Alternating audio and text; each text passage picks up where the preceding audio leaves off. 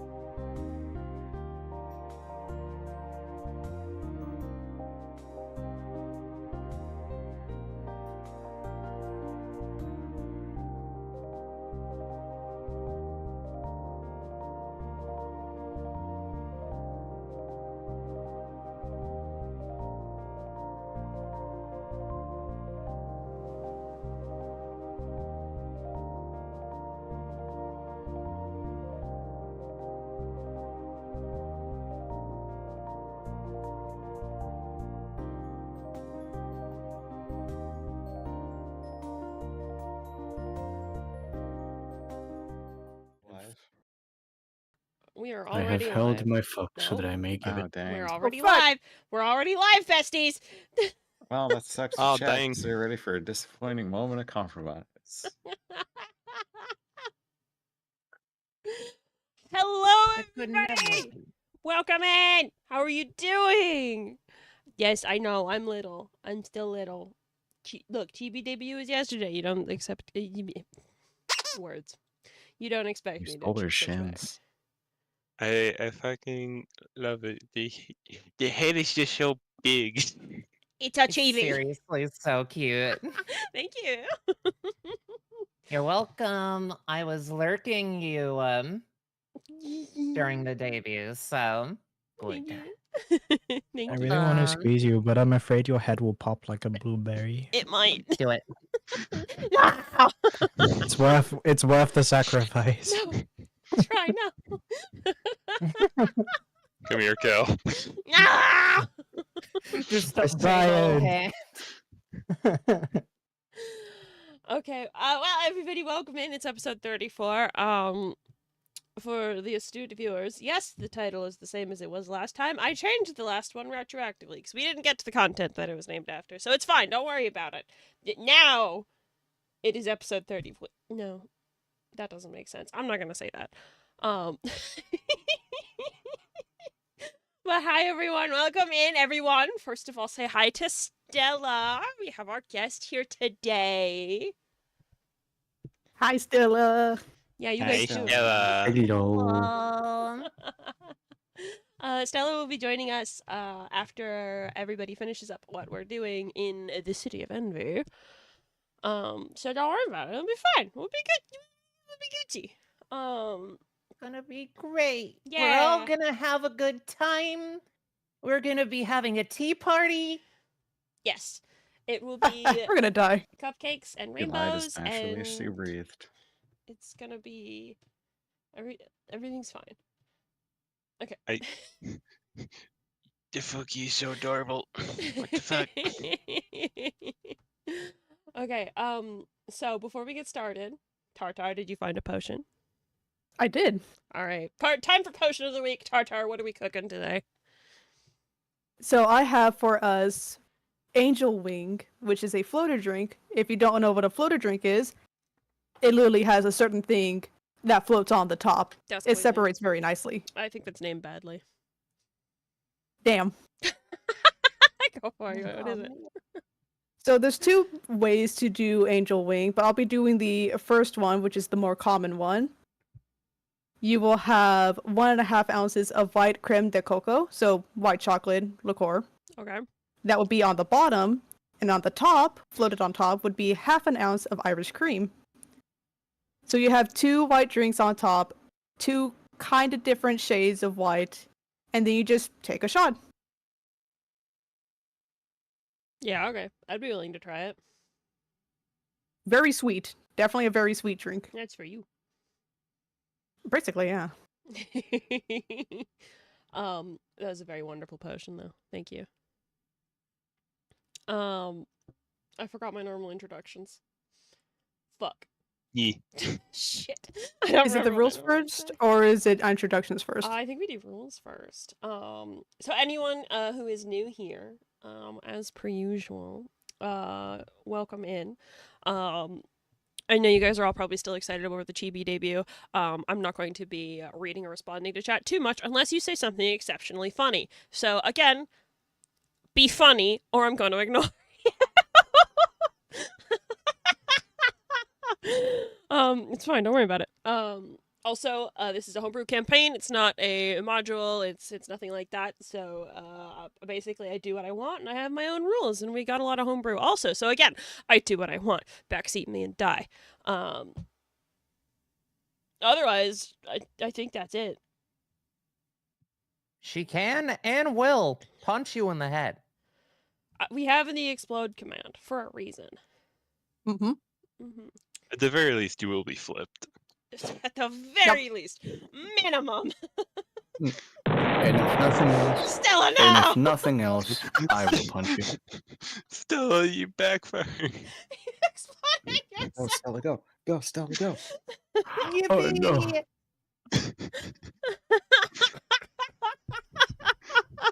It's what I've craved for such a long time.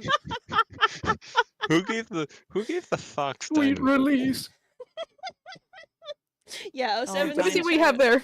there. 07's in chat for Stella. She's fucking gone. Well, rest in peace. How could this happen to me? Okay, but I don't think I'm forgetting anything. And I have no idea how tonight's gonna go. So let me just put on our fancy little music, pray it works, and we'll see what happens. Are you going to cooperate with me today, OBS? Yes. Haha. No. Ha ha ha. Okay. So, but right before we start off, let's go and do our introductions. As per usual, starting off with Arzai Shield, our Circle of Soulfire Druid, played by the wonderful Razgar's Remnants. Say hi, Arzai. Hello there. Then, next, we have Leaping Frog, our drunken Way of the Drunken Master Monk, played by the Stinkblot, Illegal Inkblot VT. Hello. I currently mute for the moment, but we have our Pact of the Blade Fathomless Warlock, Cassius Fearmonger, played by Hemus VT. I presume he's like gonna type hello with a smiley face in our chat. So I'm just gonna portray that. Then we have 10, our Blood Domain Cleric, played by the best burb, sorry Raz, Trirome. Hi. Sorry, had a mouthful. And then we have our alternate gunslinger fighter, August, played by Haven VT, who's currently muted. I don't know why. I'm drinking water. Oh, good for you. And then we have the Gamba Master themselves, Dice Master Rogue Glyn, played by Woofles. Hey, Seep. Hello. A lot of players are running on very little sleep right now, including me, so it's going to be fun. And How am I? Sorry, continue. and then we have our DMPC, our School of Evocation Wizard, Rosalie Spelltwist, played by me. Hi. Say hello. I'm gonna eat you. Alright. What the You're fuck? too small. That just means it'll be a very slow and painful I like process that her for you. DM is now almost. I Kel, like that her we DM could- is now almost the same size as her dancing Foogie. Shut the fuck up! Kel, you were so small we could just pick you up by the collar and just hold you at arm's length away. No, I'm gonna eat your fingers. You can't grab them. That's what you think. Throw me at them. Oh my god, stop! I feel like if I, Oh my god. Hell, it's fine. I feel like if I shook you, you'd make a... I feel like if I shook you, you'd make a splashing noise. I'm gonna disadvantage on you all, except for Stella, because you're our guest. What did I do? I haven't said anything. Do what you want. And then last but not least, we have our guest for the week, StellaKosmistr, and you'll get to see the character she's playing later. Yeah, thank you. Nice. Don't worry about that. Anyway, Somehow, I'm the one who slept. I'm getting the feeling I'm the one that slept the most out of everyone here, which is You rare. still are asleep. I had to I haven't consolidate slept the on sleep time. somehow. I haven't slept on time since I became a VTuber. bro, that's Oh Real. shit. I Rebuild says used to sleep at 9. Rebuild You says fall asleep at midnight Well. every night. you didn't say anything to defend the Femsh, therefore you're guilty. That's what you did, Tartar. I like Rebuild's logic here. Such an instigator. It Okay. is. Anyway, everybody in Foundry, you got your dice. We're good. I think so. Raz, did you get your thing? Did it let you in? Yeah, Awesome. yeah, but easy. I mean, yeah. Okay, cool. Well, the mods fight in chat. Last time on TERROS. The party had finally made it back to the City of Envy after completing their mission in Slagtown. After a chaotic breakfast with lemon candy and very bitter arsite. Stop exploding! I'm talking! Huh, that's a weird part of the recap. I don't remember that happening.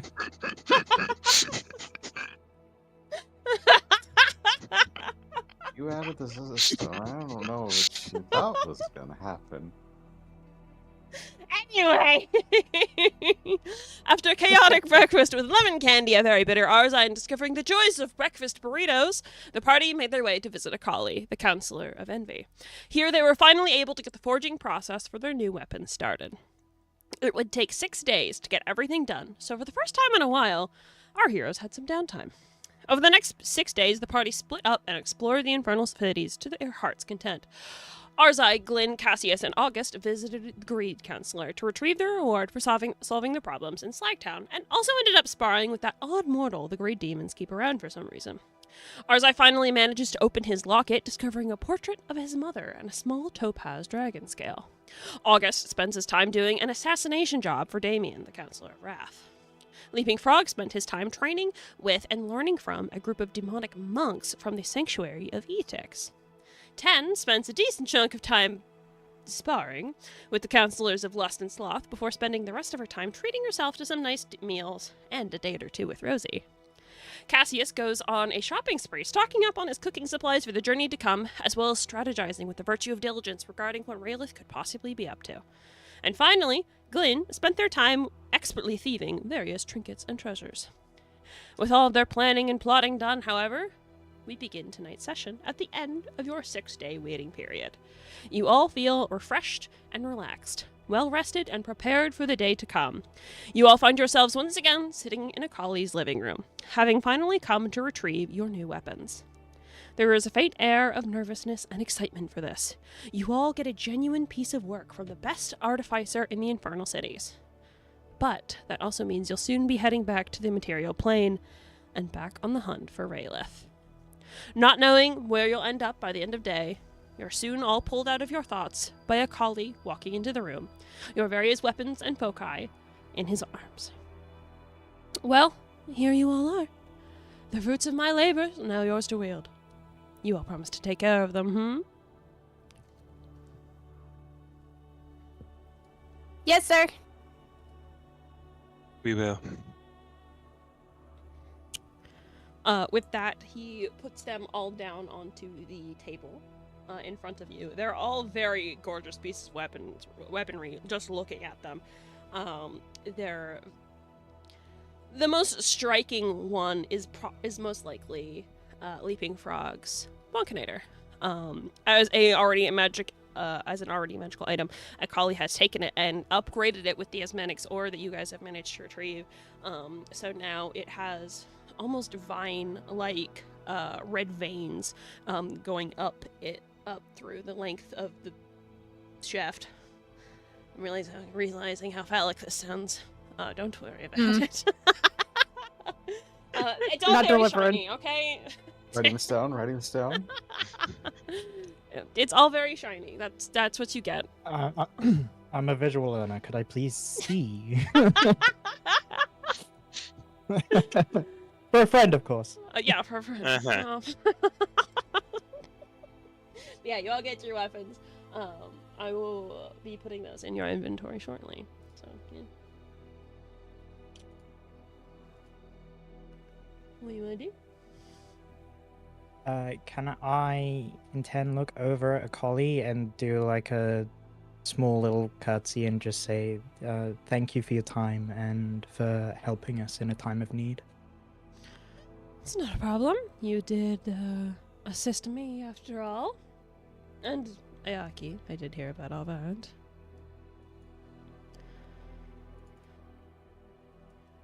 He kind of pauses for a moment, looking around you guys. So where are you off to next?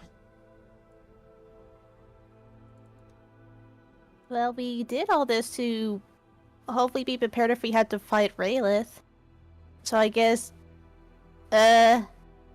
what's the place called again? It's as for Dune. It's up there. We could. I don't know. We managed to get there before Rayleigh. We can shore up defenses if they'll believe us.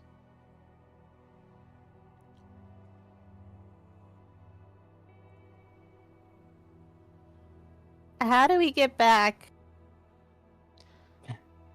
That is a good question.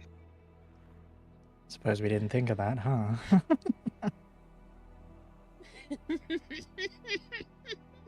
Well, sounds like August better get on his knees. I'm sorry, wait. Hi, Emos. August immediately Lol. turns to Glenn. It was your Hi, you idea. boys. We're here.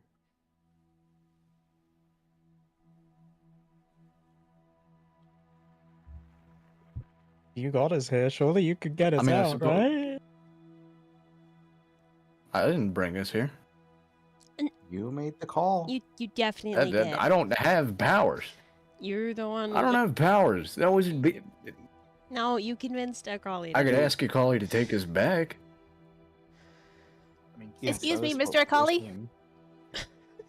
Akali, who has been sitting there this entire, well, not sitting, standing there this entire time, looking very amused, looks over at you, Leaping Prague. Almost a sickly sweet expression. Yes, little Tabaxi. Would it be too much to ask that you teleport us? What was it called again? Absadune? As Verdun. Well, I dare say I might have done enough favors for you as is. And any more, Oh. and, I think you'd owe me something. What would Ten's just that- gonna walk up behind August and just hands on shoulders. How about this one? Oh, very What? tempting. Don't worry, Kali. I'll kick him in the knees and bring him down for you. August, you're such good friends. Clearly. Oh yeah, we'll sell him out in a heartbeat. Out of character for what potato chip? No. Listen. If it's sour cream and onion, I'll settle for half. Oh, absolutely. Ours is gonna clear his throat. So, what would this favor entail? How do we say it in common? To be redeemed later. I'll let you know. I'll let you know when I Oh. need it. So an IOU. Is that how you say it? It's been a while. I love that. I don't know. Of course, if you can't handle that, I'm sure any of the other counselors might be able to assist you, likely for their own prices. I might have possibly earned a favor with one of or two of them, maybe? Ten, I heard all about what you did Hi. early in the week. Uh-oh. What all did you get up to? Just sat down for a drink, is all. Let's just say Eden's very Mm. descriptive. Oh Like, no. where you sat down is the question. Or is it I just- think I think it's worth a shot to maybe ask for the favor, and let's leave the details between the counselors, shall we? You're more Or than is welcome it to. stand- Or is this just standing there, fucking Windows dial-up sound playing, and connecting all the dots? His 256K. August modem on his back immediately is knows. If confusing. he could shapeshift a cat face onto him, he could not get more smug. It's not the fact that I don't want to talk about it, it's the fact that it's a girl's private life, and I felt like I needed to unwind, so boy howdy did I. I can't believe Eden likes to kiss and tell. That's crazy. Counselor Can't of believe you Lust. do that. It's To all be good. fair, to be entirely it. fair, would anyone in this call not brag about 16 hours? Wasn't 18. It? Yeah, I was gonna say Thank that was you. 18 hours, bestie. That's If we're gonna brag about numbers, at least get them right. Brag about. It's more to brag about, if anything. Exactly, that's what I mean. Like, I'm proud. I would brag about it, but we're trying to get out of here. So I guess we're gonna be trying to go off. Oh, isn't that all the way across the city though? I believe I don't have the map. Past up, Central? 1 second. Yeah, it's past Central. I think Yeah. it'll take you guys 2 hours to get from Envy to Lust. Let me double check the map though. I minimized it because I thought we were leaving. Infernal cities. Yeah, Envy and Lust are decently close, so it'll only take you 2 hours to get to Eden's Manor. Only 2 hours, I say. Look, we're walking there, and it's a big ass city. I think that's good. Gluttony's also really close. And then, again, if you guys think you have better chances with any of the counselors, get to walking, bitch! I mean, I think 18 hours of sparring. I think I've got quite high chances, maybe. I mean, I'm sure I could convince Bjorn with a good meal. Oh, that's it. How close do you think you two got? I think out of everybody here, I think I'm his favorite. Okay. You think you can cook him something like really, really nice? I don't know. I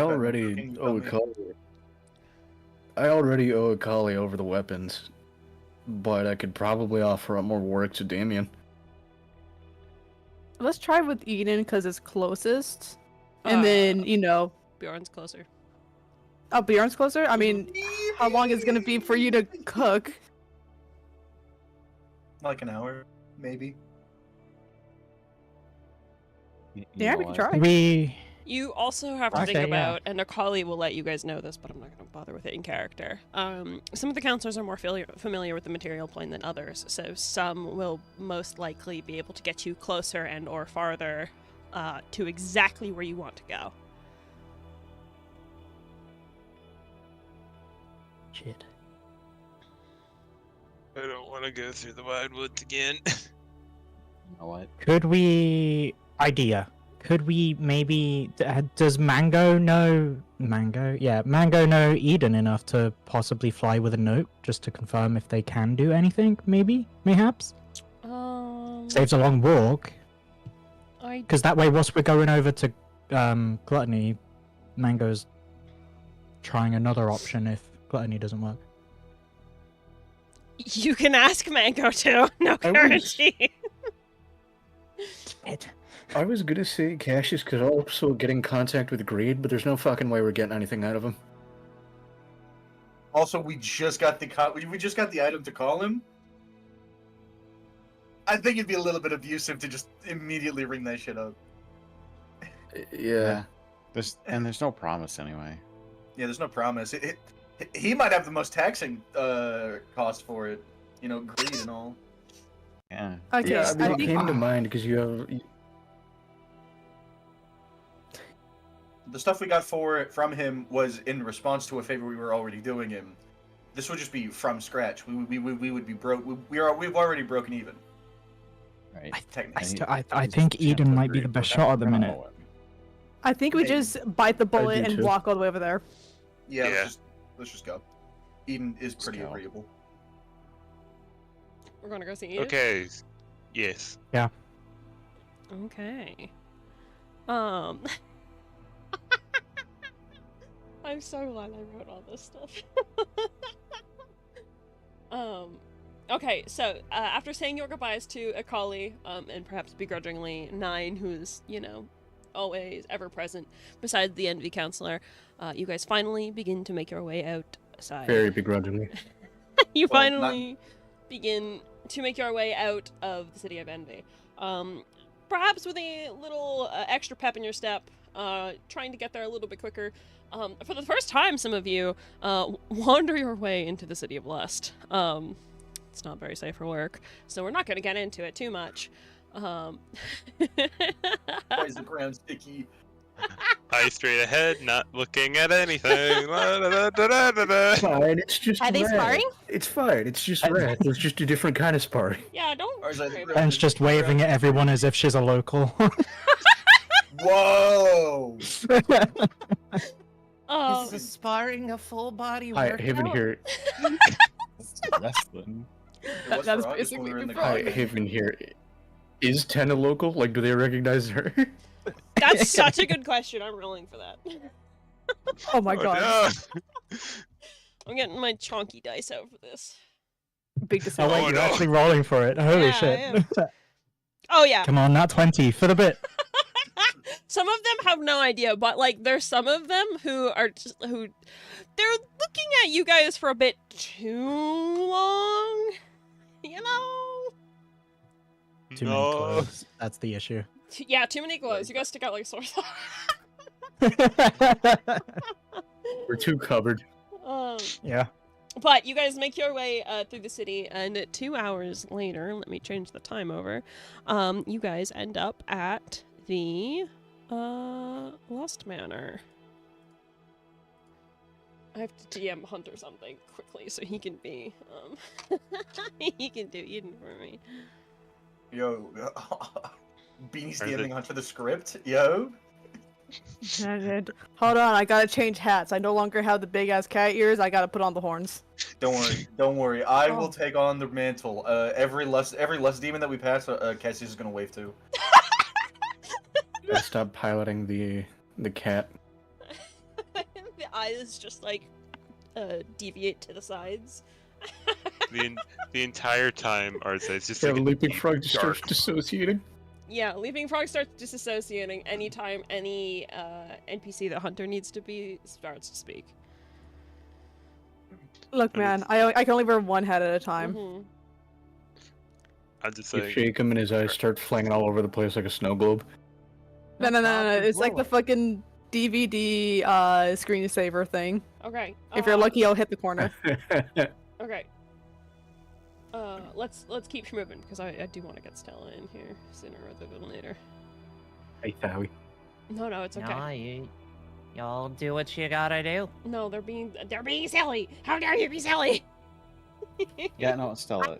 No, they're gonna be silly. Let's get you in here first. Okay. Knock on the Lust And Manor we can be door. silly. Come inside the stairwell. Don't trip on the loop. Tartar? Oh, are they inside? You just said knock. I would presume. Somebody's got to open the door. Yeah.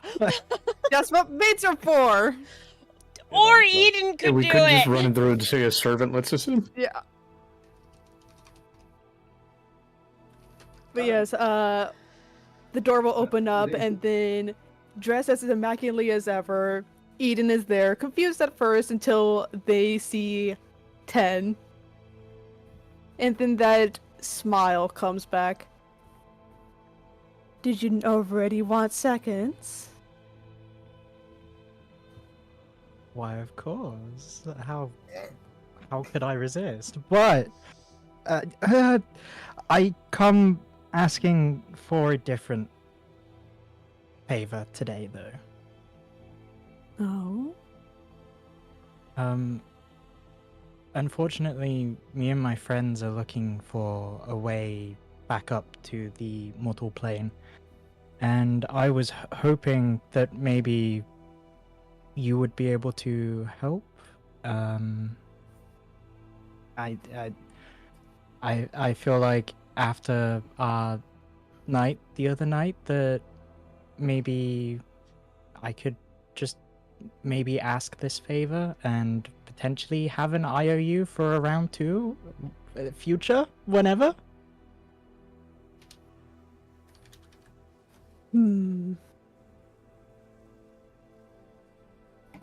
Hold on, I'm getting the script apparently. No, it's just other details.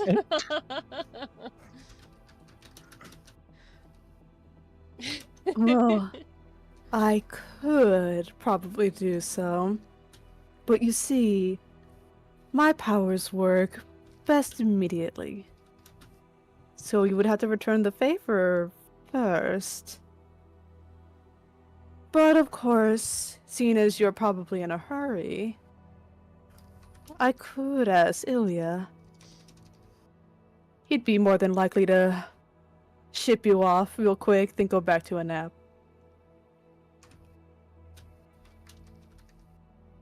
Though, don't know. Where are you planning on going on the material plane?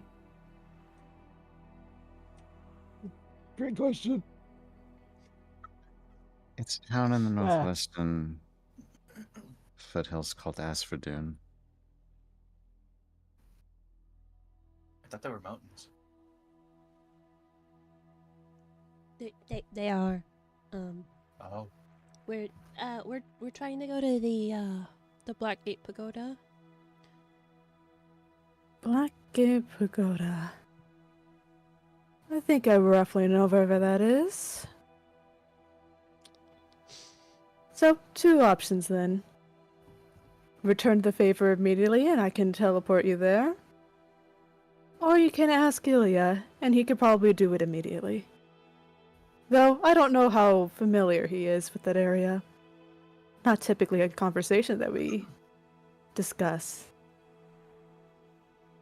Ten's gonna blush a bit and just ask if she can quickly discuss with the party to see what best fits. By all means. Don't keep me waiting Okay. now. I would never keep you waiting, sweetie. So Ten's gonna turn to the party and ask, right, so we've got a gamble now. We can either get there immediately, and I've got a spa, or we can see if another counselor can maybe get us there, and even then, if they can get us anywhere close. Well, how long's your sparring match gonna be?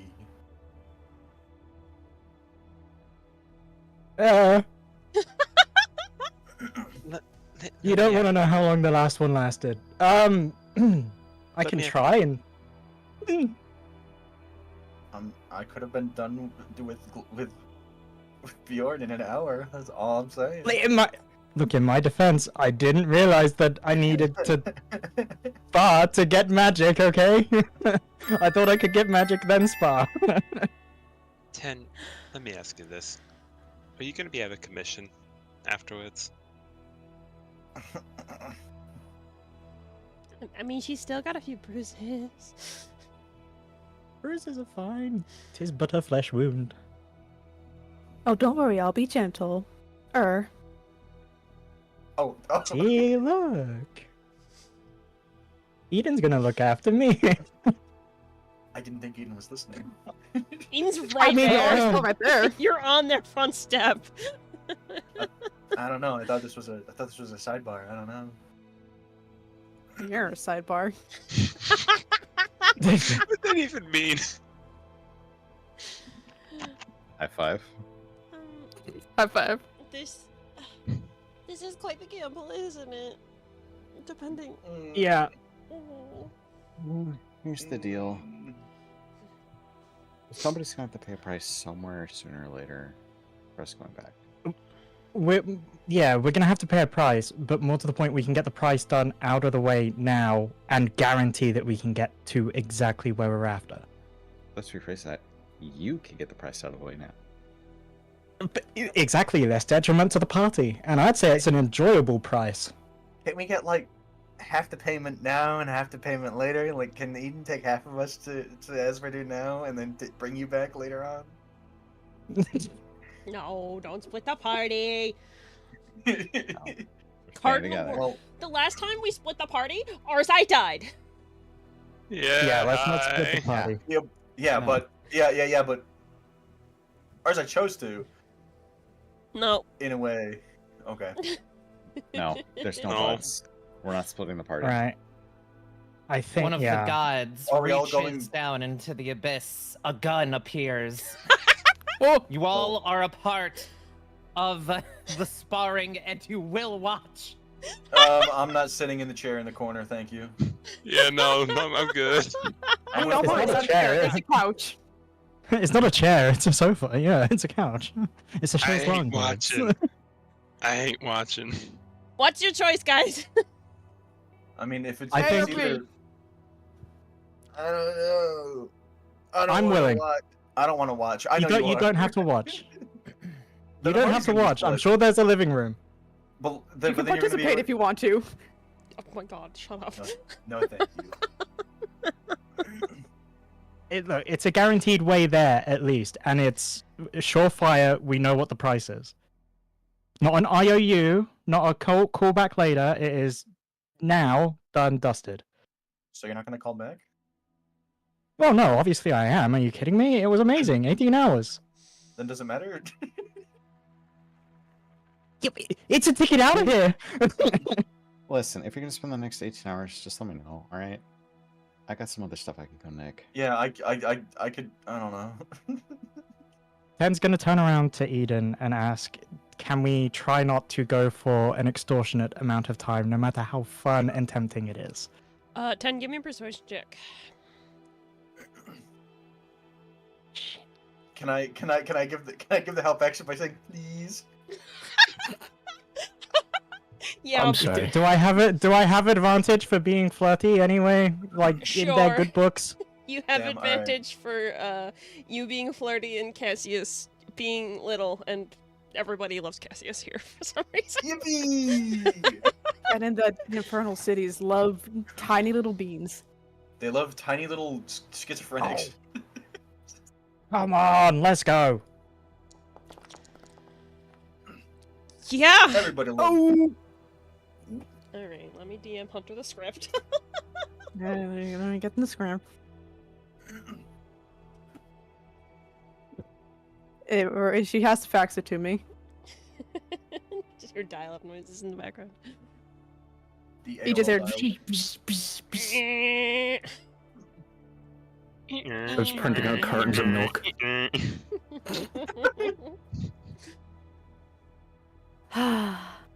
You want to ruin my fun and have it over with so soon? That's disappointing. But I can see that you're trying to get there fast. Leave me so soon. Oh well. Sure. I can expedite it. It might be a little bit more Hey. intense, but Okay. I have a spell that I'll be able to contact you through, so I'll be able to keep in touch. So I won't truly be going forever. what a sweet thing you are. Is it gonna be just you? Oh shit. I think so. What, is the gunslinger not gonna show me his gun again? The one I'm interested in, at least. Turns to August. Wanna join, bub? I was gonna make a joke about making a colleague jealous, but Eden beat me to it. Hi, Haven here. I didn't expect that. Hey, buddy, you want to spar? You want to splat? You want to spar? His ears pricked up. I don't mean to offend, man, but I don't know if I'd be risking a collie's ire by relaxing myself, so to speak. I think you'd find it He's quite a- amusing. You might get more of his attention that way Is- instead of it being all on 9. Maybe. Well, it would kind of depend. If you and a collie fought, who'd win? Not me. I was talking to Eden. If me and a collie fought, now why would we fight? We're best friends. I mean, August threatens to shoot all of us. Oh, that's why I'm going to be using a different gun with him. Whoa! That being said, are you in then, gunslinger? I could stand to loosen up for a bit. Alright then. There's a sitting room over to the side here. Anyone who doesn't want to participate, go ahead and make yourself comfortable. Thank Now you two, upstairs now. Pen's gonna immediately blush and do like a little cutscene and just run. It's like she is tamed by them. Run. August is following, not nearly as quickly, but he's going. Okay, and fading to black. Yippee! Okay, so I do want to let you guys know, where your horniness has, gotten you. So originally the price, for Eden's trip was going to be an entire day. Then 10 rolled a natural 20, so it went down to 5 hours. And then August helping is now only 2 hours. Let's go! Yeah. So, after 2 very intense hours later, and 10 in August being perhaps closer than anyone ever intended, they return to the rest of the group, bruised, bitten, and dare I say glowing. But, you know, it's fine. Fuck, this is not how I thought this was gonna go today. Pretty nice I mean- gun August has got. Gun You're approved. literally You're running into Yeah. D&D session with a bunch of demon fuckers. That's so true. Yeah, I should have anticipated this. You are, me included. But you know, it was about time that someone emptied out their powder keg and got bruised in the foxglove, so to speak. Okay. Bonk. So, we're not going to do too much with the whole teleportation thing. Though I'm sure there's an excessive amount of teasing from 10 in August, and White might even be a bit of jealousy, at least on Rosie's face. But with Eden charged up, as one could say, you all finally make your way back to the material plane. And now we have to hold for a minute while I fix the music. Don't No more worry about infernal music. it. No more infernal music. Alright. Okay. Okay. Stella, that was wonderful. Thank you. You're welcome. I have it available at all times. I'm so Oh, glad. fucking brilliant. Okay.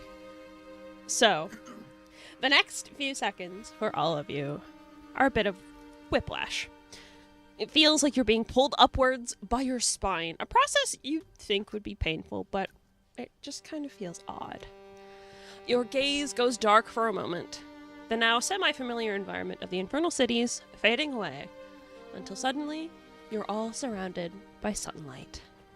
You blink your eyes open a few times, readjusting to the light of day. Before you stands the ruins of a snow-covered temple. Ornate and beautiful carvings of the Moonkeeper lay shattered against the cold stone ground. This detail work on the stone, cracked, chipped, and damaged, in some places beyond what could conceivably be repaired. Your party finds themselves standing beneath a half-shattered stone arch. Rubble at your feet as you peer into the main courtyard of the Blackgate Pagoda. Inside, monks walk with urgency, not even sparing a glance your way. Some carry medical supplies, some weapons. Some are just trying to sort through the damage and find anything of use. You see the ruins of a tower on the west side of the courtyard, and a massive gaping wound in the wall there. Dried blood peeks out from underneath the shattered stone, and you swear you can see at least one hand within the rubble, mangled, and by this point, cold. Smoke still billows into the sky as the ruins smolder, and nearby you can see rows of the dead, lined up against the wall and covered with white sheets. Amid the destruction, you see strange, unnatural golden trees rising from the rubble, golden petals from their boughs drifting away in the wind and littering the courtyard. The contrast between the shining beauty of these odd things and the death and the destruction is almost laughably absurd. It's hard to wrap your head around. And before you can manage, a voice catches your attention. "Oh, you're here. It's been a few days. I had almost feared the worst, my friends."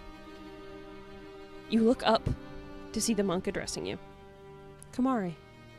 Although his face is still hidden by that mask, his size and stature are unmistakable. He hobbles towards you, leaning heavily on a crutch, dragging one leg along behind him. He has thick bandages across his chest, bandages which are evidently in need of changing, as you can see the blood beginning to soak through to the outer layer. And yet, you can hear a smile in his voice as it echoes in your minds. "Apologies, the pagoda isn't exactly in a state to be welcoming visitors. I trust your mission went well if you've returned them."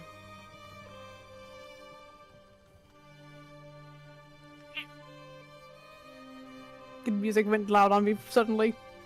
Oh. Kamari, are you okay?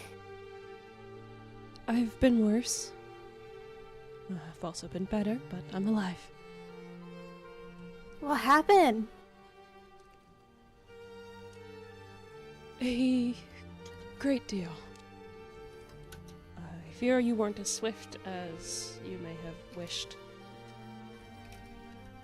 Kamari pauses. He must can hear you typing. And he looks back around the ruins of the pagoda. A few days ago, Raylith arrived. He decimated the tower over there. We were somewhat prepared, but then there was an attack from behind through the entrance down into Ninore. It caught us all off guard and let the Celestials wreak havoc. We're repairing, though. We'll be fine.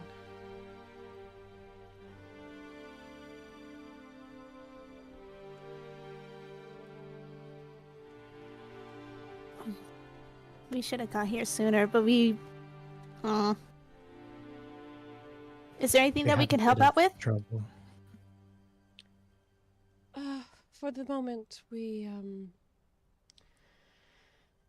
still trying to take a stock of what we have, bury the dead, and gather what we can to hopefully help those below. The entrance down into Ninore has been sealed from us, so we're not quite sure what to do, though we do have a few of our more swifter monks heading down to Dydroxton to see if there's anyone magically capable who could help us perhaps break the seal.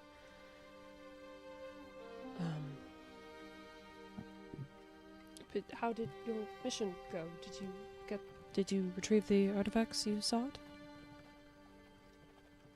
Yeah, we managed to get something that might help against Raylith if we can't stop him with words. Well, but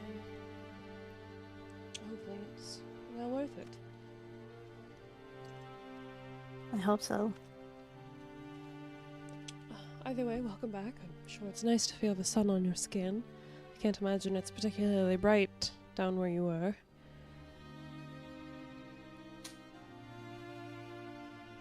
It was warm. I'm sure that the snow here is a bit of a shock, isn't it? It may be spring, but up here on the mountains, the snow's never gone for long.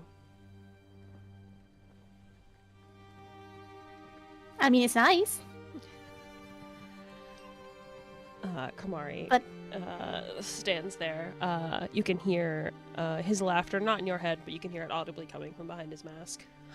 as he kind of like shifts his weight. You can tell the way like his posture is stiff, that he's in a lot of pain right now. We don't have much of a place for you all to stay, but I'm sure we can figure something out.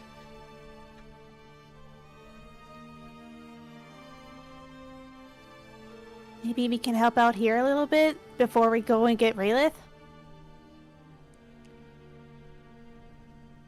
I'm sure we could use a few hands. Depends on what you're skilled at.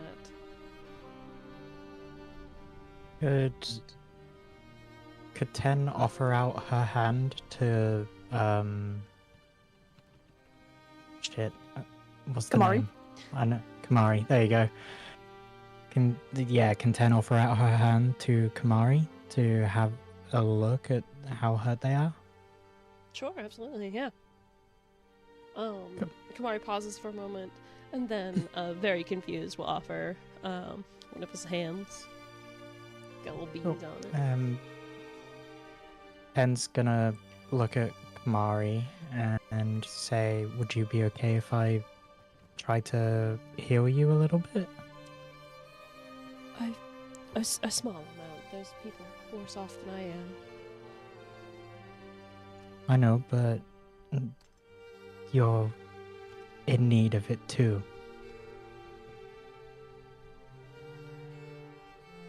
So I then want to use healing touch cure wounds if I could, please. Yeah, absolutely.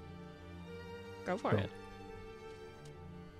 I'm just gonna do level 1.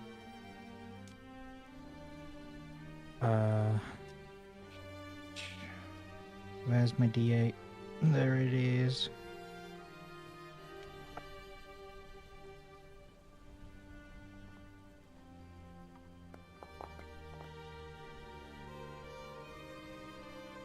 Awesome.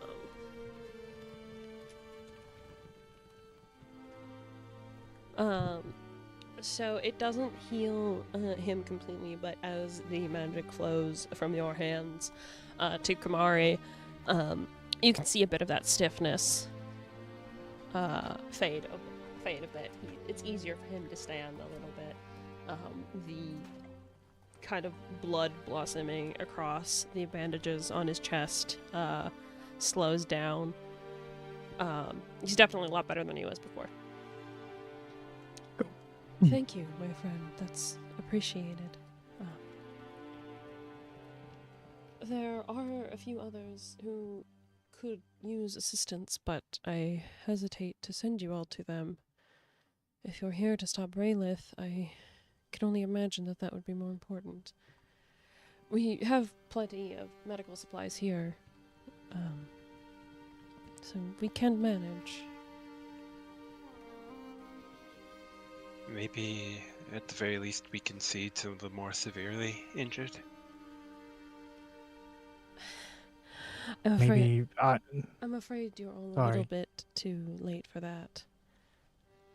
The severely injured have all already passed of their wounds. I see. Would it be possible to maybe... Can we load up some supplies on Leaping Frog and maybe let Leaping Frog have a run around? Try to distribute supplies quicker to people? You are exceptionally fast, aren't you, Leaping Frog? He does like I those like going zoomies. fast. Well, if you all wish to help distribute supplies, Kamari turns and points towards the main pagoda building, which is not as destroyed. Most of the damage seems to be have happened on the southeastern side. If you wish, there are supplies in the main hall there that could be distributed.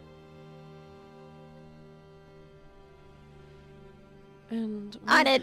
while you all do that, I think I might know someone who can help you. With Raylith? With getting in there, at least. She was always a bit craftier.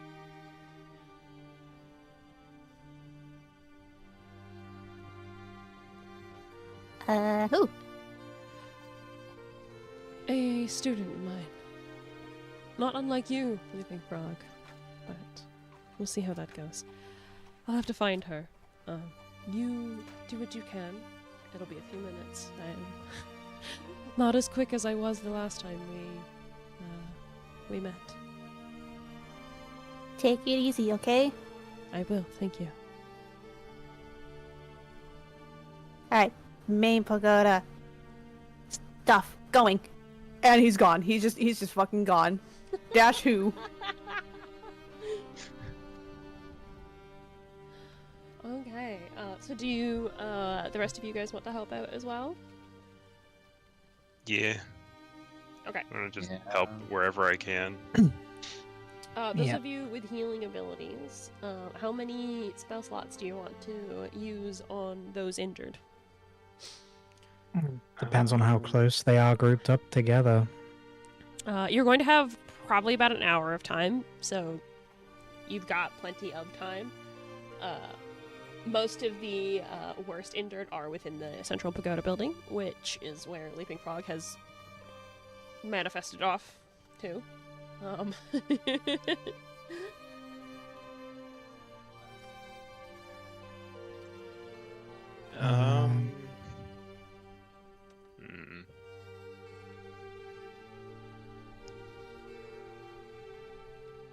I'm going to.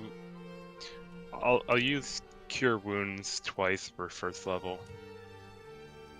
Okay, so you're gonna help 2 people out. Awesome. Yeah. I'm not really sure if you would allow it, but could I use my Channel Divinity to do like a 30-foot radius to heal? Yeah, if you want to use your Channel Divinity for this, go for it. Yeah, you could absolutely. Once you take a moment to speak to the other Order of Kiori monks, almost all of which are wearing not exactly the same masks as Kamari, but similar, they will gladly bring as many of the injured to you as possible. So you can use that. Cool. That's once per rest, right? I believe so, yes. Yeah, but at least I keep my spell slots as a just in case. You never know. Because that's just everyone within the radius rather than the spell slots, which is up to 6 creatures. You have 2 uses of your Channel Divinity, and you also have your amulet to your Amulet of the Devout, which will give you another use. So you have 3 total uses of your Channel Divinity. So you can absolutely use one of your Crimson Sanctuaries for that. Oh, so I've got 3 uses, so I can just use the Channel Divinity for healing, and then I've still got the 2 other uses left. Yeah. If you look in your inventory, your Amulet of the Devout. Yeah, while you wear this amulet, you can use your Channel Divinity feature without expending one of the feature's uses. So you could either use your Crimson Sanctuary or turn undead up to 3 times total. So basically you could be a lot more liberal with it.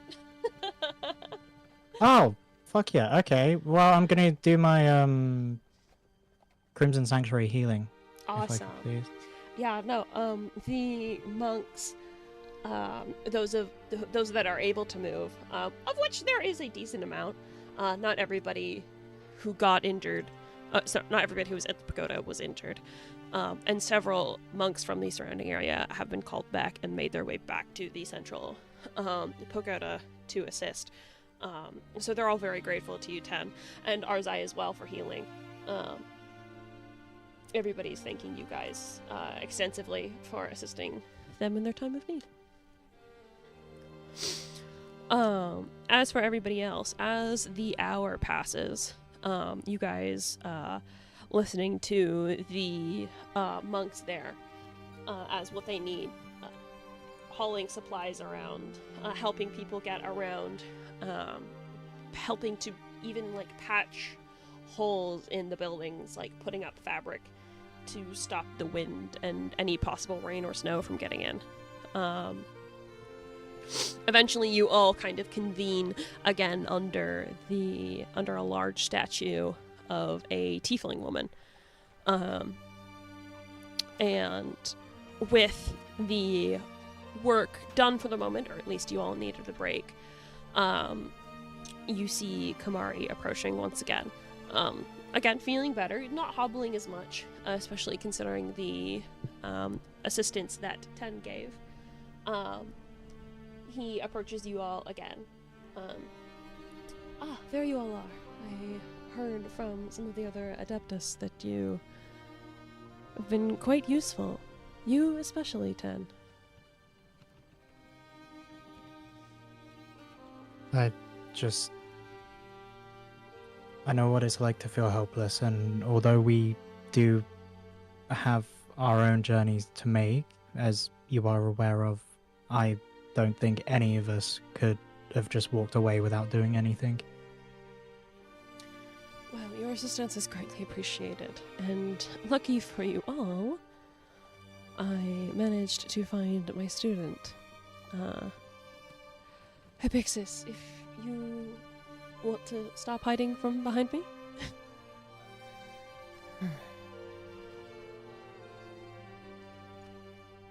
And Hypixis steps from behind her master. You all definitely did not see her at first. You don't even really hear her as she walks. And in this moment, much like the party's friend is wearing a telltale mask. Beanie, I'm gonna ask you this. Mm-hmm. For someone of her rank, do you feel like she would be wearing a full mask or a half mask? Most likely a full mask.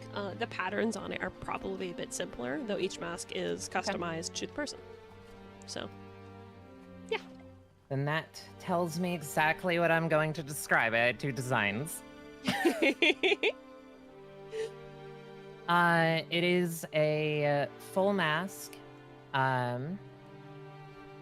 silver in color, not unlike her own skin. These kind of deeper, blacker eye holes, but you can very clearly see a sort of shimmering teal to her eyes underneath. Vines depicted along the left cheek, leading up in the direction of a crescent moon. From the bridge of the nose, kind of intertwining with some of those vines, is the depiction of a silver serpent that winds all the way down to the chin. And then the mouth has two snake-like fangs. She's wearing very flowy purple robes. Almost magically so when it comes to the cloak portion.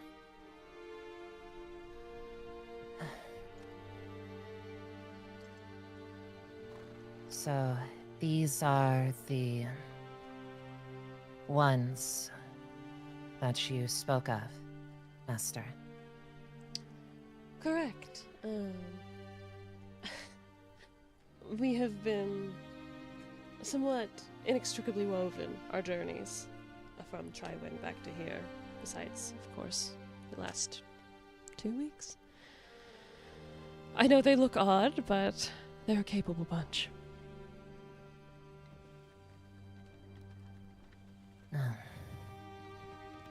You speak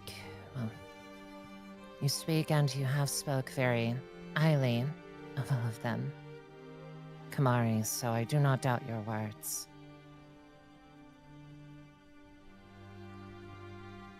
Hello, all of you.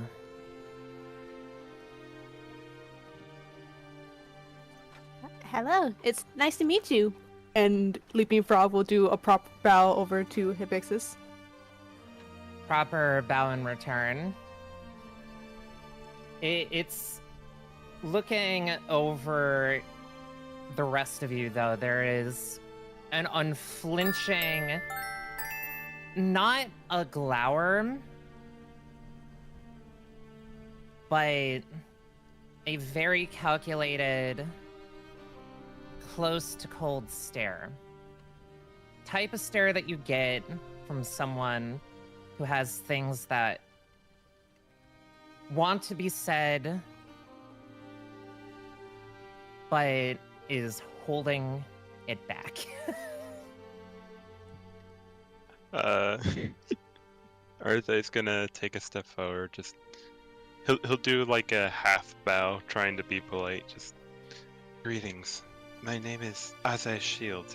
It's a pleasure to meet you. The pleasure is all mine. 10 will step. Sorry, 10 will step forward next, and he will do a little curtsy and say hello. Sorry we have met under these circumstances, but my name is 10, and it's lovely to meet you.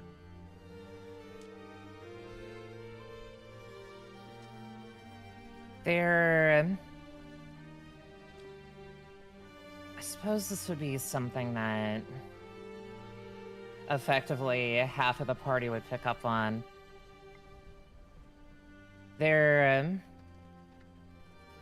Your words, your kindness they do land. Hesitation, kind of coiling like a cornered cobra. But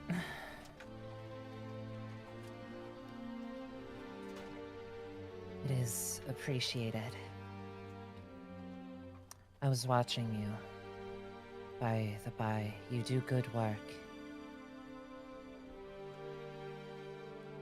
Thank you. You're welcome.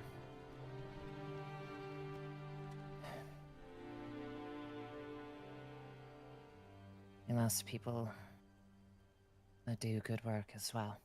Did good work.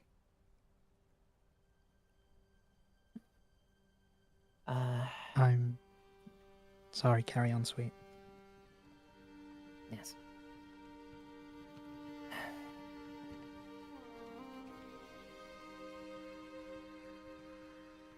I'm going to say that Heavy's eyes are now very specifically landed on a certain warlock. Uh-oh.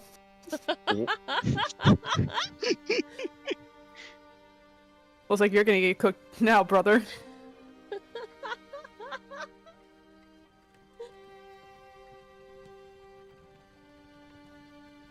Hello? Amos? Hello? Oh, he's already been cooked! Oh, fuck, he's dead. I could. Oh, dang. Oh, is he here? Bjorn got him. Oh! I thought I heard him go. Oh. Yeah. I thought I did too. Amos?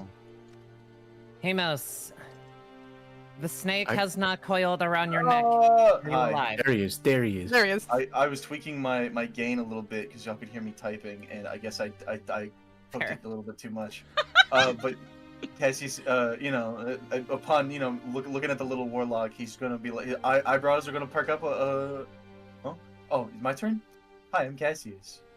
He's not gonna step forward, but he is going to give Heavy a little bow. A bow in return.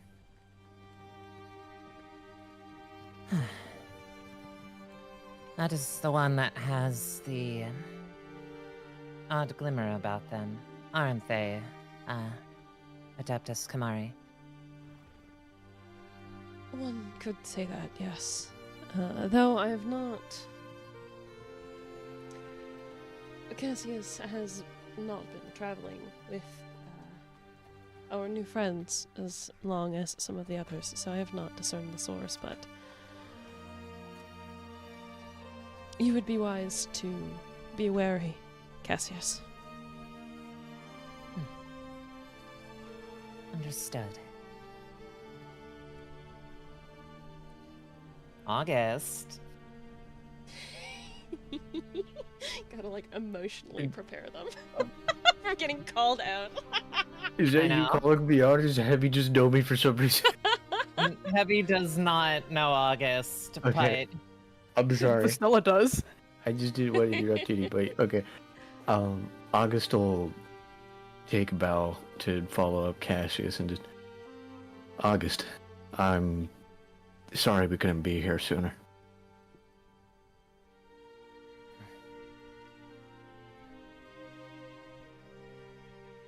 the time for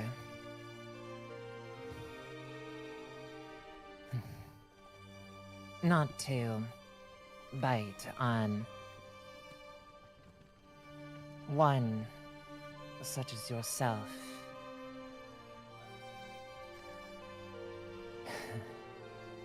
Seeing as you already have a few. Just vague motioning. He's gonna immediately perk up and like pull his fucking shirt up over his neck. Alright, buddy, you can't hide hickeys that easy. They were smart. You all don't need to apologize. I want to be clear the time for that has passed, though it is appreciated.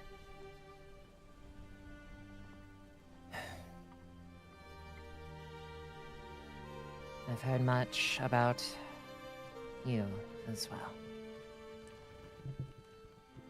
That one is most likely the one that is going to conflict with you most. Conflict with your combat style, Heavy. Kamari is lost for words for a second and then gestures to the holster on August's leg. His weapon is very loud. Quite so. But before we waste too much time, Heavy, I know you have not told me about exactly where your sacred passage is, but I think it would greatly assist all of us here and below in Ninori if you could perhaps accompany our new friends down to the city below. Of course.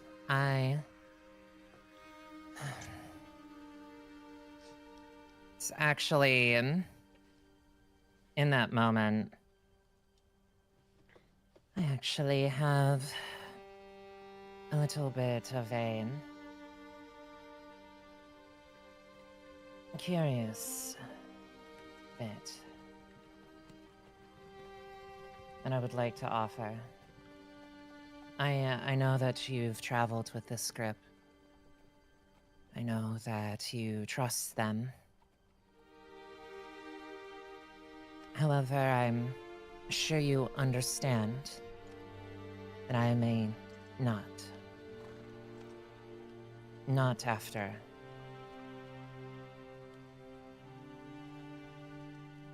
Not after all of this. I wish to test the one that I had not addressed. To see if they can find what I found. Very hard look at Glenn. Glenn's gonna return the same hard stare. You can call me Glenn.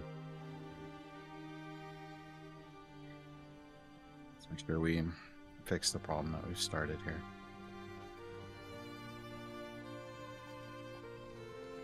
That is the aim. I'm sorry, one more time. I did not hear you. Oh no, it's fine. I'm gonna make sure that I have my Shurasum some be closer to my mouth because Heavy speaks softly. It's totally okay. English is not easy. Oh yeah, it's true. Mm-hmm. It's my first tongue. I sometimes get paid to speak in it. I do not speak it well at times.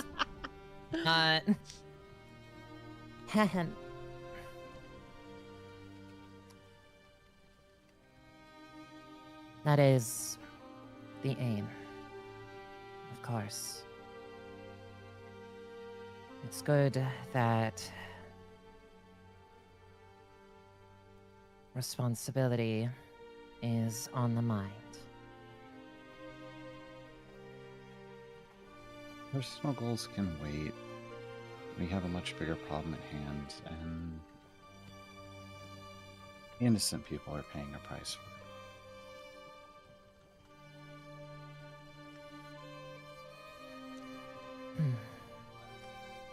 Don't I know it? Don't I know it?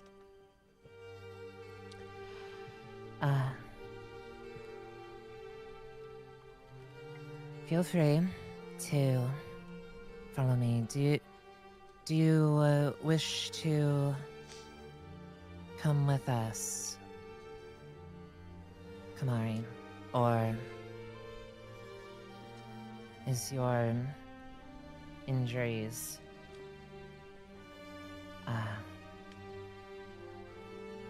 she will look to Kamari's leg, very clearly saying that it is somewhat better.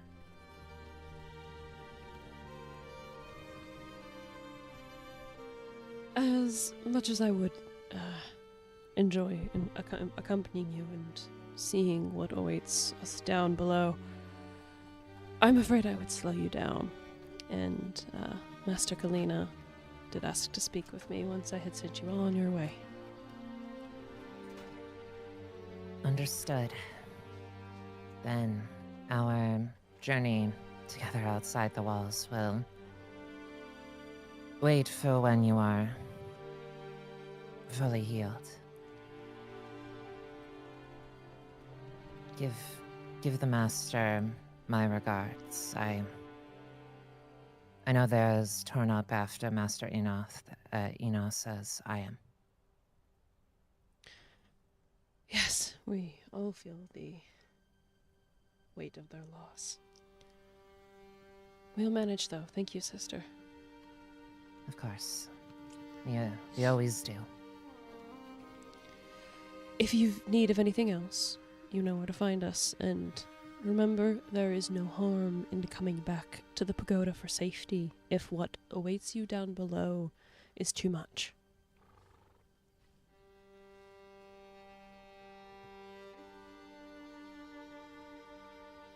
And they survived the abyss, as is clear by the smell.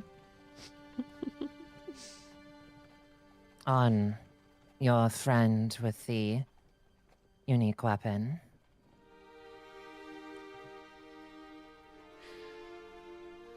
Very, very clear, half-lidded look at August. I love how we're bullying August and not 10 at all.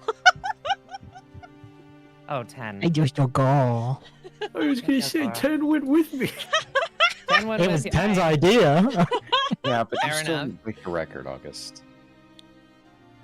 I don't hold the record anymore. 10 does. They're both smelly. Very, very Down. smelly. I was going to make a joke that Cassius could smell them before they got in the room, but like we breezed past that part. Sorry. 10 beat my record by like what? By 11, by 13 hours. Thank you.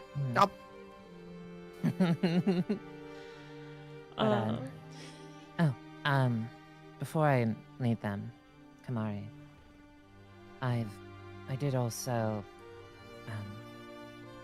finish preparations for Danira and Durin.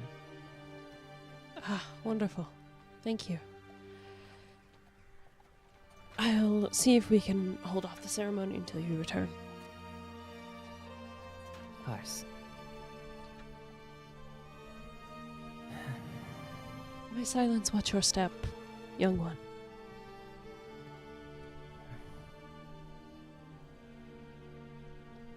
And also yours, Kamari. With that, Kamari looks over at Leaping Frog. Leaping Frog, I know we haven't had time to practice with your key, but I do hope you've been meditating while we've been gone. I have, basically every night. That's wonderful to hear. Once this is all over, you and I will have to spend some time together, and perhaps you'll formally be one of my students. Hopefully so. But first, we have something really big to take care of. You do. See what you can learn from Sister Hibixis. She's very wise in her own right. But for now, I must take my leave. Good luck to you all. And with that, Kamari bows to you all, and then will make his way off deeper into the central building of the pagoda. Bye, Kamari. It's a quick, quiet. Bye, Kamari. I love Cassius so fucking much. Making the way. Downturn. I mean, I don't. He didn't want to. He didn't want to fully interrupt, but he did want to, say bye bye. Aww. Okay, so you all are standing at the foot of this giant statue, in relative warmth, safety, and comfort for the now, though perhaps a little bit of tension between you and the new monk at your side. But the sun is still high in the sky, though you won't be seeing it for long.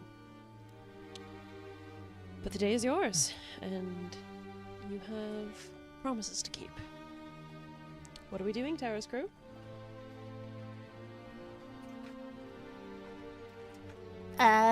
So we need to go down, right? That's what Kamari said? I can't remember the name. The city's called Minore. I read about it in some geography books. It's the capital of Azvedun. I didn't know there was a surface entrance, though. Most wouldn't know. There was a way that the monastery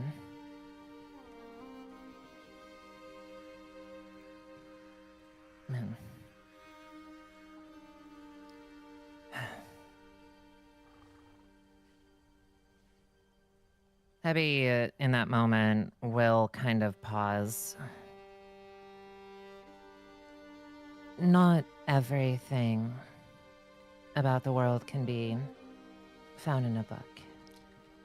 As I'm sure you all are growing to learn. In the same way that I learned. Most discoveries are by accident. Some with consequences that we don't always have the full grasp of.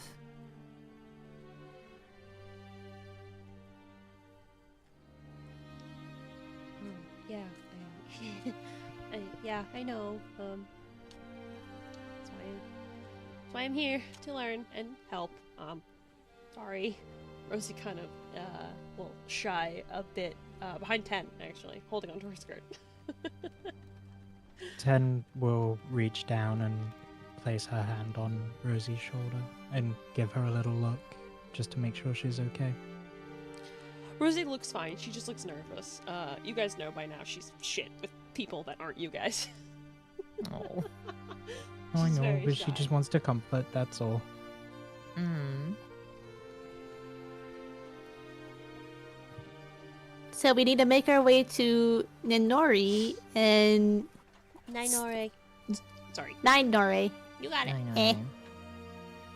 We need to find a way to place that has a seal on it. That we do. You know the way there? I do. However, much like I said with Adeptus Kamari, I wish to briefly test you all. Oh, Follow me. okay. We know where we're going, Beanie. So, We're going to Disney World. we're going to Disney World. Anywhere. I'm gonna go ride the Tilt-A-Whirl. Okay, so you mentioned that you wanted to test them and see if they could find the entrance that you found. Mhm. Okay, so you are going. So you guys all follow Hibixis back out into the ruined courtyard. From here, there are several buildings attached. The largest of which, of course, is now destroyed and still smoldering. In fact, you can see some of the larger of the monks lifting huge pieces of rubble to free the bodies still trapped underneath. But there are a few other buildings.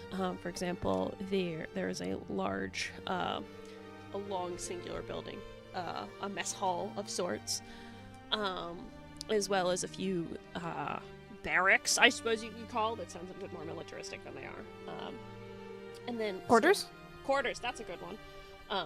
Quarters, and then a few other buildings that you're not sure the purpose of. Opposite to the arch that Eden had teleported you guys into, that half-ruined arch connected to the destroyed tower, you see almost a gazebo in the back center of this courtyard, with script above it written in Elven. And it looks like there's almost just like a circular pit in there. Otherwise, there are, again, still monks going back and forth, seemingly ignoring you guys. They all know that you're here by now. A few of them wave, especially because I'm sure Cassius is waving to them. Mhm. I am. A few of them wave back. None seem particularly hostile or irritated with you. But you all stand in the middle of this ruined courtyard.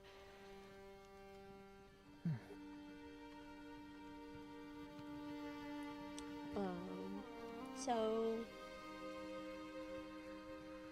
you want us to find the way in?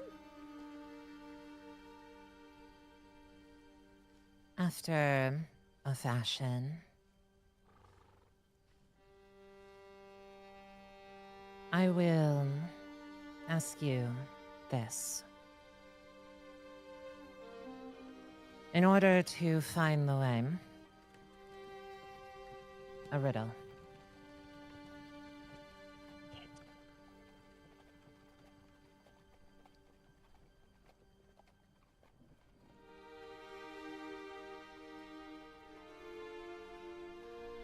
It has traveled long from fields wet, flooded,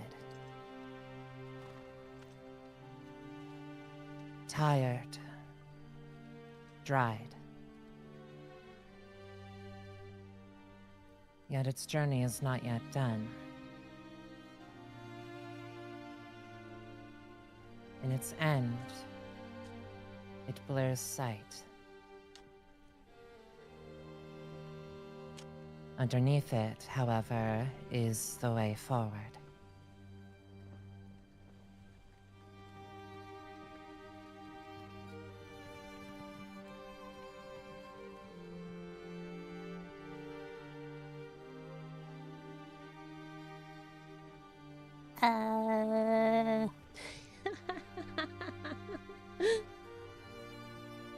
I never been good with these words.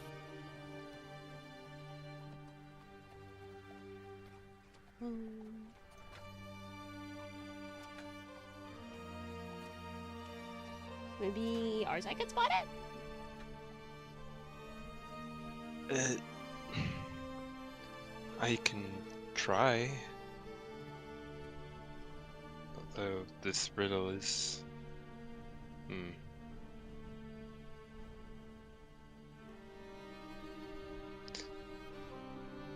I'm gonna be honest, it cut out like halfway through it on my end, so I don't... No! Yeah, Bryce has lots of tech issues. Yeah. I'm sorry. It was a good riddle. Bryce also requesting to have it written down. That was try, can but have I it was written also down, gonna... please? Yeah. I struggle with verbal communication sometimes, so when it That's comes to totally riddles fine. and like trying to remember it, fat chance. It's a long-winded piece of text, like speech. I'm not gonna remember. It's Like all my good. brain just doesn't process it. We can be accommodating, no worries, guys. Yeah, I can Thank I can you. accommodate here.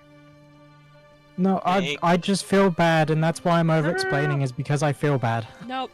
I am the same way sometimes, especially when my ADHD medication hasn't quite set in.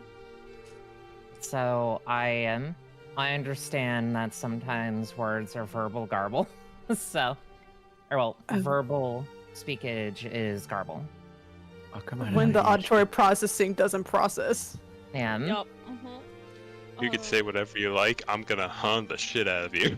Okay, I let's might need give... to get diagnosed. Let's give...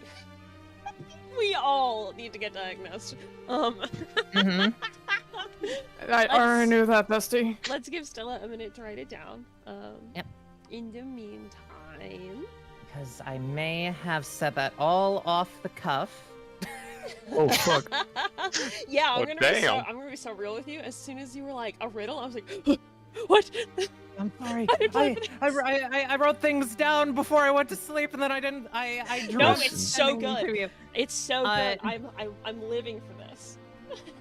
I Honestly, yeah, I keep doing it. DM I'm to not good at- DM communication. know I'm it not might good not at mean puzzles much. or riddles, but I love them. I want to try them. I know it I might love- not mean much, but I've had a love little puzzles. bit of experience with Lies of P. You cannot have a riddle worse than the shit I've heard in that game. Oh, Oh, man, God, Ethan, yeah. you're still salty about that, man? I'm never gonna stop being salty about that stupid ass riddle. I'm gonna have to see what this riddle is and see if you're just having a skill issue. I can say No, I it while Stella's writing it down. Now, tell me later, because we got another riddle we gotta worry Yeah. about. Okay, Yeah. okay. Haven, is it the riddle to get into the hotel? It's the riddle about fucking. I don't even remember the full thing. It's like I'm on all fours during the daytime, on two legs at night or at dawn, and fucking. I'm gonna look it up. Dude, what? Do it later! Later. It we is got- really okay. stupid. It is really stupid riddle. It's dumb. It's dumb. That's all you need to know. It's stupid. I agree with Haven. I've heard that riddle before and I fucking hate it. Yeah, no, it's horrible. By the way, guys, how are we feeling? How's the guilt trip working? I'm gonna be We- talking. I'm gonna be thinking, and then after stream, I'm gonna be messaging you about stuff because I have thoughts going. Good, I'm glad. Sleeping Frog was already guilty about this shit. It's ineffective.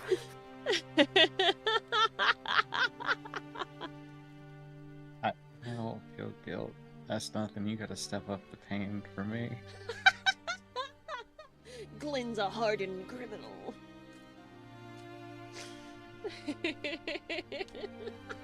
Oh yeah, no, like Oh Okay, boy. Vin- Okay. I forgot a word. Oh, mood. Okay, I'm That's gonna fine. read it out once again for chat, but you guys take your time to deal with the riddle. It has It, traveled. it wasn't exact. I paraphrased what I said. That's alright. It has traveled far from fields flooded to the monastery itself, yet its journey is not yet done. Where it lay, it dries, and its next step, it'll blur your sight. But beneath its influence is the way forward.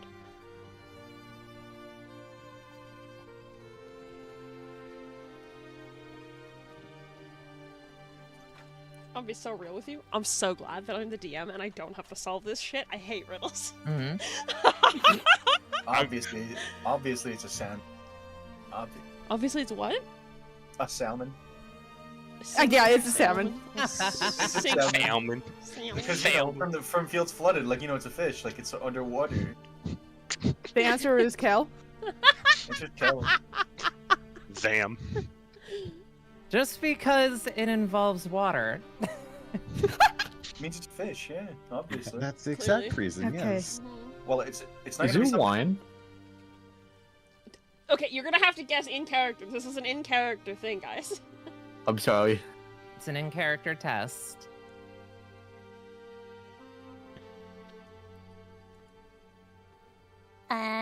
Words. Is the answer the way forward though? Like, we need to know that and put it somewhere, right? Whatever the answer is. The door will be where the answer lies. So the way to the place will be whatever the answer is. Okay. Yes. Okay. All I'm right. not sure why, but my mind goes to fog immediately. It doesn't make sense, though. Yeah, I'm gonna say it doesn't look- dry. It's not foggy up here either. It's really bright actually with the snow. Oh, it's cold here. Yes. However, it can get foggy. Okay, at least that's Not- something.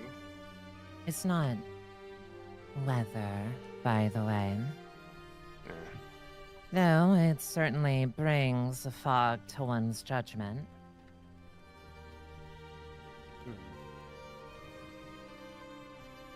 Like, ignorance? But that wouldn't be dried. Nope, it certainly would not.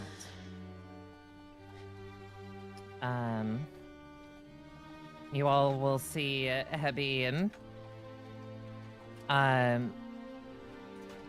go toward the nearest wall, kind of from inside the robe.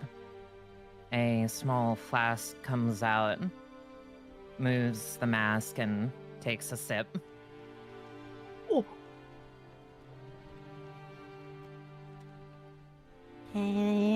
Traveled far. Something that moves? Or is moved. Now I'm starting to think of emotions. I'm thinking it's alcohol. Emotions doesn't make I'm thinking sense. alcohol too. I have alcohol. It'll blur Alcohol your doesn't sight. move. It'll blur your sight, The ingredients are it's traveled influenced. though. They travel and they dry. and it blurs your sight. In the next step, the brewing process. Do monks drink? Yeah, they do. What? Your monks do these monks does Kamari drink alcohol? Have we ever seen them drink? My masters used to drink ceremoniously. I can make a few things. What would alcohol have to do with being beneath its influence, though?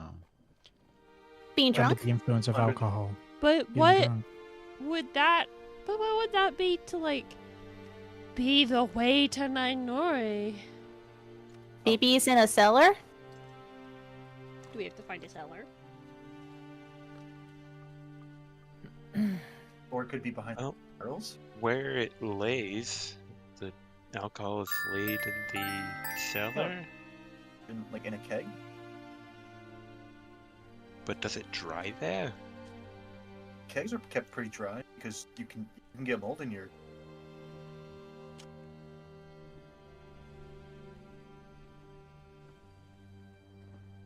Heavy Thomas? is going to stretch and lean against a wall.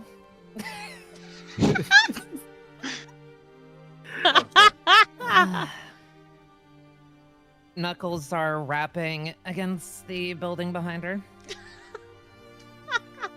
Guys, I think we're failing this test. Oh yeah, no, definitely. I was never good at the fancy words. I'm not the smart one.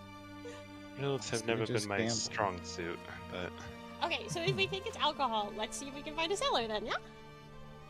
Okay. Heavy's Can I- already walking. I was about to say, can Cassius investigate near the wall that Heavy is cleaning up? I didn't know if we could see her doing it or not. Yeah. I'm just No, you assuming can. so. Yeah. Okay. I mean, I was about to say, like, I'm pretty sure because it's being narrated to us, it's not like being hidden. Mm-hmm. Okay. I don't know. Can I investigate? Yeah, go for it. Give me an investigation check. Where are my fucking dice?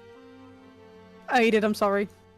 Sorry, I gotta go Holy- to the store and get more. Crunchy math rock. Mm, I have a jar. maybe they'll make me smarter. Hunter, give me a number 1 through 9. 2. 2. Ducky dice. Yay, Yeah. ducky dice. Let's go. Fuck yeah, ducky dice. That 20? Ooh. The ducky dice never faded.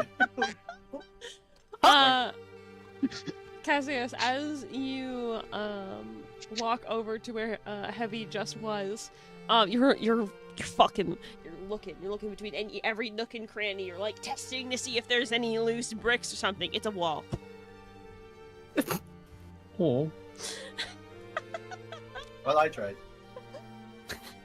It's a wall, buddy.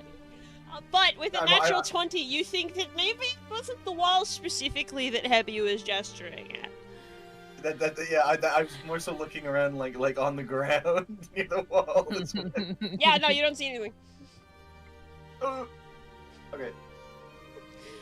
The ground is made of ground. It's very cold and very hard. The permafrost is a fucking bitch.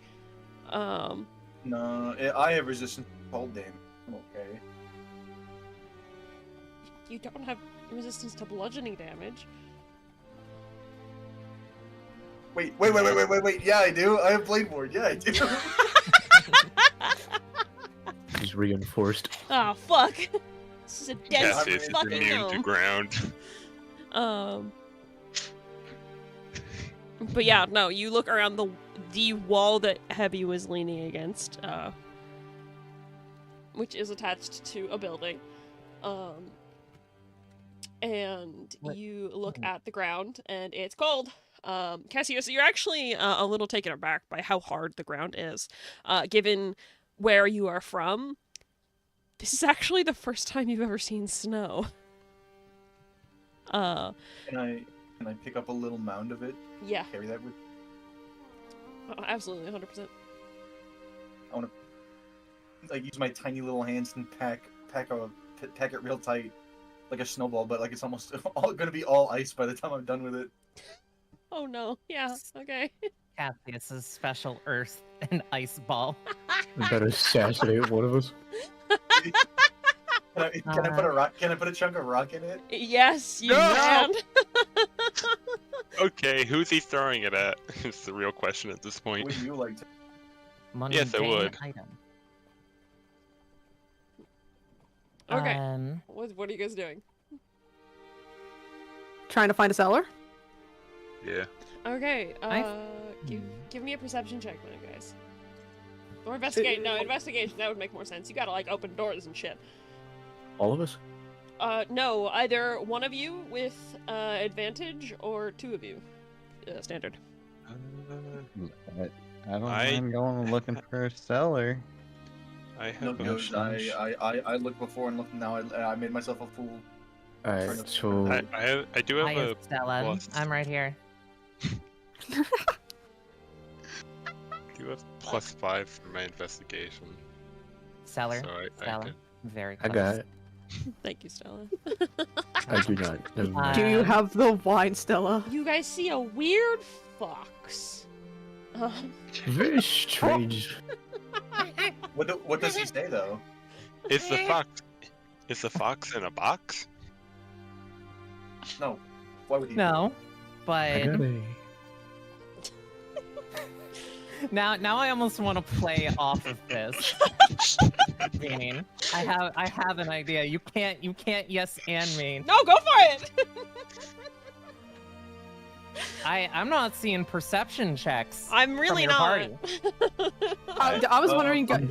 I was just gonna do it. I can roll another one. No, I'm you just already gonna do it. I rolled. got a +4. You're out of this. I heard. Wait, I alright, heard I'm doing Glenn it. say that they're rolling. I'm doing it then. Okay. That was not me. Yippee! You can still roll one because he didn't do it with an advantage. So one other person can do it. Whoever I'm does doing it. It was. I'm doing it. Crap. I thought it was investigation. Yeah. Oh That's no, the you're. green one. Oh, that's true. Yeah. Fuck you, August. Oh, you said perception. All right. I corrected myself. I did correct myself to investigation. Well, I had it open, so fucking ignore Yeah. that, I guess. All right. Don't worry about it. I'll do. Should I do Alright, investigation instead? Okay. Who's doing investigation? doing it? 2 people pick. Oh I'll my do god. it. I'll do Yes. it. Okay. All right. Let me close the window then. Glenn, Okay. do it with advantage. It's literally open, waiting for the rolls. See the Look, shit I have to deal with, Stella? I do. It's It's not any different than what I run for. Awesome. I'm playing an in character next time. Yeah, I get it. I'll stop playing stupid Not characters. your next character's a warlock. Yeah, but he has initiative. There you go. So, you brought up that there was a fox on the field now, and I am yes-anding you. Yeah, go for it.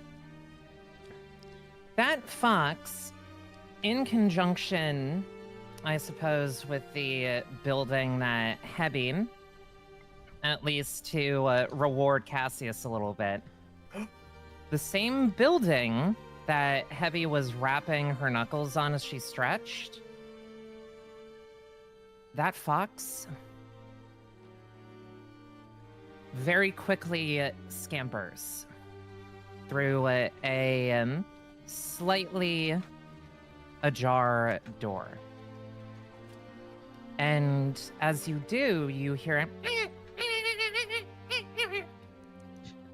Can I follow Fog?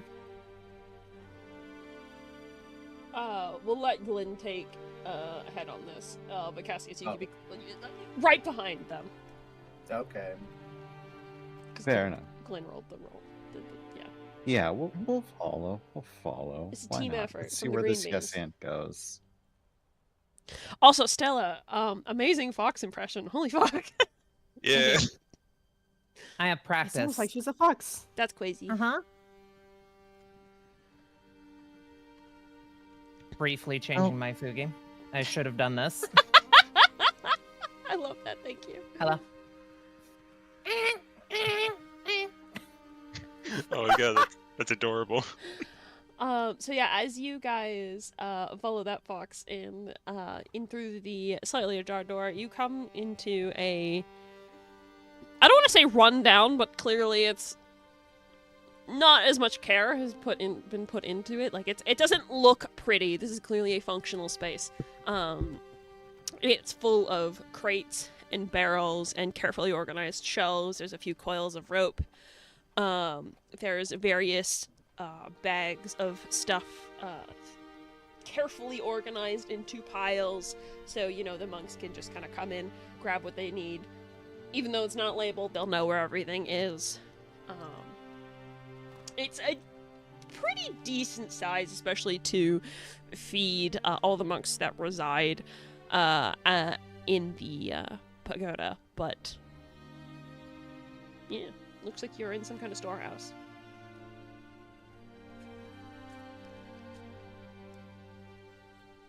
Well, we were saying we were looking for alcohol. That might be where we'd want to start looking. Just let's not make a mess, yeah? Be respectful. No messes, just maybe the alcohol having a hidden place?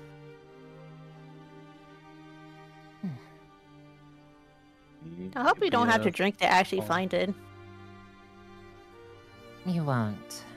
Yeah, I Okay. highly doubt that. Probably a false war. something under a box. Should we start looking? You know what? Can I just start touching and poking everything? Yeah. Can I add on to this? Uh-huh. As Glenn's going around to the boxes, they're like listening to their footstep to see if something sounds hollow. Yeah, give me a perception check, Glenn.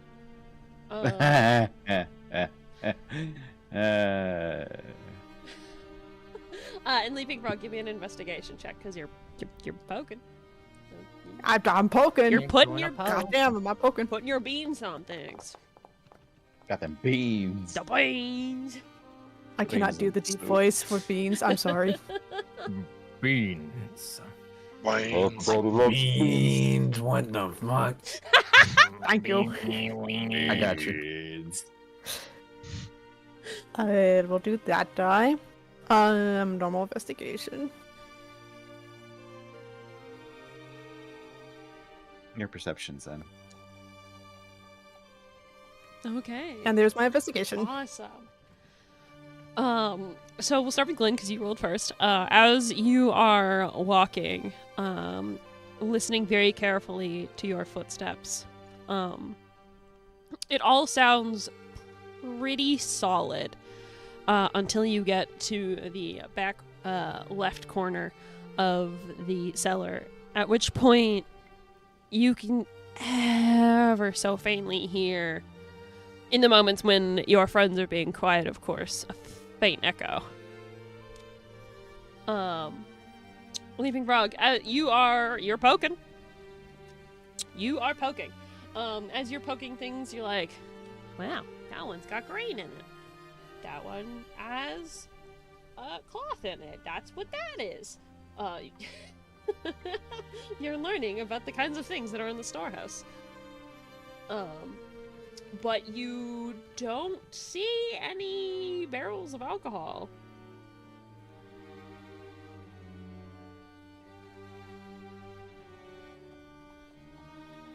Are we in the wrong spot? I don't see any alcohol here.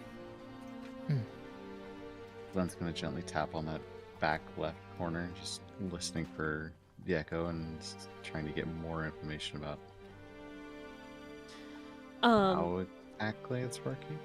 Yeah, as you're kind of tapping around, you can't even actually get to the wall in the back left corner. There's supplies there. There's bags. There's bags and boxes and stuff in your way. But you can Bags of heavy stuff. Bags of heavy stuff. As you get closer and approach, you see the largest pile there is huge bags of rice.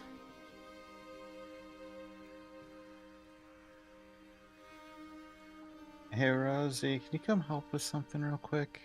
Oh, yeah, okay, what's up?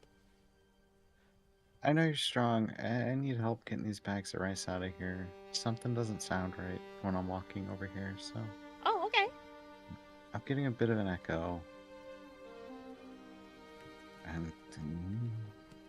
you know me. Ten's pretty strong, too. Ten, can you come help? Yeah, of course. Okay. So yeah, give it about like 10 minutes. 10 minutes. And Ten and Rosie will have all of the bags of rice moved and carefully stacked where nobody will trip on them. And revealed underneath, you see a trapdoor. Well, I say we call the party over, open the trapdoor, and see where this is gonna lead. Is this cellar too? I really think our adventures with two need to stop.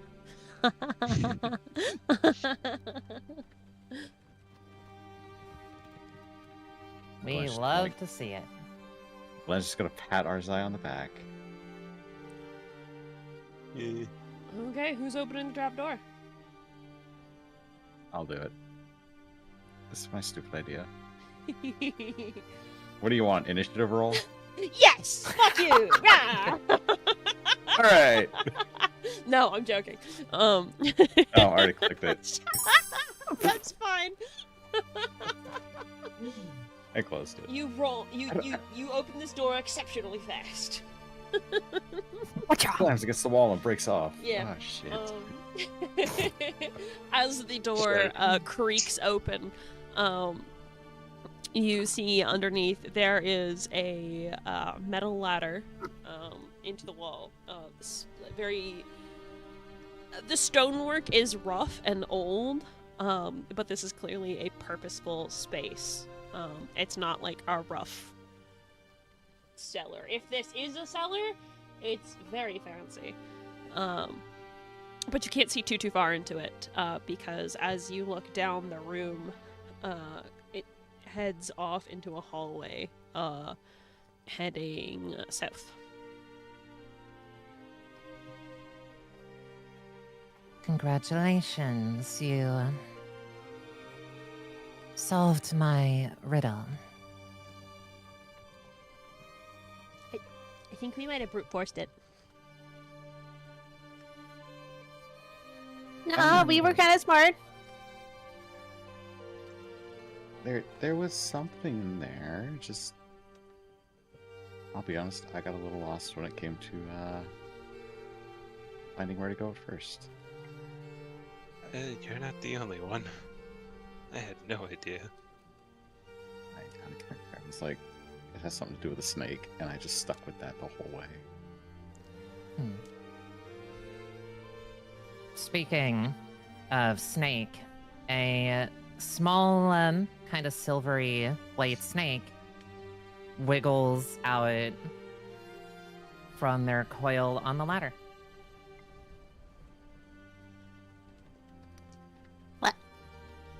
Well, And then makes their way up Heavy's leg to arm to around the neck. A friend of yours? Shira. I'm sorry, the character say it again? Shira? Shira. Shiro. Okay, thank you. Are there more? Would it be safe to proceed without hurting anything? Or anyone? Oh. Well, yes, it would. Understand that with everything, this journey is going to be even less safe than usual.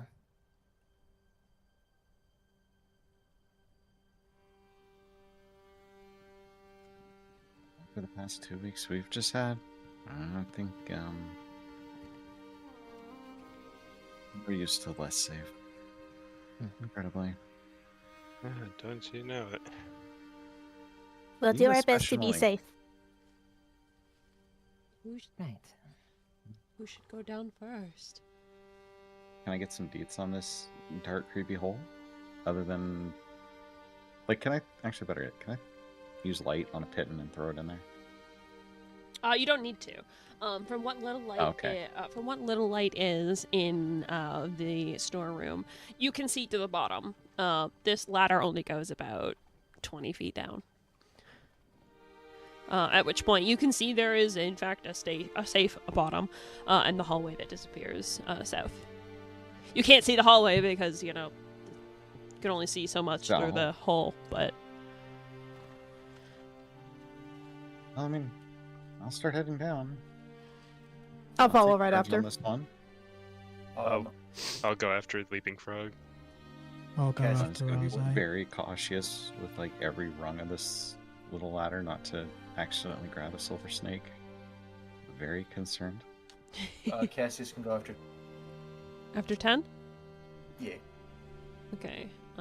Rosie will go after Cassius. August can pull up the rear. Heavy, I presume, will be in last. But... Yep. The rear of the standard ding-dongs. Okay. So, you guys all, one by one, head down the ladder. Glyn, your fears are unfounded. It appears that there is only one silver snake. Though your caution is appreciated. As you step foot down onto the bottom, you see a, from what you can see, limited with your dark vision, this space is completely devoid of light. As Hebby brings up the rear, she closes the trapdoor behind her, and all light from the surface is completely cut off. You guys are completely shrouded in darkness. The hallway itself seems clean. There's a bit of dust everywhere. It doesn't look like this passageway is very well used. It's clearly hidden, and most likely not the sealed passage that Kamari spoke of. This is definitely an alternate way that is, again, not used. As you guys look forward, you see in this very thin hallway, you guys can't stand side to side, like your shoulders, our size especially, as the tallest of the bunch is kind of brushing against the rough stone edges. And the hallway appears to go forward about 60 feet until you see a staircase start to descend, spiraling down into the depths of the earth.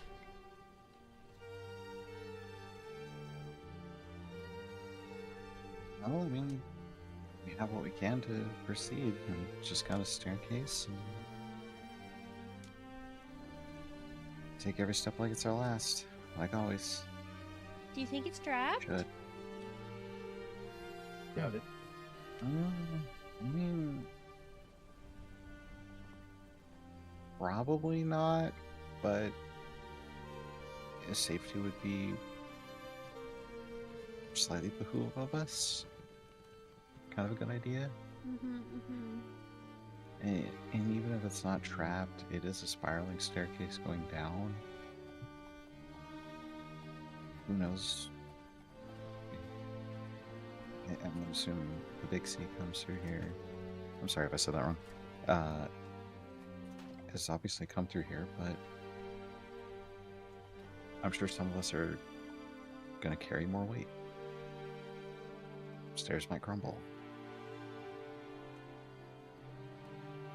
We shall see, now won't we?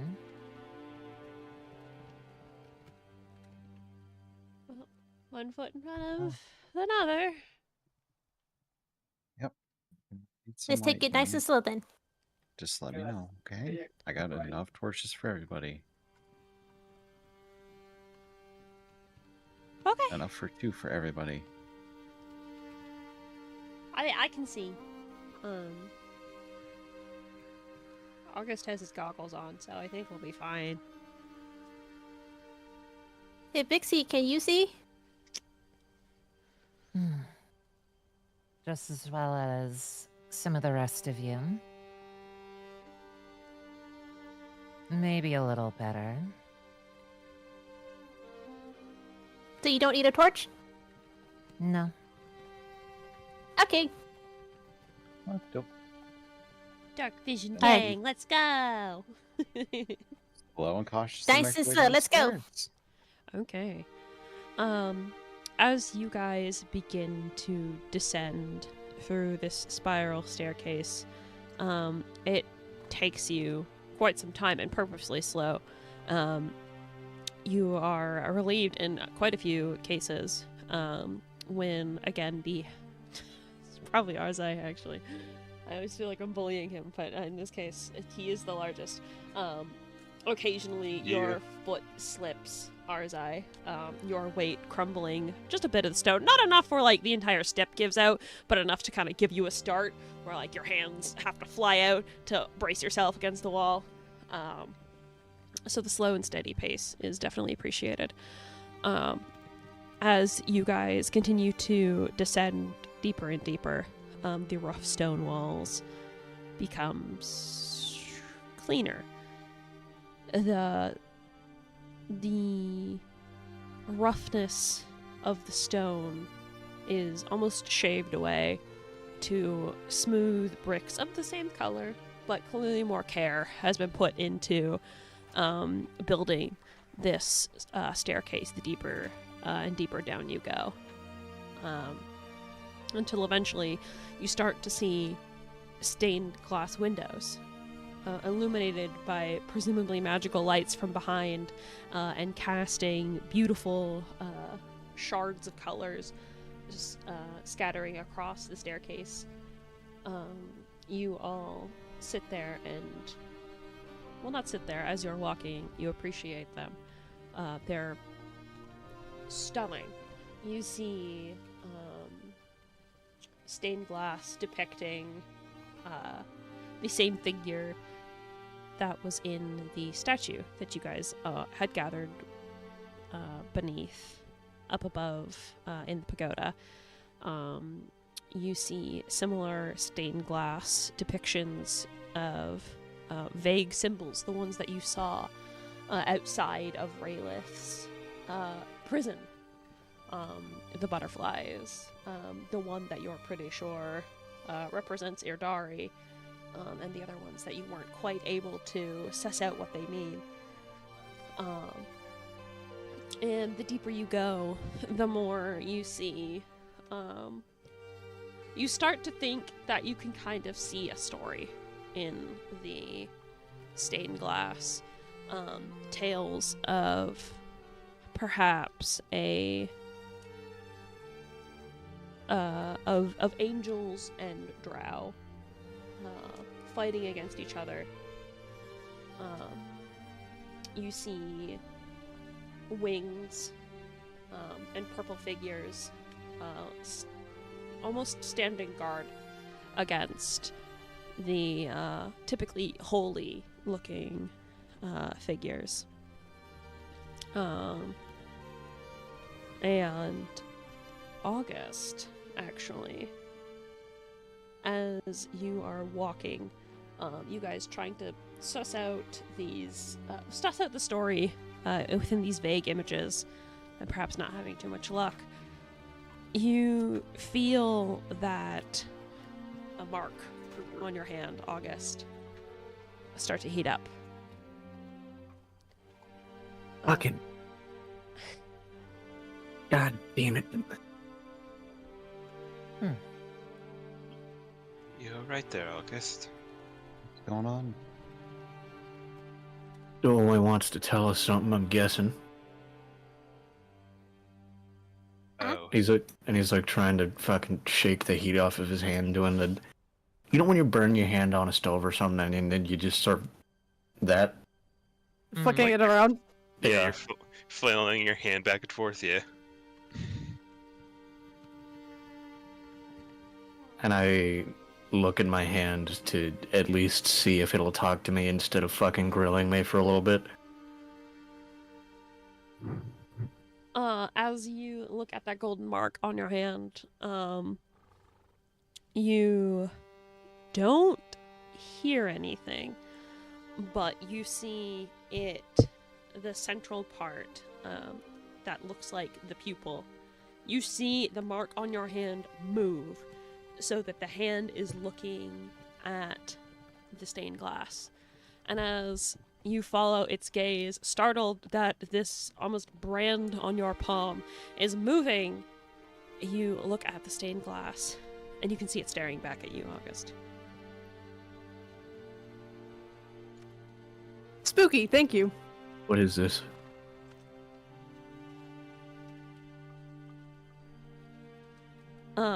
As the rest of you hear August say that, you follow his gaze, now practiced at kind of figuring out where someone without pupils is looking, and you have no idea what he's talking about. Did we not see a stained glass there? Stained glass looks totally normal to you. It's not looking at you. What's wrong, August? You don't... That glass is looking at me. I don't think glass can look. It's got a person on it.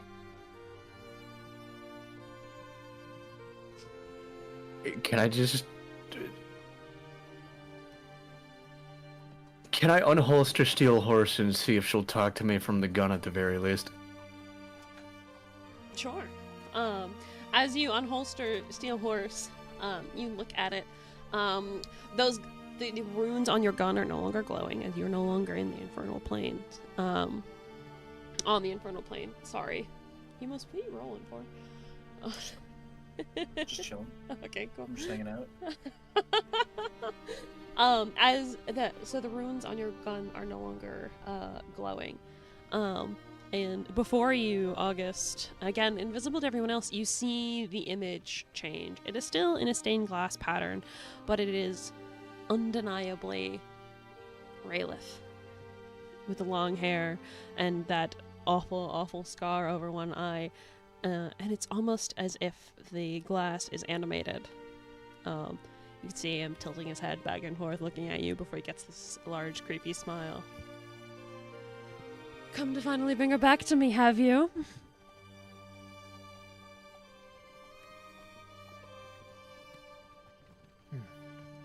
Unfortunately, she ain't going anywhere. You think you can control her? I think you've caused more than enough damage. I give a fuck whatever she thinks. My little changeling friend, I did warn you if you wanted to stop me. You won't be long for this world. Though, perhaps that will just have to apply to your friends, as my dear Azzy seems to have you under her thumb. I gotta beat you to death with this gun? I'll do it. You think she'll harm me? Oh, you're hilarious. Bring her to me, won't you?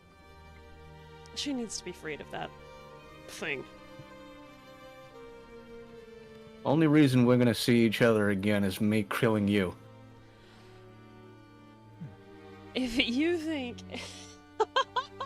you, a mortal, can kill the archangel of vengeance, you've got another thing coming to you. I'd love to see you try. I really would. But for now, I've got other things to deal with. Little drow to lead to their deaths. Yeah, keep talking. You remember my face in the meantime. It'll be the last one you see, you son of a bitch. Oh, so funny. See you soon. I've got other things to do. And with that, the stained glass turns back to normal, and you look and see everybody staring at you, confused and concerned. What? August, you got some explaining to do, buddy. That's a window. Do you need a nap? You're talking to yourself like you're insane. Raelith was in the window. What? No, What? the window was in the window. Raelith was in the window and talking to me. Wait, what? You sure you don't need some sleep, buddy? What did he say? That smug son of a bitch was in the window. I know goddamn well what I saw. Okay, well then what Denying did he you say? saw. It wants me to bring Steel Horse to her. Why? Said she needed to be out of there. Your gun? Or the person in it? Whatever's in it. Didn't Raelith tell us? Wait, okay, out of character, I'm getting confused. I thought Raelith was not the one in the gun. Raelith's not the one. Raelith isn't. Raelith is not the one in the gun. Raelith is the one that wants who's in the gun. Yeah. And I haven't said her name because I don't want to fuck it up. Azera. Thank you.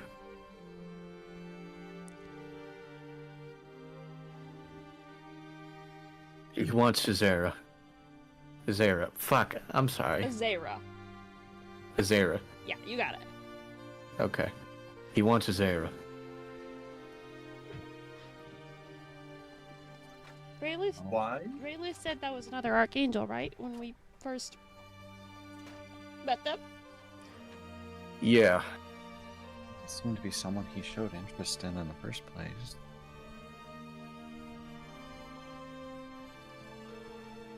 Seems to think she won't turn a hand on him. But would she? I'll look at my gun to see if it'll give me any sort of sign in response. Nothing. I may. If I were your,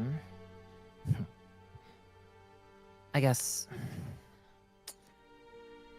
seeing as I'm keep catching up with your escapades, is what I'll call them. If I were your archangel friend in your weapon, I would strike out against Rayleigh.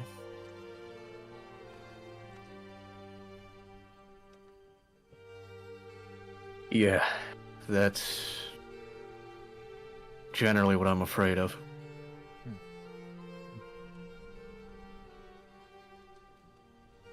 Especially if you're just using her power to fire the gun. There's a good chance it's not going to fire if pointed at Rayleigh. That's something you have to prepare for. Considering she didn't even let you use a sword against the obelisk.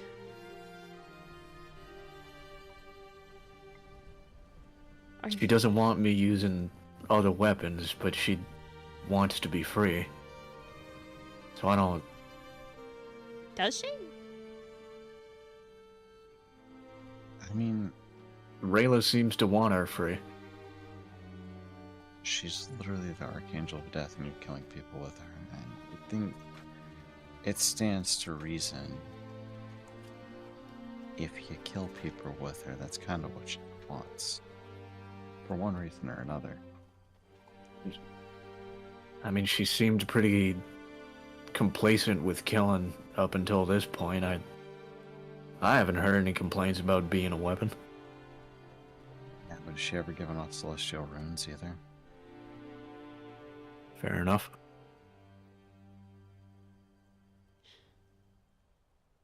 Well, either way, we're gonna be seeing Rayleigh. So one way or another, I suppose we'll find out kind of what she wants. In that sense, if she'll attack Rayleigh or not. Hopefully we can talk to Rayleigh first, not attack, but, you know. Yeah. Speaking of Rayleigh, just a little footnote I was reading while we were in the Infernal Cities. There's a small note about him. Well, not directly him, but suggesting one of the better ways to deal with archangels like this is to try to get the drop on them, surprise them with something, trap, an attack, something. I just want to throw that out there for a little thought as we proceed. That's probably why Rayleigh was trapped in the first place. Yeah. Worst case scenario, I can put on a show. He knows I'm coming at least. I think he knows we're all coming. Well, but if the worst news is true, I'm not. If the worst news is true and I'm not going to be able to raise a hand against him, I can at least play distraction. Yeah.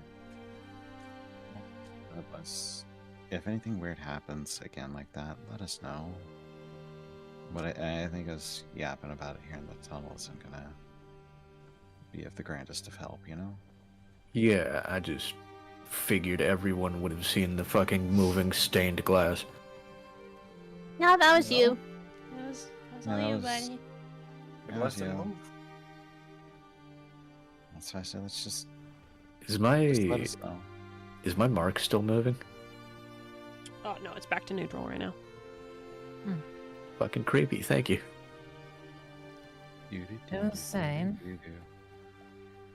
the space did feel a bit different than the last time that I came down. Though I chalked it up to being down here after everything and with all of you.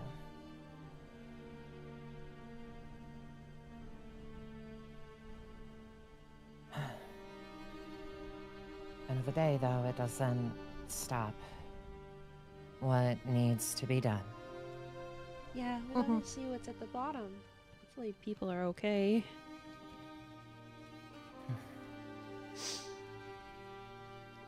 Let's try picking up the pace then. If there's any stairs, we'll slip back down. Sounds like a plan to me. Let's carry on. Okay. You guys continue forward, heading back down along the spiral. There's always stairs.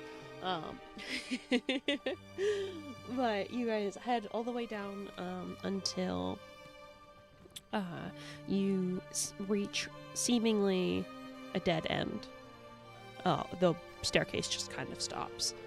Along the wall, Glenn, you being at the front, you kind of feel with your fingers along looking for something. Clearly, this is probably a hidden door. And you manage to find a loose brick, and when you move it, you hear a little click, and then the entire wall just kind of swings open. As you step out again into complete darkness, you find yourself in a similar environment to the mausoleum that some of you were in while you guys were in Triton. The place here is very beautiful. It has stunning marble floors.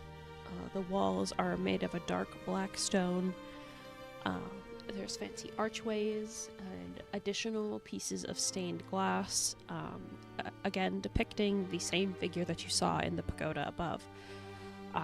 There is a large set of double doors that appears to lead deeper into the building you are in, and then a set of double doors through which the windows on either side you can see, though it's at the very edges of your dark vision for most of you, leads out into some kind of street.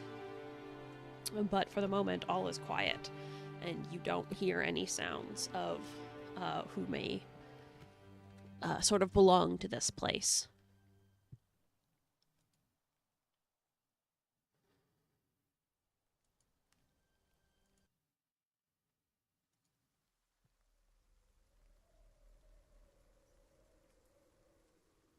Well, gang, what do you think from here? I mean, it looks like the Silence Mausoleum thingy from Arkley. Not Arkley. Rosie doesn't know about that. Try win.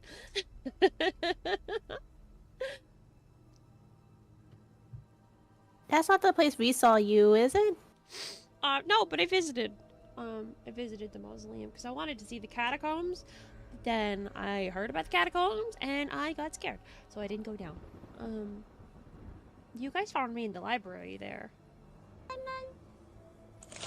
This is it's a mausoleum. It's usually attended to by followers of Silence. Yes. Usually.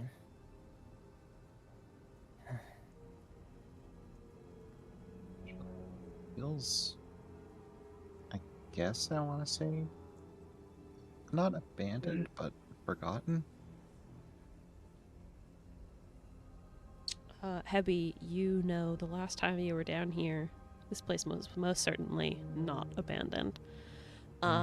You are familiar with a group of about 10 or so drow that tended to the mausoleum here. You were pretty decent friends with them, actually, after you initially discovered the secret passage. You'd come down here to talk to them, and for the moment, they're nowhere to be found.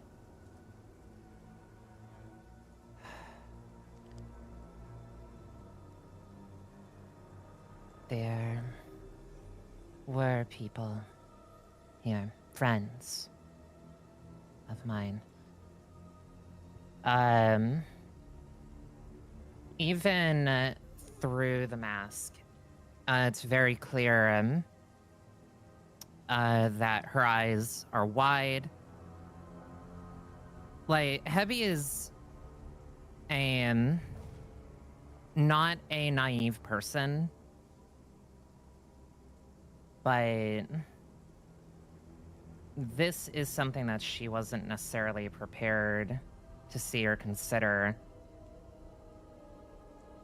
Maybe they're out helping people in Minority.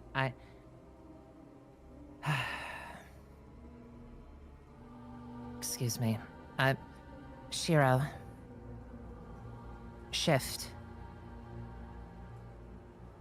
And she is going to be going through the process of having her familiar change form and become a bat for a little bit. Yeah, go for it. As you're doing that, Rosie is watching you with great interest. She doesn't say anything, but she's watching you do the ritual. Kind of like respectfully from a distance. Anyone else in the party that is familiar with magic will note that while there is a monastic vibe to the ritual, there is something denotably fey about it. In the way that Hebby does it all.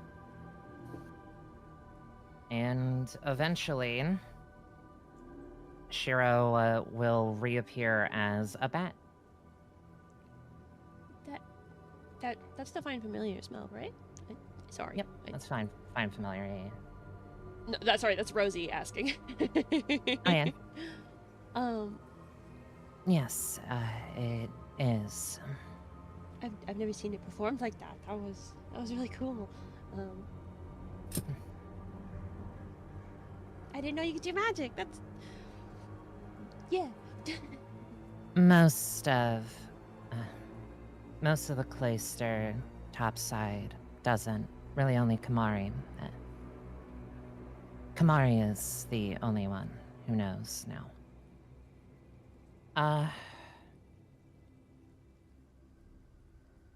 But may as well leverage every skill available to us. If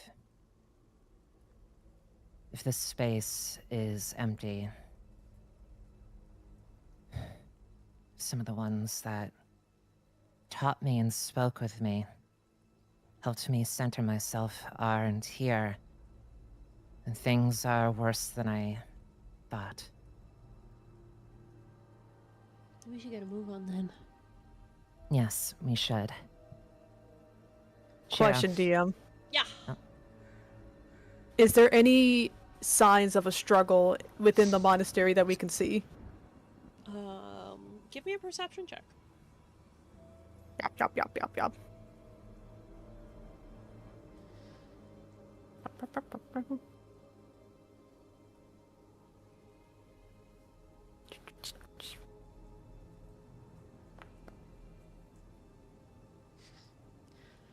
18. Goddamn. Looking around, Leaping Frog, it's very faint, especially with no light here to sort of catch the glint and glow.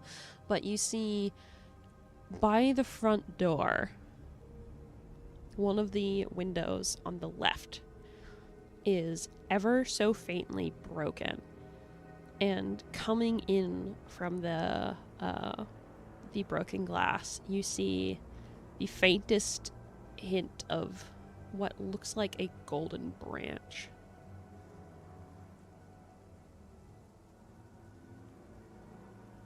Is the glass coming in, like someone broke in, or Yes, broke out? broke in. Broke in. Okay. Also, you said the branch is gold, but not the rest of it? The window is not golden, no. The branch that is coming in is golden. Oh, okay. I think we need to be careful if we go out. Look there. Isn't that the same stuff that we saw back at the pagoda?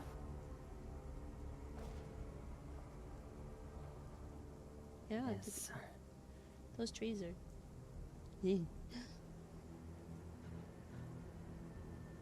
Safe to assume it doesn't have any major significance to anybody, other than the fact, concerning sight. It might be Raylith. At least his influence. How far off is this, by chance? Just roughly. I'd say it's at the very top of the window, so it's probably about 7 feet up.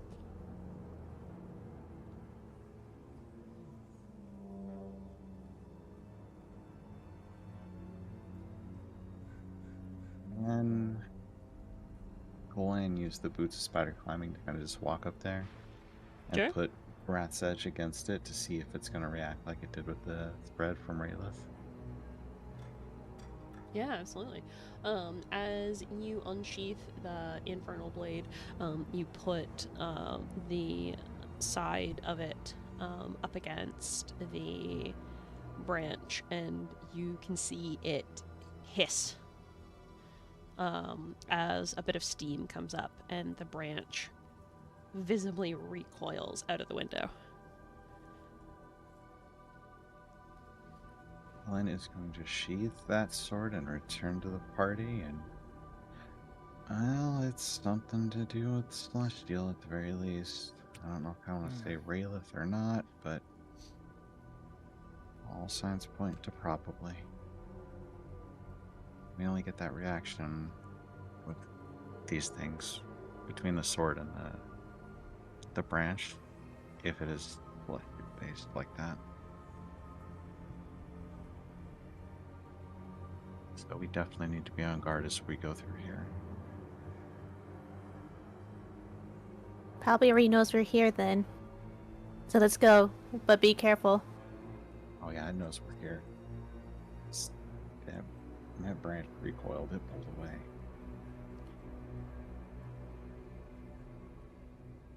Alright. Let's get going. Okay, so pushing open the front doors of the mausoleum, you all finally take your first steps into the underground cities of Asverdoon.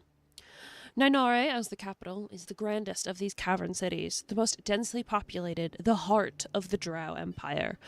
And yet, as you look around the cobblestone streets you are now standing upon, they are barren. There is no hustle and bustle of day-to-day life down here. Buildings stand empty. Homes that are carved into the cavern walls are dark. The architecture here is beautiful.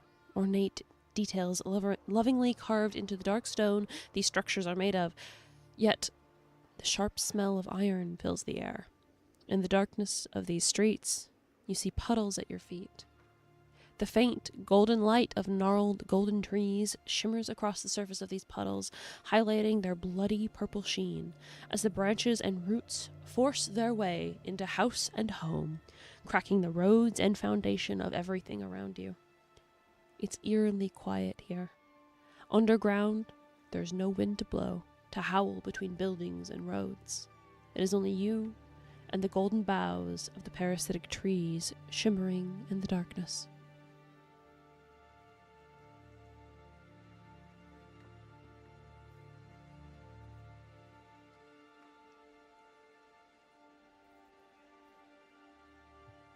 It might not be helpful, but I have a bad idea. Oh no. Well, Oh, that's no. a bad idea. I don't What know. happens if I get my mark close to one of those trees? Oh boy. This could only go well. And August is dead. Once again. Well, here's my thought process, right? He obviously knows where I am. If he was communicating to me through steel horse or the mark on my tattoo. We do on my arm, right? Whichever. He knows where I am. Maybe it's a two-way street. Okay. So you're just holding your hand up to like the side of the tree kind of thing? Are you touching the tree? Yeah. What I'm are not you- gonna touch it. I just want to get close to it and see if there's a reaction. Okay. As you approach the tree, the ground at your feet is almost completely covered with these star-shaped golden petals, leaves. You're not quite sure. They're clearly fresh. There's no crunch under your feet as you walk. And as you hold your hand out to the tree, you do see the mark start to glow ever so slightly, but you don't see any other reaction besides that.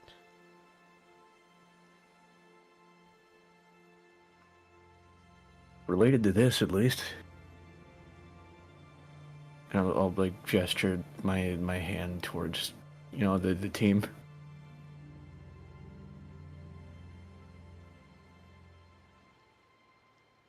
Oh, we could potentially get them to retract, but There's man, so many of them. That would take forever. Probably better to get to the source. and who knows what it's actually supporting as well. Something that's not supposed to be here. Let's go deeper. Uh, Rayleig's probably there at least. August, while your hand is still close to the tree, could you make me a wisdom saving throw, please? Okay. Yippee! This is where he's gonna shoot us all in the back. real. Wisdom save. August gets turned into a celestial. Hey, Becomes that's Celestial the pretty opposite change. great. line. Celestial Here I go changeling would be scouting again. fucking terrifying. It would. 30-20. Thank you. Wait. Wait.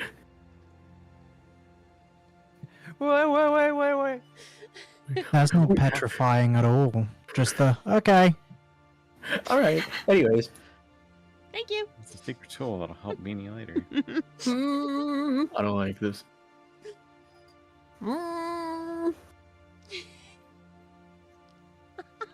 I don't like this. So, where to, TERROS crew? Can we follow the branches, presumably to the heart of the tree? Oh yeah, the heart of the tree. It's like right there. It's a large, gnarled-looking tree. No leaves upon its boughs. And you can. August was actually standing right up against the trunk.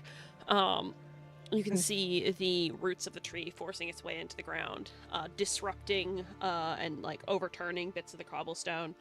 And the branches themselves, you can see, are almost spider webbing out and reaching into buildings and dwellings.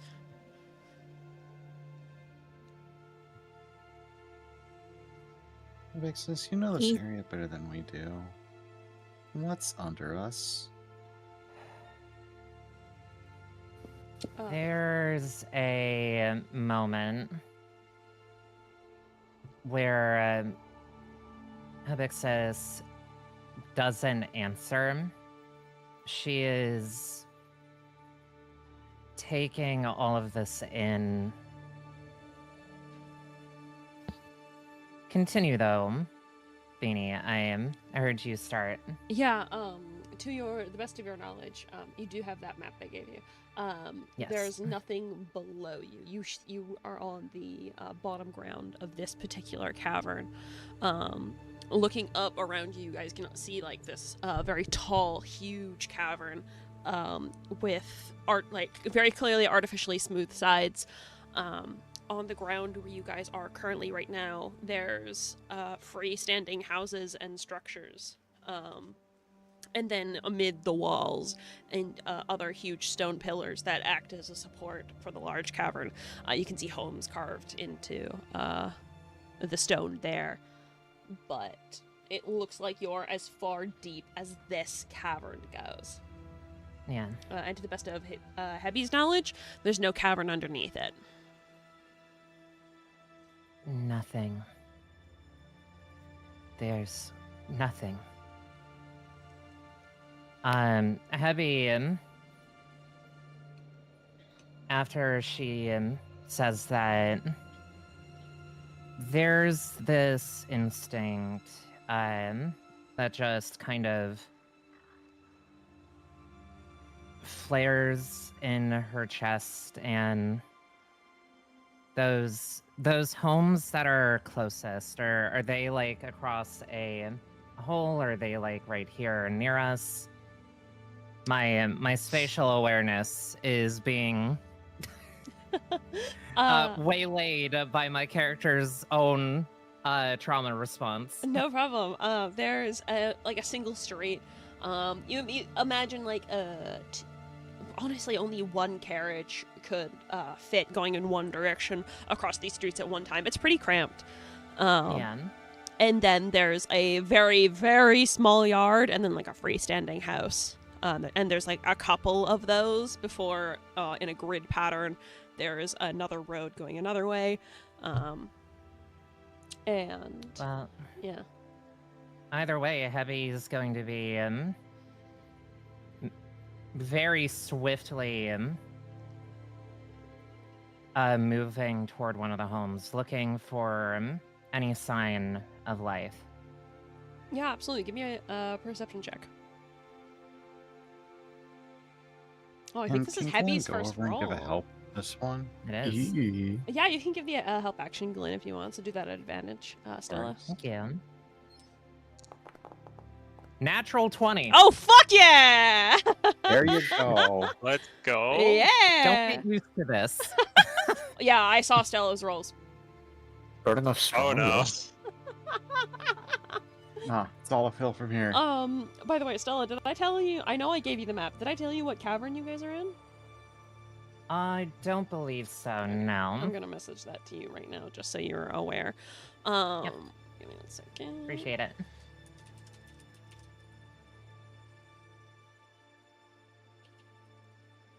So you know how busy I've been. Oh, we've both been. Oh, I get it. I so get it. But with that natural 20, you're looking around, and with Glenn at your side helping, the very faint light from Glenn's halo, making it a little bit easier to see.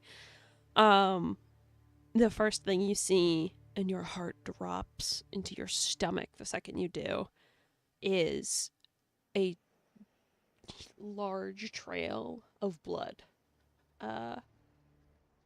being dragged across the steps to the front of this home. As you approach the home, the front door is it's ajar. Tartar. What kind of glass is it made of?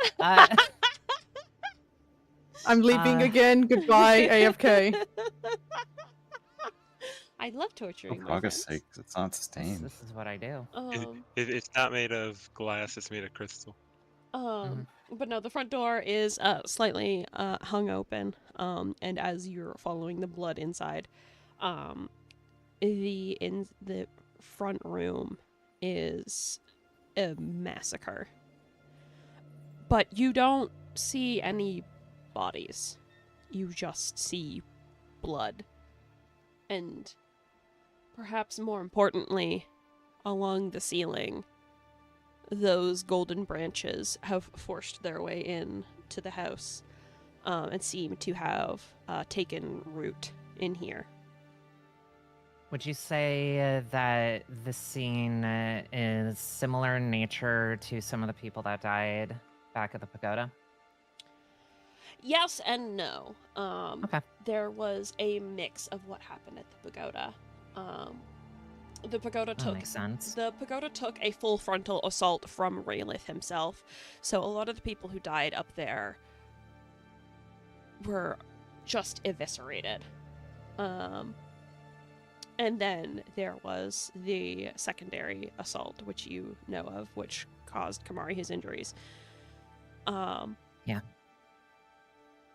So, in some ways, it's reminiscent of Raylith and the other Celestials that had attacked.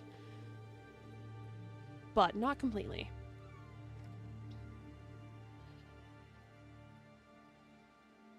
Something is different.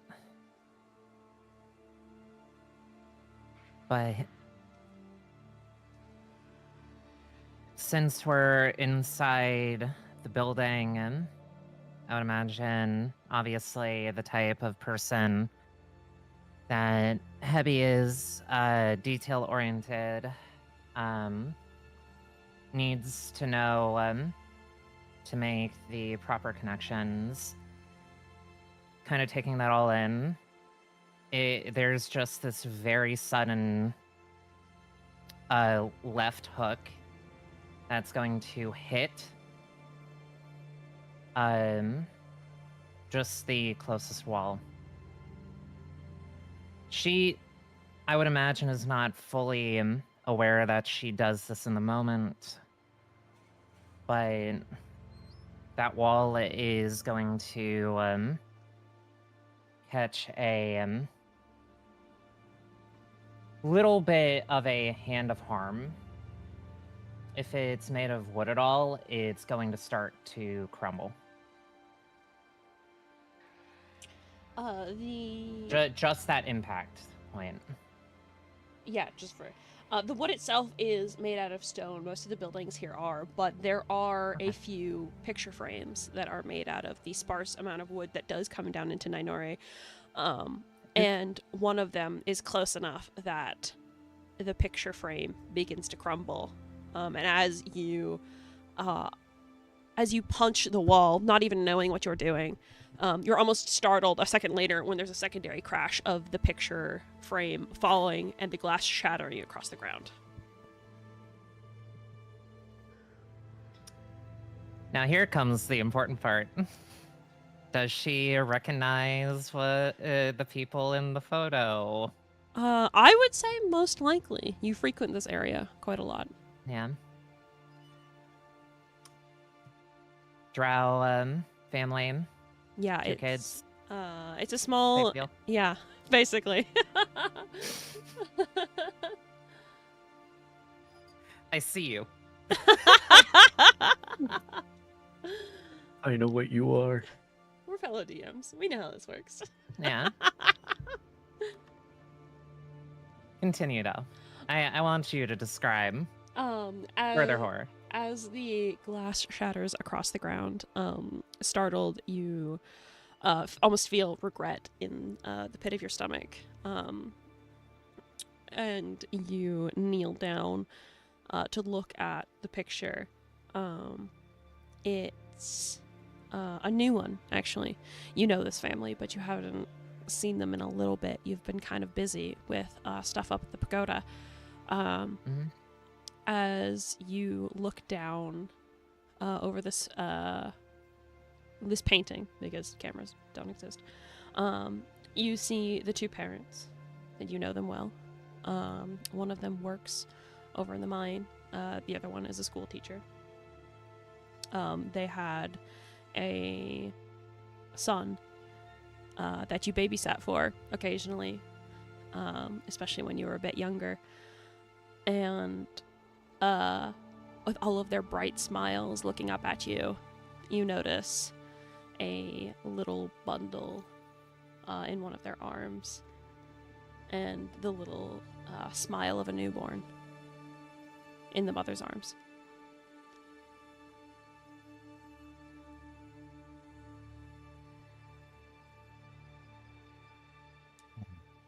Doing all right?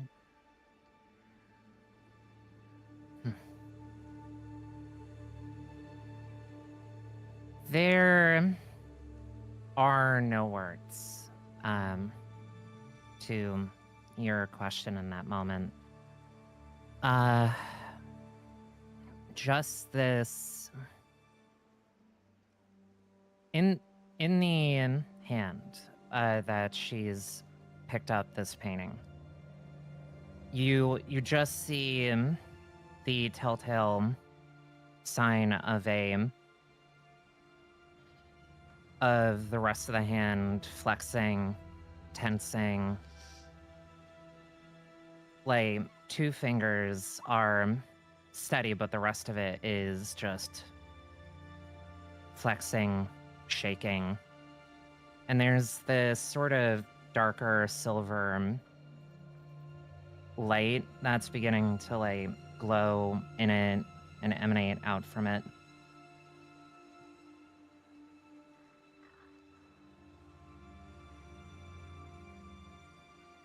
I knew them.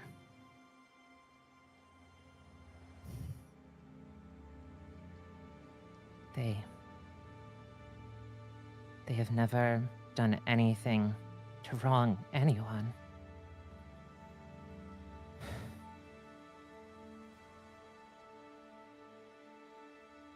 It's gonna like cautiously approach Hibby and just kind of gently rest a hand on their shoulder. And they didn't deserve what happened to them here. But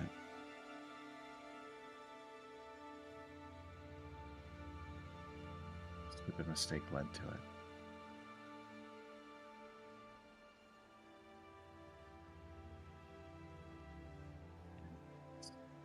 Okay. For you to grieve. It looks like there's people you knew well.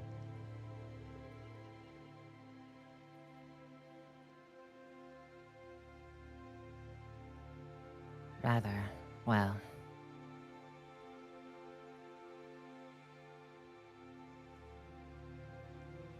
Family, by chance? One more time? Family, by chance? No. I never got to know my family. The family that took me in. You already know.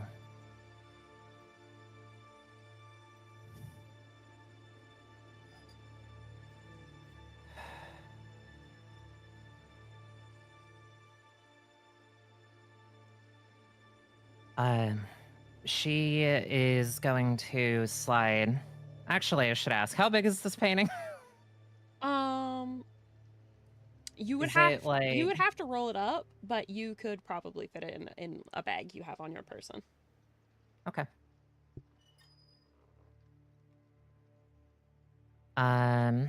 She will do that.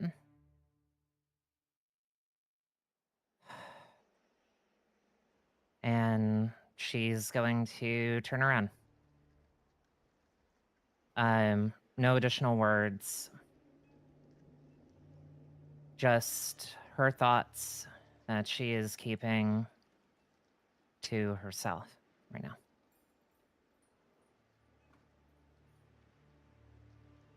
Question about the building and the blood smears.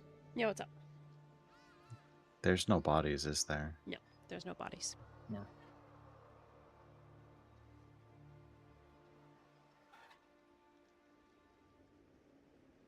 Are there any other buildings we wanna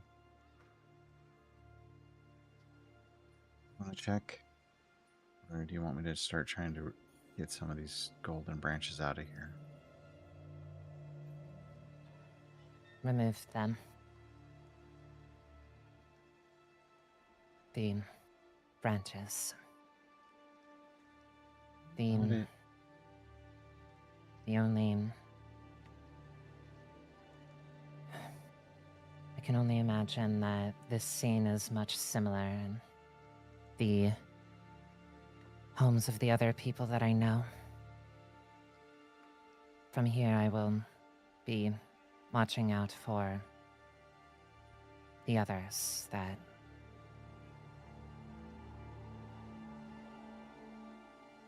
were missing from their usual post.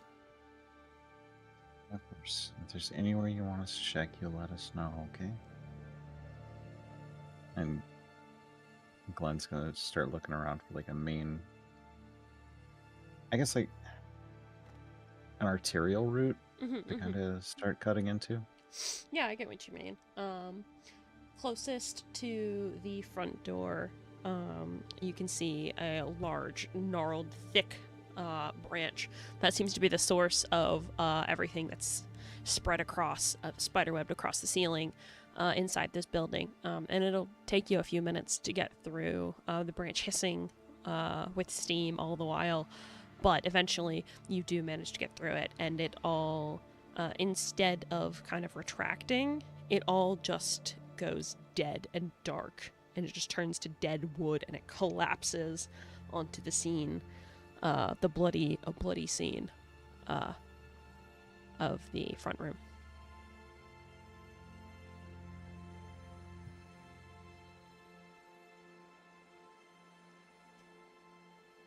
Oh, there's that. I'm concerned, though, to be honest with you. The blood smears and the lack of bodies, I think it might have something to do with the central trunk of this, I guess, tree.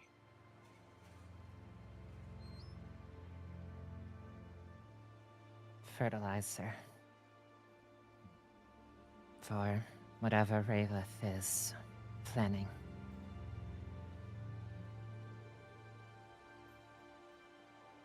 I mean, option one is we know we can sabotage it.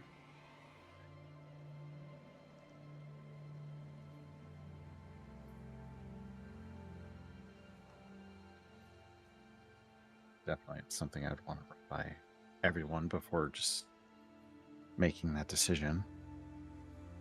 Of course.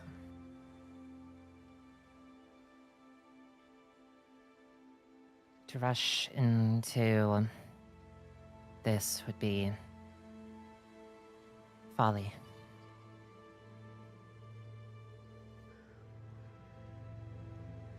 Shall we? If I have to be in their home right now before any rights can be made,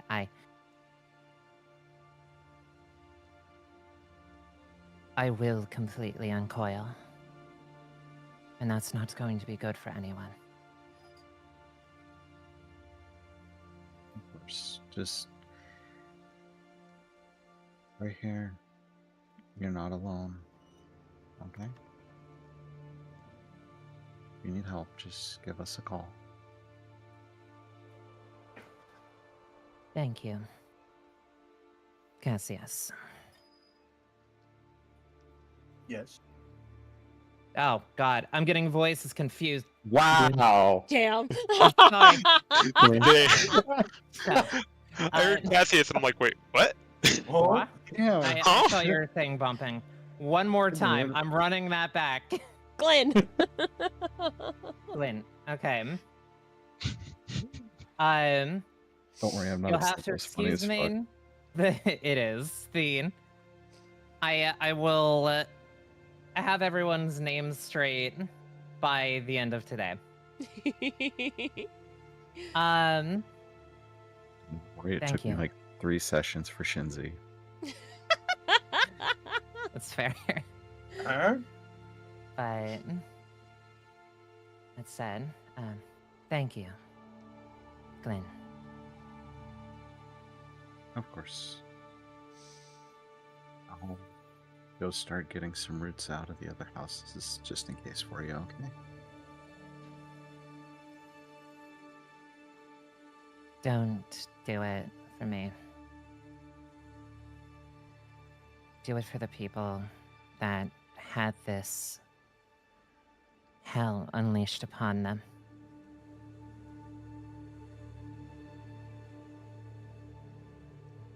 There's That's something fair. I need to check. You be safe. We'll be right out here. Will you be okay on your own? I'm just going up to meet with Shira.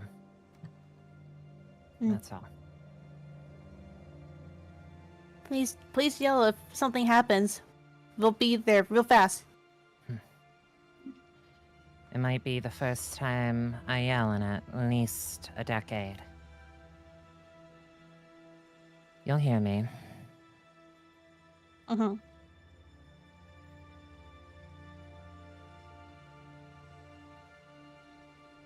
And Hebby is going to, I guess go to the top of the house. Yeah, absolutely. The upstairs of this building, it's quite small. There's not a lot of... The houses themselves in Ninore are not large. There's a living room downstairs, a kitchen down there, there's a bathroom, and the upstairs pretty much just has bedrooms for those in the house. But you make your way to the master bedroom, which does have a window that you can kind of open up, which is, you could probably climb out onto the roof if you wanted to. Yeah, that's what a Hebby's doing. Yeah, absolutely. You're a monk. You're good at monk shit. I'm not gonna make you roll for that. Yeah. So yeah, you're up on the roof quite easily. And that's gonna kind of be where Shiro in bat form will flutter in. Would you say there are any like bits of the branches, like vines or anything from below up here? No, they don't seem to. Up here, you can actually see over a few of the streets. And you notice that the trees themselves aren't particularly tall. They only seem about as tall as the buildings around them. Right. It doesn't look like they're like reaching up towards the cavern ceiling. From where you are, you can see lights vaguely in the distance. And at some of the junctions further in, closer to the main cavern, you see what looks like very crude barricades have been constructed.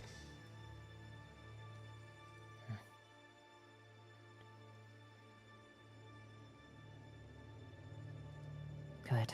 So there are those that yet remain. Shiro, did you see any of our friends? Knowing you were drawn. Shiro, I don't think familiars can usually talk, but Shiro... Not usually. It's more of like a, visual thing in the head. Head, yes, no. Shiro kind of tilts their head a little bit, and then just very gently shakes their head no. Well, we hold out hope. Silence, after all, isn't damnation. And, she'll return to the party with her familiar intel. What are they up to, though? Yeah, what have you guys been doing while Hubby's been investigating? Leaping Frog is gonna be helping Glenn. By the way, Boo Boo is taking care of Dewey right now, so she's BRB. Okay, sounds good.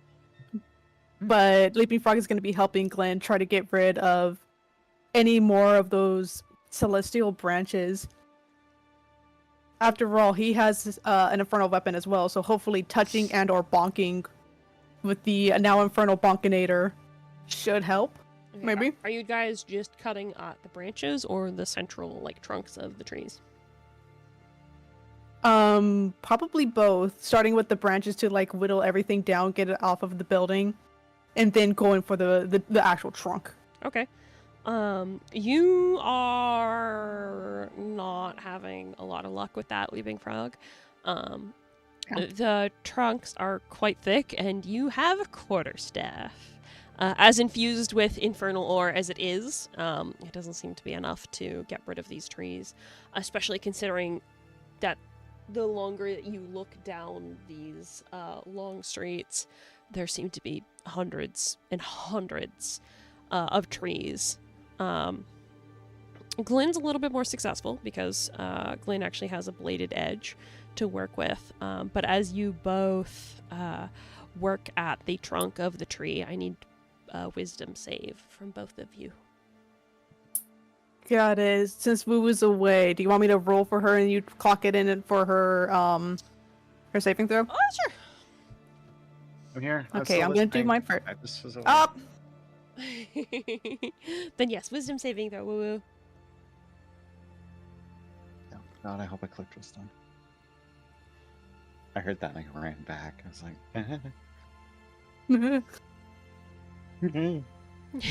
That's pretty woo woo.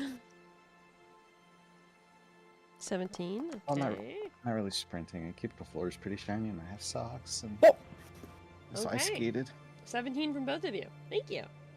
Wednesdays. Wednesdays. Yes. Awesome. Yes, Queen. Okay, what are the rest of y'all doing? I completely forgot to ask about this, but attunement takes, what, an hour? I believe so. How long, roughly how long is everyone taking to clear out these branches? I was also going to ask how long has it been since we all kind of started? Probably not long at all. Maybe 20 minutes at most. You guys can definitely take time if you want, but Yeah, I think I'm gonna take time to attune to the asthmatic focus. okay. So you're just sitting down in the middle of the fucking street and attuning. I was gonna say probably gonna like get out of the open, like not be in the open. Okay, where are you going then? Because you're currently splitting off from your party. I'd probably say I would be near the party, just like off in the corner, but still in line of sight. Just so like I'm not splitting off. The roads here are very small. There's not really anywhere to hide unless you're in a building.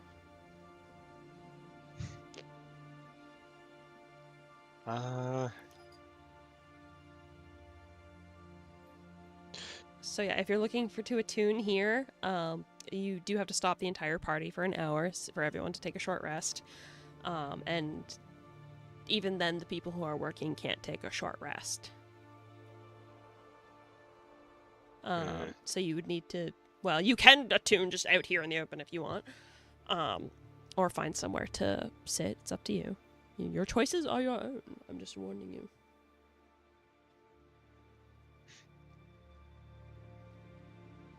I think I have to attune to this thing because I don't know what's gonna happen. But sorry, but yeah, I think I'm gonna go like try and find a set of steps or something just to sit down on and Okay, try and attune. You can definitely find that. There are steps up to a second level, which leads to some of the carved-in housing. The trees are everywhere, and you are now outside of your party's view. But yeah, you can sit there for an hour and attune if you'd like. Just so Raz and just so Arzai's not alone, Cassius can tag along with him. Just buddy system. And if we are taking the hour, could I use the at-will find familiar for the winged ambulance? So I could bring out the little StellaKosmistr just dude? subscribed Yeah, for 20 absolutely. months. You can bring out your Hello, little guy. Stella, what the fuck? My little guy. Stella, what the fuck? Oh, you know. Which, and, like, there's only one. You think Cassius is a little guy? Wait till you find even littler guy. Also, I'm going to unequip the normal dagger and equip the asthmatic dagger. It's fine. Yeah. Yeah, so as everyone else is working, you two have gone off to sit down and attune, unless anyone else wants to join them. I would say that I would have mention to the party that what I was gonna do, and I'm not just walking off. Yeah, Rosie immediately is like, that's a stupid idea. What?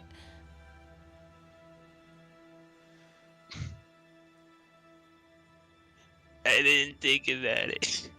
Rosie's saying this to Arzai. We hadn't really had time to tune to this thing. Yeah, but we don't know what's going on here. Is the middle of an investigation really the best time to do this? I want to attune to my focus too, but this feels like a really weird holdup, and we've already kept these people waiting for so long. But if we come across Rayless...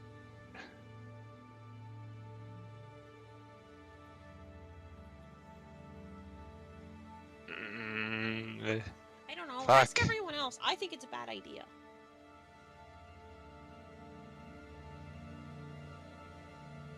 Alright, you know what? I'll equip the dagger, but I'll leave off the focus for now.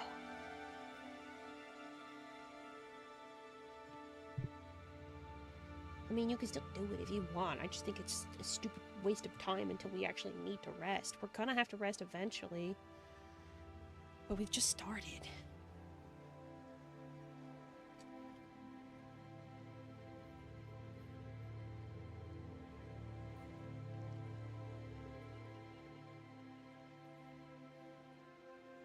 Jose? I don't. No, I said I'm not gonna attune. I'll just swap the dagger out. For I know, now. Rosie was still talking to you, though. She was Oh. expecting a response. Alright. I'll hold off. I mean, I don't want to say anything because I was only going so hard as I wouldn't be alone for it.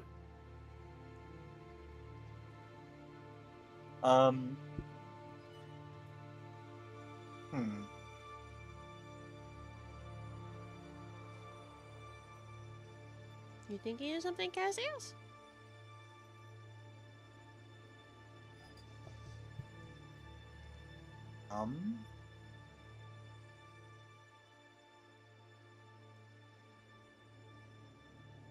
Hi, Hemos here. The gears are turning. I can hear Smoke- them. Yeah, I know. Burning smoke is coming out of my ears. I don't normally think this hard. Real. I mean, Go ahead.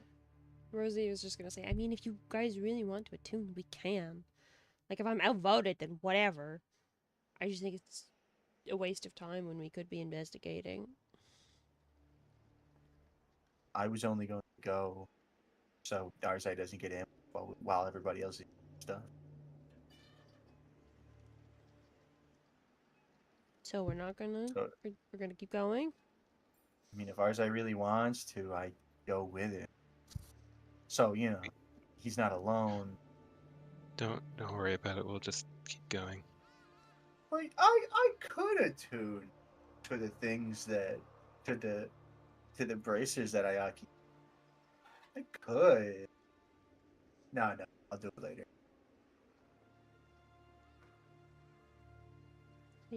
Yeah, I think we should at least figure out a little bit of what's going on before we just stop dead in our tracks.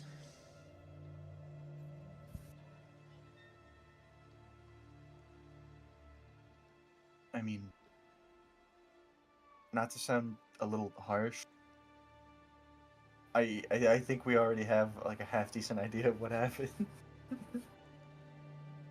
Raylith came through and hurt all of these people. I don't know what these trees are, but Yeah, you that's can- kind of what I you was. can go into- That's kind of that's what it, I was you can talking go into- about. The trees. Issue is. I'm sorry. Right? No, it's okay, August. You wanna come in? Issue is he might still be out here. Well, what if he comes and attacks us while we're looking at trees? I don't know why we're looking at trees. I thought we agreed that we weren't supposed to cut them down, and we were gonna look at the source because there's so many of them. I'm really confused.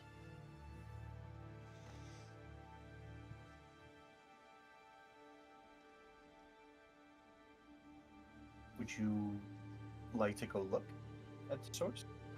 Well, we don't know where the source of the trees is. That's what I'm saying.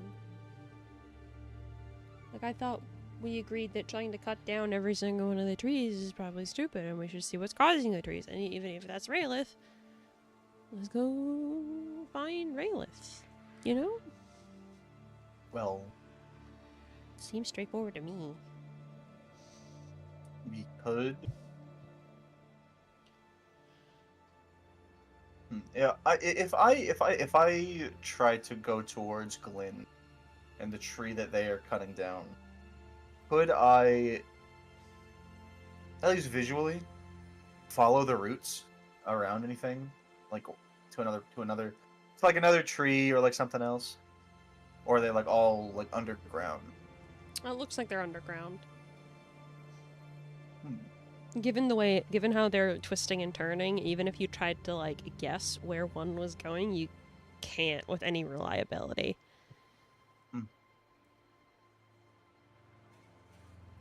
Yeah, if it's scattered roots, you kind of just got to start hacking or hope for the best, you know?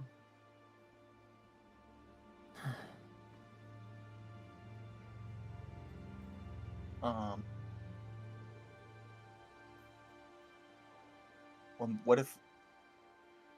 Do Well, you mind if I chime in while you're thinking, or no, go ahead. you got an idea? Could we maybe start gathering the party's opinion? See what everyone thinks about starting to just chop down that big central trunk August was at? It wasn't like a central trunk that was like connecting all of the trees or anything. It was just a big tree that happened to be outside the mausoleum. Like, you guys have no definitive source of these trees. Like, there's no like big one towering over everything else kind of thing. It's just a lot of individual trees, hundreds and hundreds of them. Okay, never mind. I go back to bed. Cut while the party figures out what else they're gonna do. I have an idea. What's up? Maybe there's a pattern to the trees being sprout out? Like, we found one in front of the mausoleum. What if they're all connected and kind of meet at the center? How would we figure that Maybe we'll out? find something in the center.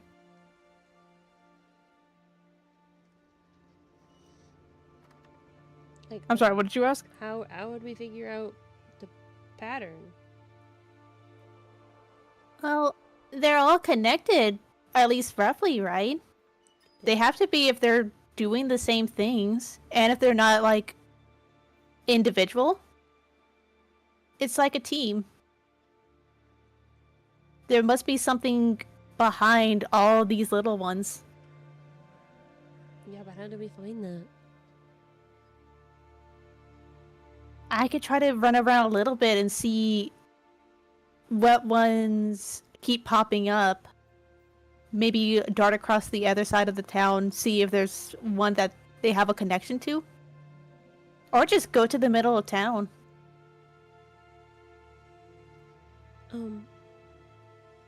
This place is really big though. Like, it's huge. It's not like a town.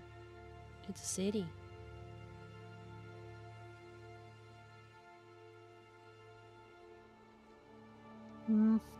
It's not like you Are could we just... possibly the deepest we can go? That's what Hemi said, didn't she?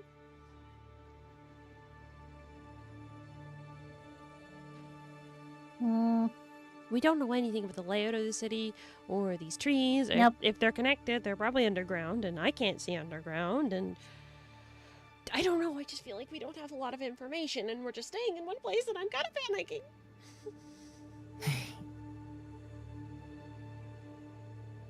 Deep breaths. We'll be okay.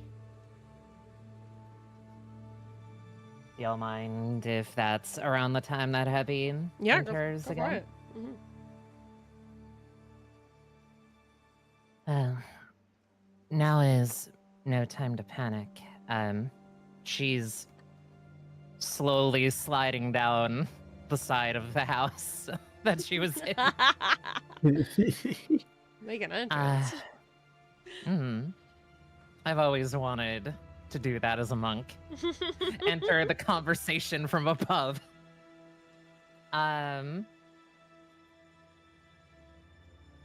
If there is a lack of direction,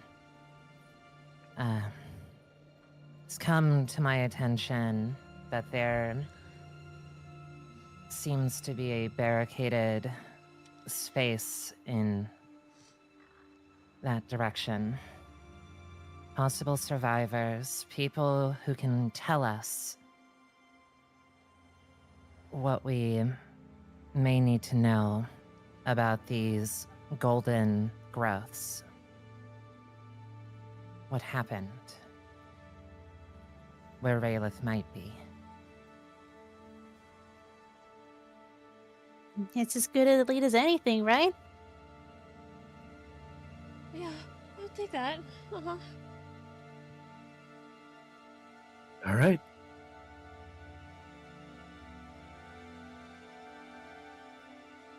Just, Heavy, can you show us the way? of course, I can. Do keep in mind, however, you are new to these people. Mm-hmm. They have been through a lot. And unless it's absolutely necessary, do not speak about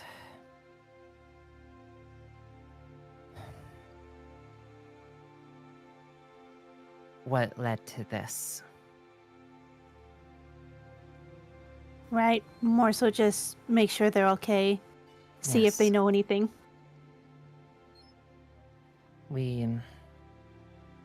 You all can tell them when all of our lives are no longer in danger.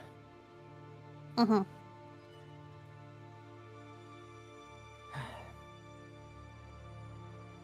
Okay. So, with that, you guys all, with Heavy at the front, you all begin to head deeper into Ninore. Heading in the direction of the barricade that Heavy saw, you guys are heading south from your current spot. Heavy, you know, heading south, there is a tunnel that leads to other caverns. But at least on the way there, you guys are slowly approaching the edge of the cavern. You can kind of see where the wall is, but the buildings are in the way, so you can't see the tunnel specifically. As you all approach, let me see, what are your guys' passive perceptions? Arzai Mine's 15. and Arzai and 10. You two have the highest. God damn, you two.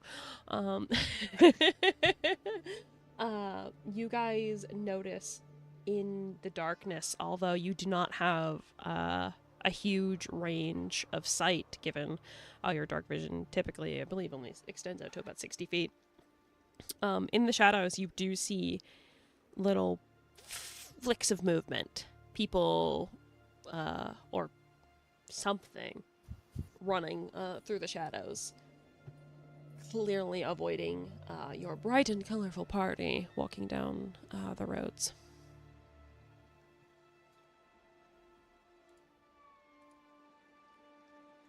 Are they on all sides of us, or?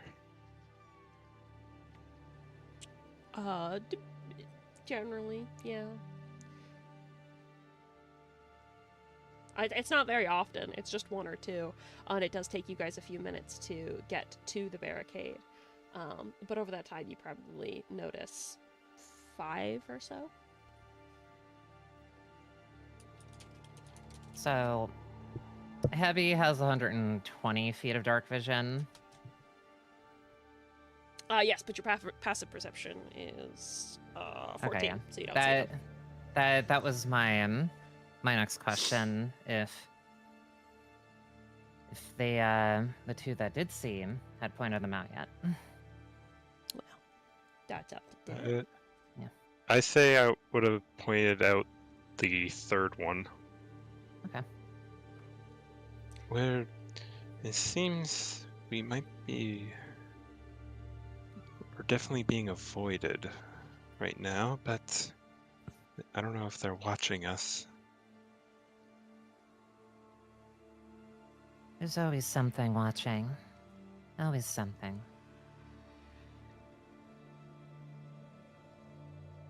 Well, whatever this something is, definitely trying to stay out of our line of sight.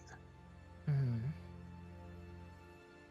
As Arzai points out the third one, when you get to the fourth one, you're a little bit quicker at doing it. So, Hebi, you whip your head towards them, and given your much larger range of dark vision, you do in fact see a drow kind of dodging between buildings, and clearly trying to hide from you. Give me an insight check, though. Yeah. The wisdom stat that I am good at. Yeah. Here we 9. go. It's already beginning. 16 though. From there, you think maybe you saw a flash of something golden, but you're not sure. Hmm.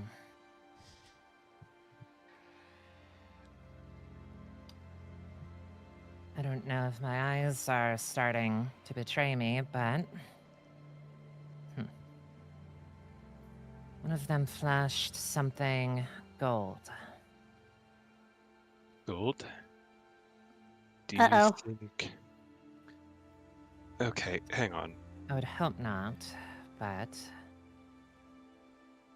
But If we do anything... Remember what I said. Be careful. They don't know you. And hysteria is a disease in scenarios like this. Is it safe to keep going to this barricade then? We might just be putting whoever's inside in more danger now with whoever these people are that seem to be Okay. shadowing us. But if we stay idle, we'll only be sitting here. We can't chase them.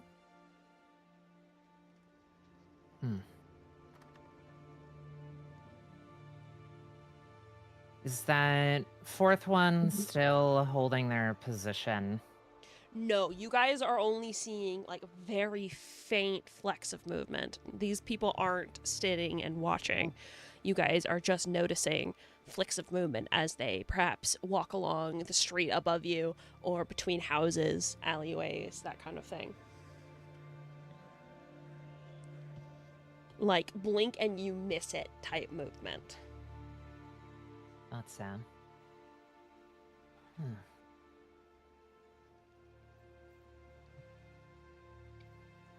So, Abby is gonna look to Leaping Frog in this moment. What does your key tell you? My key? Yes. I don't think my key can talk. Your instincts. Oh. Well, they're really fast. They're clearly watching us. They want to know something. And with that golden bit, we've seen something similar before. My Okay. concern is that if they're under control.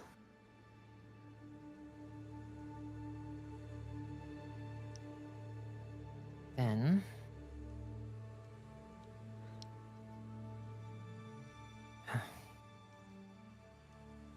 I think it's only right that, and pardon the use of the word, it's only right that we pounce.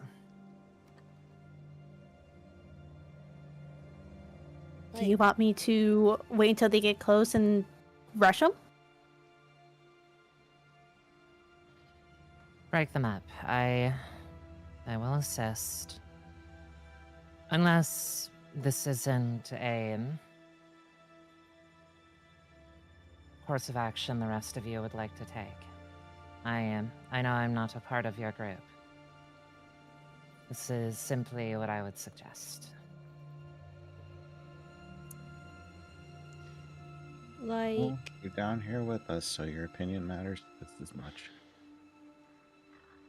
like And other opinions. you're suggesting we try and capture one of these people? Yes. I suppose it's doable.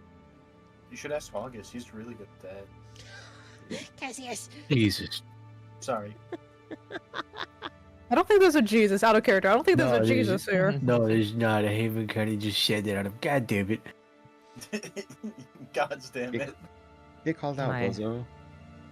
My goodness, I didn't know you revered the one tavern keeper I ever met. There's Jesus. somewhere in the south of TERROS.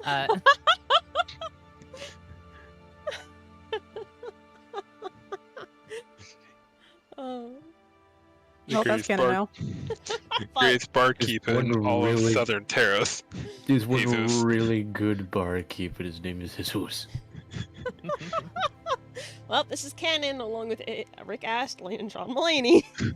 Jesus. Yeah, No, there's- his name's John Mulvey. It's the Yantai. Mhm. Jesus he on has that fire, fucking Dust Jesus? Noir guitar riff every time you say his name.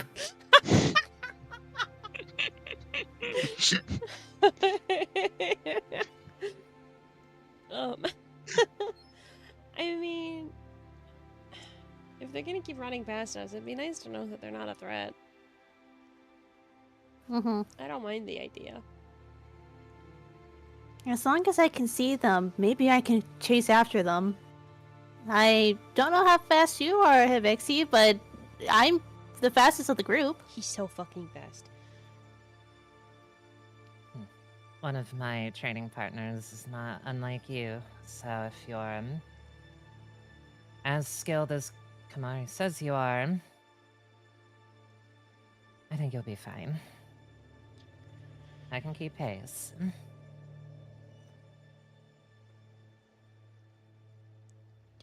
You'll just have to let me know when you see a person close enough. Monk assassination group. Let's go. Huh? Not, I'm nothing. not an assassin. It was a joke. I'm sorry. I'm nervous. Ah! Just reaches over and like pets her head, like how she like everyone pets him. Isaki. He's learned it's a term of endearment. It's Mhm. clearly. He's learning. When will Cass be finding people picking him up? Okay, so you guys are going to try and snatch one of these people running around, right? Yeah. Okay. Mm-hmm. So, Real. I'm going to say, Leaping Frog, you're taking charge on this. Got it. Give me a athletics check to see how fast you can respond and kind of intercept. Gotcha. Abby will assist in any way she can. Do that with advantage, then. Okay, hold on. Can I close this and without it You doing can the just thing? roll it twice. It's fine.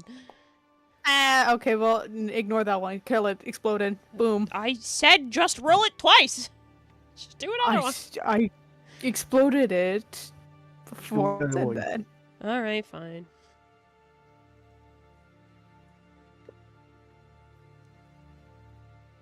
Gotta get down. Why don't these dice have the little dot? Skill issue. You gotta add Of them the yourself. dice. No, it's because I don't know which one's the numbers. 9 or the 6. Okay. I have to look at it. 21. Yeah, so Arzai is keeping a close eye out, and the second that Arzai points someone running out in the distance, you snap into action. Heavy kind of spurring you on just by just a gentle nudge, and then you, like a mouse trap, you're just boom, gone. As you run off into the darkness. What's your plan to stop this person? I'm pretty sure I still have some rope.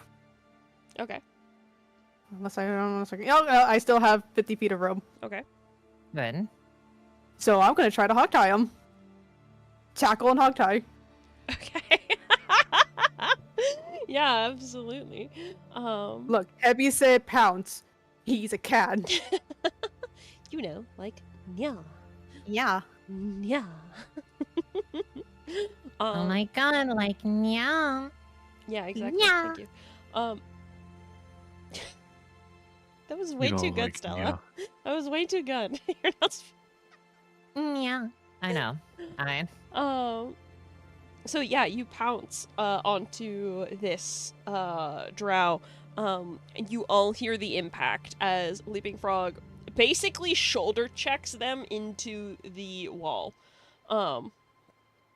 You hear cursing in Undercommon, and Leaping Frog very deftly suddenly has a drow. You're my friend now. Sorry. Sorry,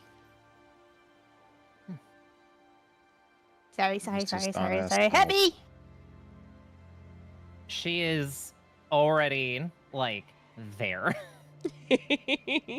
on the other side of you. Manifest. Didn't even hear her. Yeah. You're my Hello. You're my friend now. We're having soft tacos. Very good job. Thank you. I hope this wasn't one of your friends and I hurt them. On that limb, has Heavy ever seen them before? No. There's a lot of people Okay. in this city, so you have no idea who they are. Exactly. Now what are we looking at? Glint of gold? Was it just like an ornate dagger, or? So as you look down at them, they are most certainly struggling. And you have to turn them over so you can see their face, but when you do, the glint of gold you can see is, this is the weirdest comparison, but you know how, like, VTuber eyes, some have, like little artifacts inside of them? Yeah, I do. There's these little star-shaped golden artifacts that are giving off a very visible glow in their eyes. That is. Oh, what the fuck? Hilarious, because I technically have those. I love them. I think they're cute as hell. They are.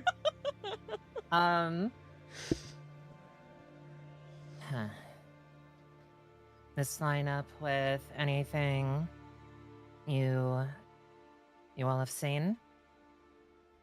I think before they just had halos and were a little bit more gold. But it has the gold speckies, similar to what was going on. The things we saw in that town with Ken, those were actual Celestials, not people. Ow.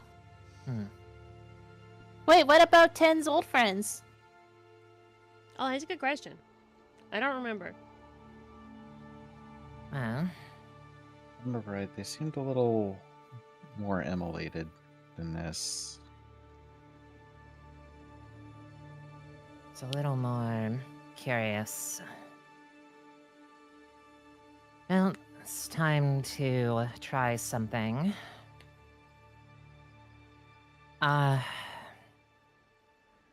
Heavy is going to crack her knuckles. Oh boy. Oh. Oh yeah, Fucking torture Beckham. episode? I'm assuming that you aren't going to be, and mind you, this is going to be in a tongue that they would understand. Yeah, I believe you speak Elven, so that's No, yeah, I speak Elven. Yeah. Mhm. I don't assume that you're willing to speak words for us, what you're doing. this person, as you look over them, it's a male drow. They look pretty young, very agile, as you can tell. They're actually dressed in very similar clothes that the rest of you recognize as similar to what Nilotheme that you guys met back in Kalume was wearing. But the drow themselves, they're very clearly trying to resist the hogtie any way they can, trying to get out. And although you can tell that they recognize and understand your words, they're almost too scared of you to speak. You can see their eyes kind of darting between all of you guys, and they don't want to talk. Right. This may look unusual to you all, possibly even cruel. But I promise no harm's about to come to them. Right hand glows that darker silver, and straight palm down into their solar plexus. Physician's touch. Okay, let me look at that. I know it only usually can clear one of those conditions. Mm-hmm. What about the things in the I don't know. I don't know if we want to try and bend this for what I'm assuming is maybe a charm from a celestial. But yeah, so that doesn't innately do that. I will say make me a wisdom check and we'll see how it goes. See if it works. Okay. I like doing this and playing the hustle. Ow! If this doesn't work, I got something. Yeah, so you fucking deck this drow. This poor, terrified drow. And nothing happens. It was worth a shot. I felt something start to take at least. So about not hurting them. And can I have a moment, please? What's up, Glenn? That's even more terrifying. Glenn's just gonna go sit down right next to them as like struggling on the ground and just be like, in the thieves' can't just try to get their attention. Ask them, hey, slow down, we just want to talk. They do very clearly recognize the language, but when they hear thieves' cat, they almost start struggling harder. Like, they recognize the language, and for some reason, they're even more terrified than they were before. Why did warm bread scare them more? Warm bread sounds scary right now. That's thieves' can't. Thieves can't what? Thieves can't what? It's bandit language. August. What? My boy.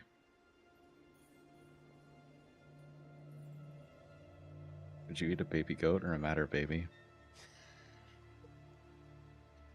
I was in the bathroom. Thieves can't what?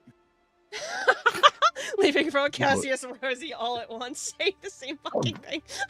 I'm a baddie. Fuck this shit. I'm going home. August has left the party.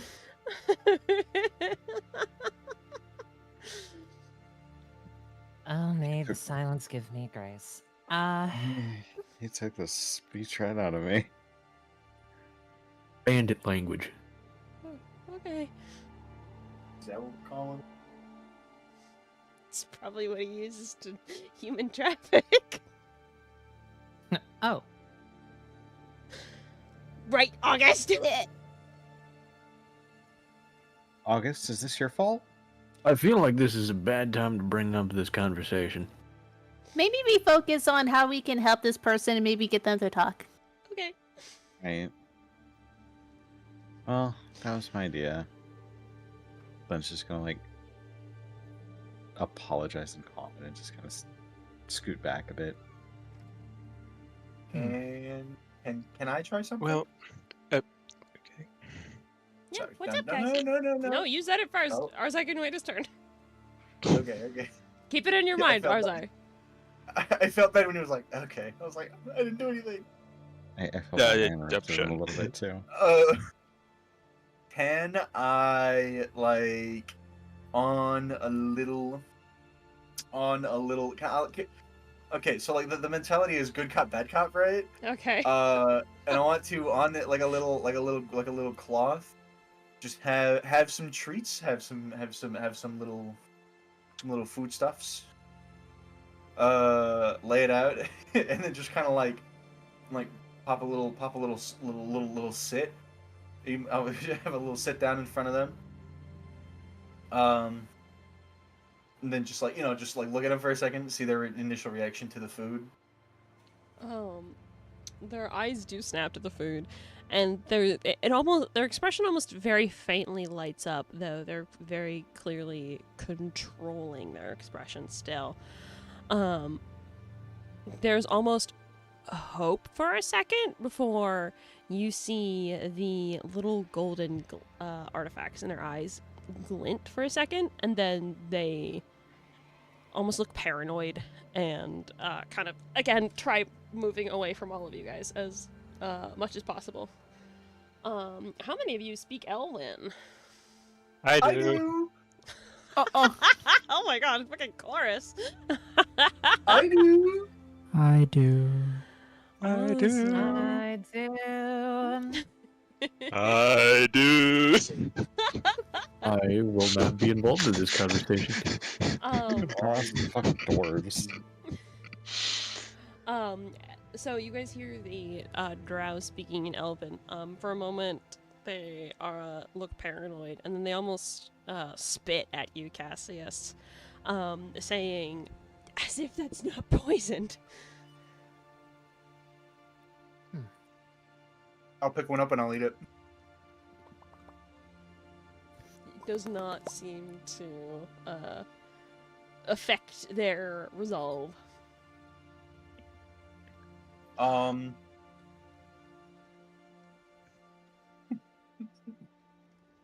right. Cassius, may I try something? Sure. And Cassius will like not take the food away from them, but like kind of just leave, like slide it off to the side, and then just kind of like stand up so as I can. This is a gamble for sure, but something definitely magical is happening here. So maybe I could try to dispel it. Counter spell. No, not quite. Alright, so he's gonna walk over to him slowly, like trying to be very non-aggressive and like not hostile. He'll slowly he'll kind of like crouch down in front of this guy and place his hand on this guy's forehead, and Arzai's gonna cast Dispel Magic. Okay, sure. Make sure you take off that spell slot. Okay. As you cast this spell, well, you need to make actually, no you don't, because there is no spell.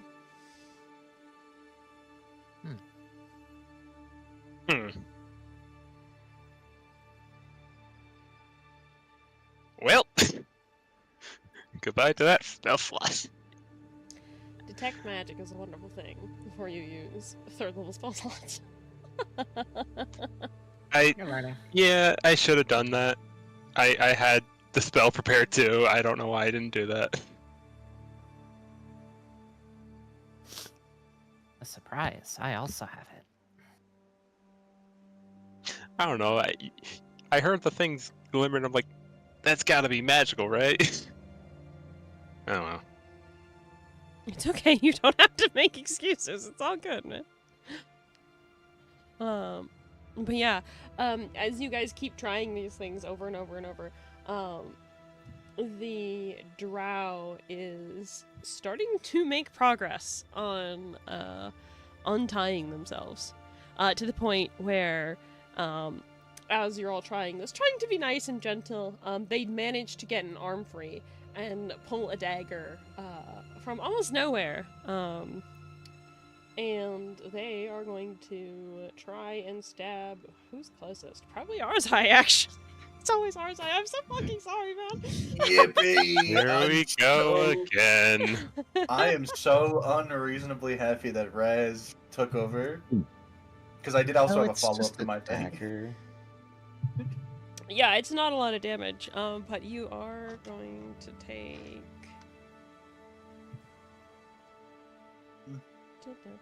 Oh, fuck, I need the dagger slot. One second. I'm looking. 4 Wait, so piercing damage. Okay, so I just take the damage, alright. Yeah, they hit your AC. That's how it works. That's how attacking Well, someone works. I didn't see a roll, that's why I'm asking. I didn't know. No, I don't have a spell secret slot rolls. for the. I don't have a character sheet for random drow number 12. Like. So, no real What? You don't? No, I had to prepare for debut. It's okay. I'm It's sorry, okay. guys. Don't worry about It's it. fine. What? You didn't have 60 character sheets ready for each NPC that we could encounter? Wow. It's Then- fine, really. Ignore me. I'm being an ass. Ignore me. One of you, I beg of you, please make Hemos eat his fucking words right there. No, I was about to ask the NPC what his name was. It's like goofy. About to I was pull gonna you. ask. I was gonna ask if he could jump in. If I could jump in after he pulls out the dagger. Yeah, of course. I just want to like. I'm assuming it's too late now. He's probably already stabbed Arzai. Yes, he's already stabbed Arzai. Okay. Cool. Then August is gonna jump in like a fucking guard dog that just got the code word and just kick him over so we can tie him back up again. Yeah, absolutely. He's already mostly tied up, so you're able to disarm the dagger, sending it clattering across the stone, and yeah, redo the knots. How did we not think to check about a dagger? Because I just ran and pounced. That is what the plan was, yeah. To be fair, I didn't think that they would try to be so bold. I don't. I know. mean, it's kind of clear that they're scared. Yeah, I don't know. I just don't know how to help. I don't know if it's Hmm. boldness as much as desperation. I think Two from sides of the same coin.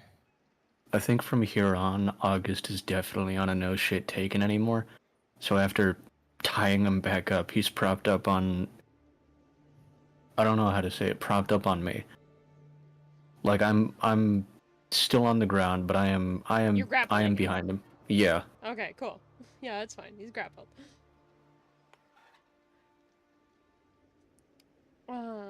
Yeah. So he's not under magic effect, or at least not something that Arzai can dispel. And he's Arzai, are you okay? I'm fine. Just a small cut. Not worried about it right now. What do we do? Well, first, I'm going to at least look at your wound.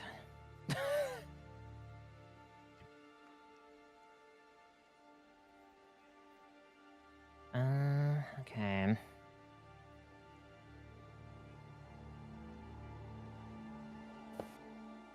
Do you mind if I add medicine to the sheet? I'm fairly certain I was supposed to have that.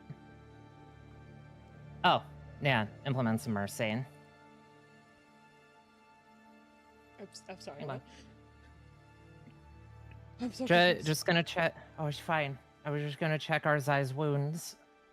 Or, well, the wound. Oh yeah, absolutely. Just like trying to see how bad it is, or Yeah. See if there's any additional effect. yeah, this looks like a pretty standard stab wound. It doesn't look like he's been poisoned or anything. As far as you can tell, this is like he's just been stabbed. Stabbed. Basic You have- dagger. Stabbed. You have been stabbed. You're fine. Relatively.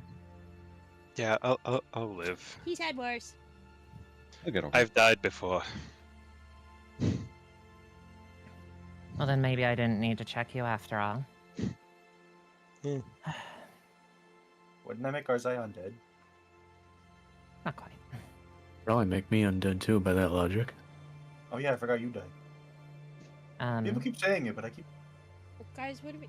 The drow. Guys, yes, the drow. Yeah, what do we do about this guy? And I'll shake him a little bit. Well. No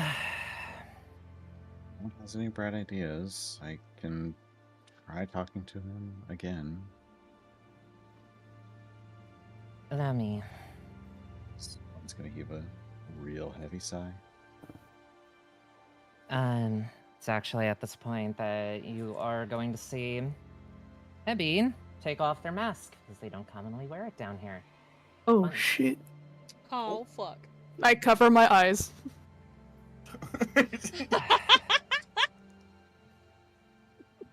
And she will approach, kind of getting, doing what she can to be at eye level.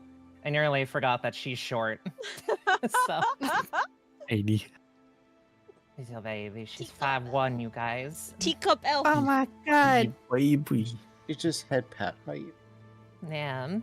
Just an inch taller than the cat. Mm-hmm. I mean, with Wait, the ears, I think Leaping Frog would almost look taller. Yeah, pretty much, yeah.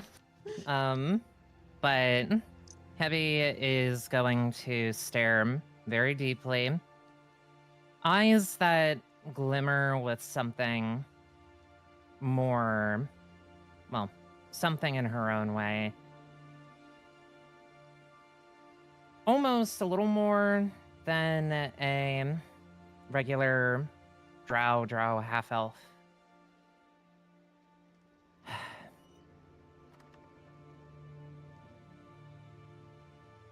Apologies for being so forceful. I thought that through the implements that the silence had given me, I'd be able to clear what clouds your vision, which spikes your heart. But instead, should have just have been upfront. Do you serve the archangel in this moment? There's a clear moment of confusion that goes across their face. Archangel, what are you talking about? Flecks of gold in your eye. The one or ones that did that to you. What? No one did anything to me, not yet, until you all tied me up!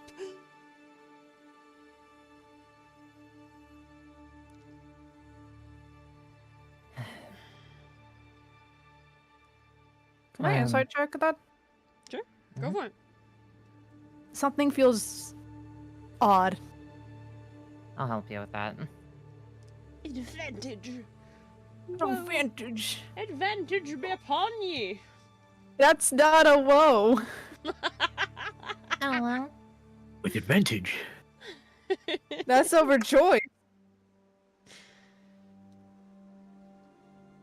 No.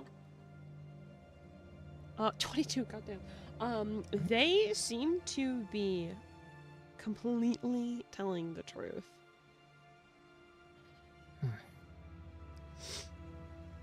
They're being truthful. Right. But the Then, globe. yes. 2 questions then. First, why were you following us? You and your band. Was following you. You were telling us. We're not foolish. No. I'm trying to get away from those things by the central cavern. The place... Wait. Place that's barricaded or the...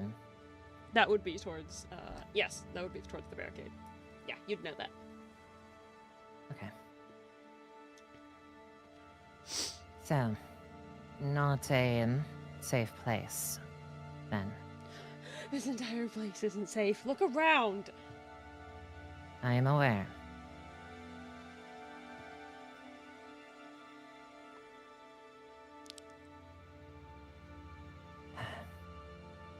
There were others.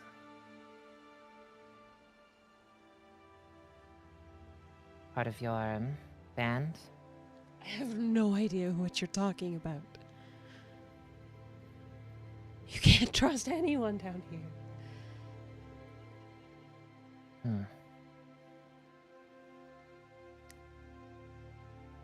When they say that, do those gold flecks flicker at all? Yes, they look a little bit brighter.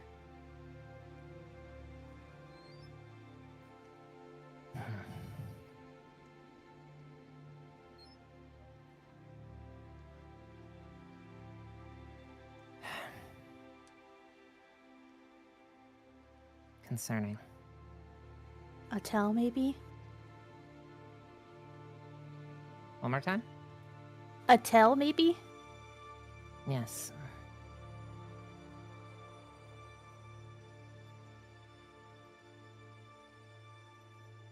Ten. Yeah.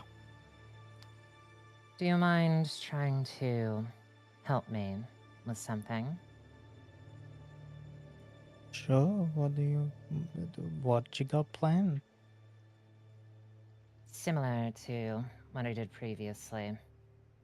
I'm not entirely convinced that there isn't something we can do. Something is off. Mm.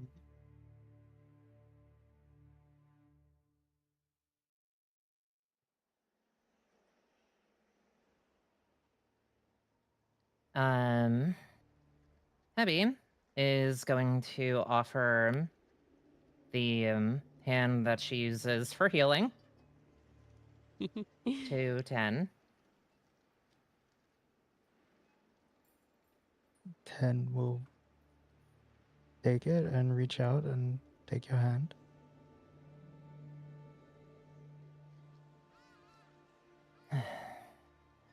Less forceful this time.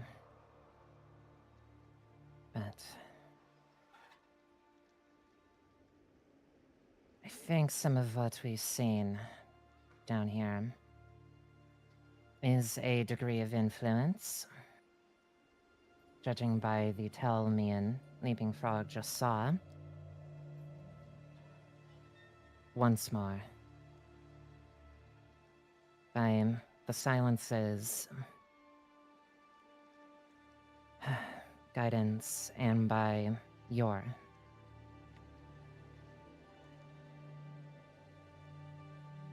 charge, your patron, who I don't believe Kamari has told me the name of who you are in service to. Hi, try here. I'm assuming that's who I follow, right? Yeah, that's your god. That's what she's referring to. Cool. Give me a second, because I know I don't know their name, but I don't know the actual... Like, I know the god's name, but I don't remember the name of the actual... Yeah. They go by the Nerd. Crimson Paragon. There you go. Thank you. Yeah, Heavy, if you want to make a religion check to see if you know about the Crimson Paragon, you're more than welcome to. We'll see. Yeah, I am wearing their religious symbol on my head. So if you do know, that would be a giveaway. Okay. With a 16, the Crimson Paragon is one of the ascended gods, so one of the gods that most people know about, in the same pantheon as Silence is. Silence and the Crimson Paragon are actually said to be friends in mythology. Okay. The Crimson Paragon is the god of love, redemption, and blood.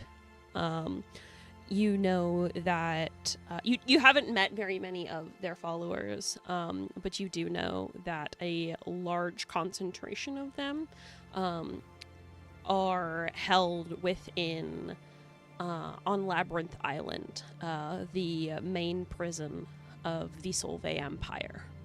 So a lot of them are criminals who are seeking redemption. I didn't recognize it at first, but our gods are friends. Good. This may just work.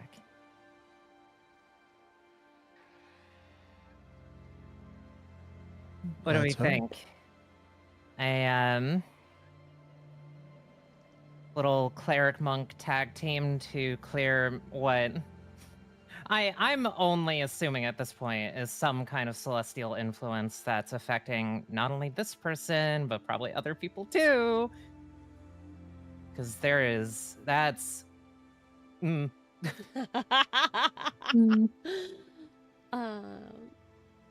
Yeah, are you thinking of like using a specific spell or just kind of rule of cooling in?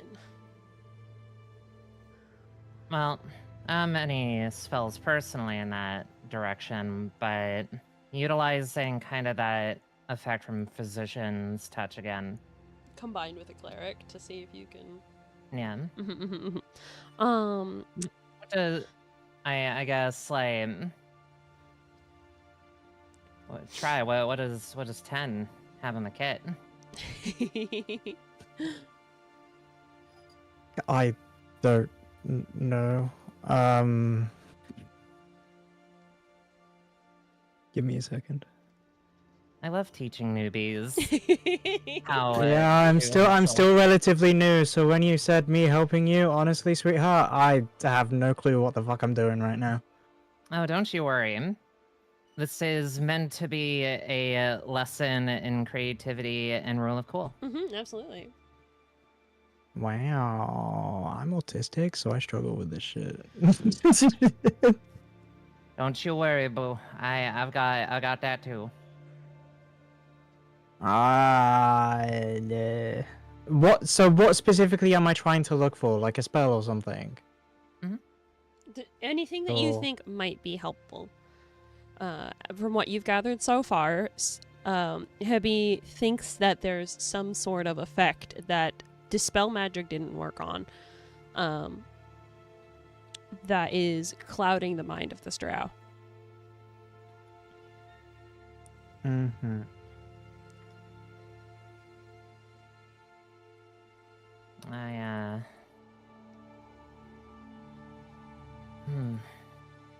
Give me a second. I'm just reading. It's a bit difficult. I haven't got glasses. It's okay. Take your time. No stress, no because I feel mess. bad for holding up. Try. It's okay. It's okay. Why the fuck am I reading Water Walk? That's no use here. No, that's the key. He's partially made out of water. Walk on him. Oh my god, they're also a drow half-elf. The other half is water genasi. Oh my god! Walk on that bitch. Goodness. They've been asking for steppies for years. So Try, I don't think you've swapped your spells around after your long rest. So if you want, I would say the best spell you probably have here is Calm Emotions. So if you want to unprepare something else and do Calm Emotions instead, that would most likely help. Yeah, sure. Okay. I will do think that one for now. And then search for calm emotions because I cannot see it for the life of me. There we go. It's prepared. Yippee. Awesome. Okay, so if you're willing to spend a spell slot, you two can use the powers of your gods, I should say, to gather the power. As you two both use your abilities, purple magic, silver, I believe you said your magic was colored heavy. Silver and purple. Yeah. The magic coalesces in your hands as you once again basically throat punch this person. But at the same time, Ten's hands are on your shoulder. So within that magic, there is the bright crimson glow of the Crimson Paragon. And for what's the duration of that spell? Let me double check. Minute.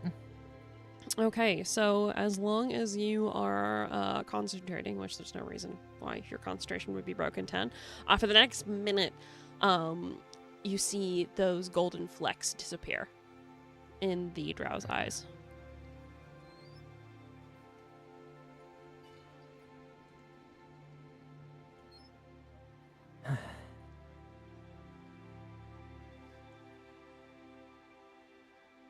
Right. That worked.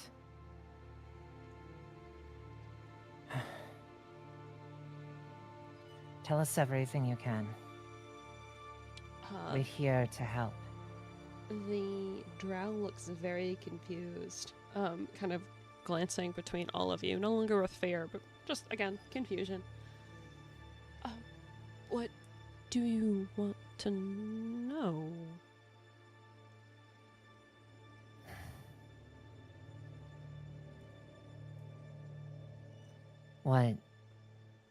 What happened down here? Where are the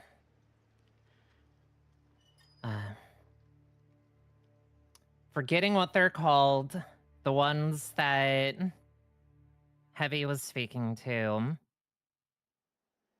Were they priests, monks? Just a quick refresher. Oh, the ones in the mausoleum? They're known as keepers. They're known keepers. as, yeah, they're known as keepers.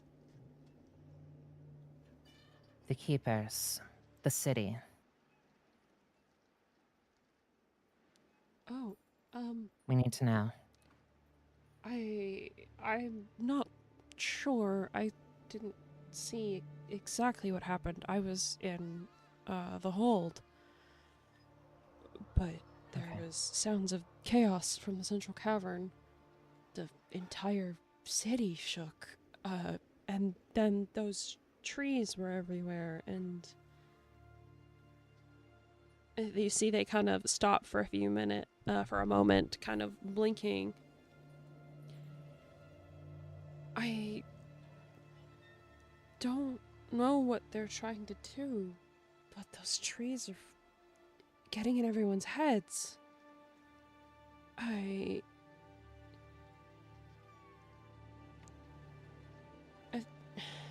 There's a feeling of I can't trust anyone, neighbors and coworkers, but that's not true. We've been working for hundreds of years.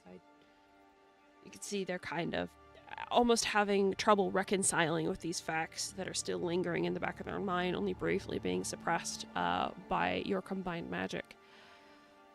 I don't quite know what to say.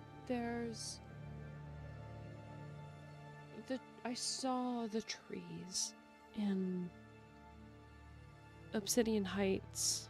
There's something going on there, and I've heard whispers of relief from the grotto.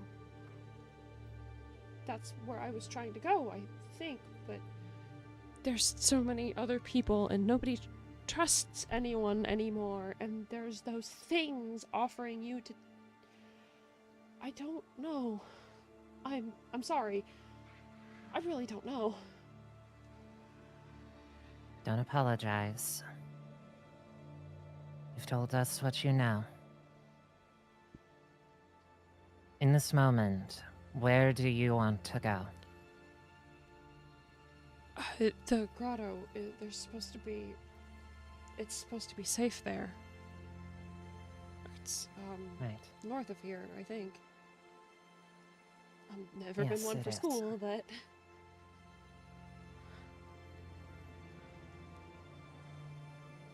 Hebby is going to look from the drow.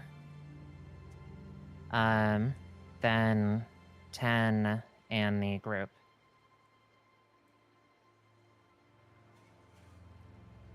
Trying to gauge what their reactions are. See if they have anything while the window is still open. Hebby, do you know what these places are? I do. I have a map, and over the years, I've explored the city. Okay,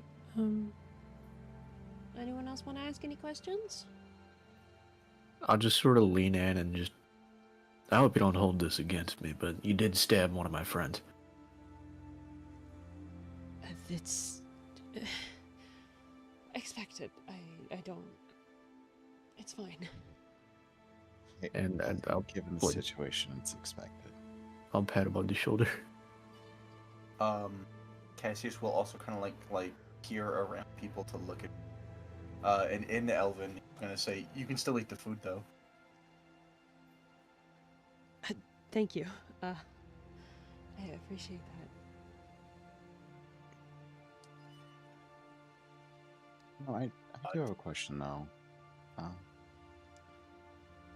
Are you familiar with someone by the name of Nilotheme by chance? Yes, actually, I do know him. Why?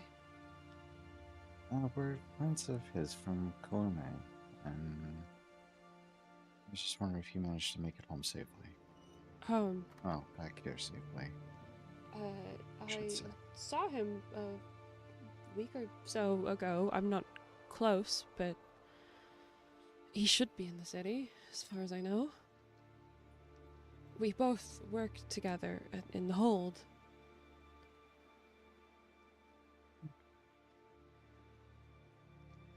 I'm just glad he made it back here safely, at least. I couldn't tell you if he is safe now. But he's around here somewhere. Yeah, we know he's here somewhere, and that's a start. If I had to guess, if he's not in the hold and I didn't see him there, he's probably with his family in the grotto. Or dead. Might be the place to go. Or dead. Or But, dead. You know, hope for the best, expect the worst, right? Something like that. At this moment, 10, the duration of your spell is up, and the paranoia takes a hold of this drow again. Their eyes immediately filled with fear at these strangers, and starts trying to resist against the hold that August and the ropes have on him.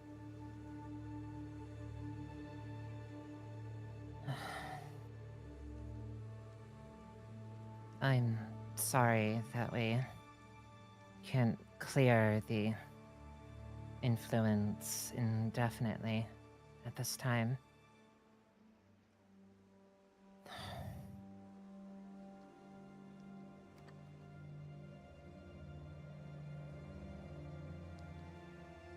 Knocking him out's just gonna leave him to whatever's out here. We should let him We go. either let him... Yeah.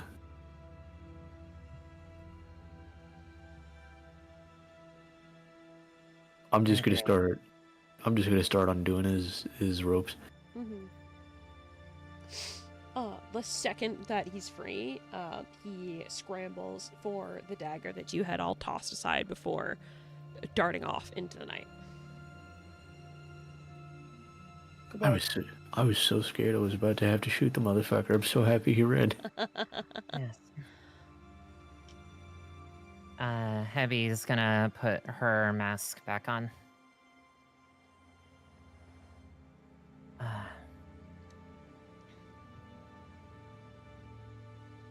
Don't tell Kamari that I did that. Are you not supposed to? Not usually. Don't tell Kamari that you did what? Just I kinda didn't gives see Heavy a anything. little Wink. Smart. Leave Marcus's eyes closed this entire time. Yup. Yep. That's so fucking cute. I'm sorry. Leaping Frog's Aw. just been doing the. My eyes are It's just working closed. fine. I do not see. There's nothing but darkness for him. I was looking over there in that direction at this wonderful wall. I have no idea what you're talking about. What are we talking about? Don't worry about Nothing. it, So- Cassius. We're heading to the grotto now? Before that, sorry, can I just do? It's a bit of a silly, but can I do it? Yeah, of course. Go for it. Ten's thing is sometimes she doesn't understand humor or jokes, so when everyone's going, Oh. see what or whatever, Ten's gonna sort of chime in and go, do you know what we're referring? Not know what we're referring to? We're talking about when Hibby removed her mask, aren't we? Oh, it's a joke, Ten. Have you removed her mask? What do you mean? When? They're being sarcastic. I said that. I would never. Well, I know it's hard to understand, isn't it? It is a bit, yeah. it took me a while to understand it as well. And Enos taught me a lot about sarcasm. And it, things like that.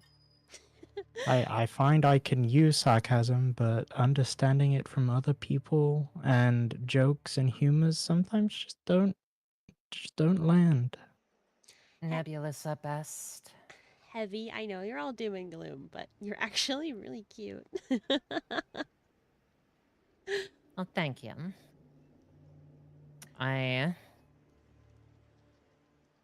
That does mean a lot, even though it's not something that I think about often. Not anymore, at least. Well, So, you know where this grotto is? I do. There are two different ways that we could approach the grotto.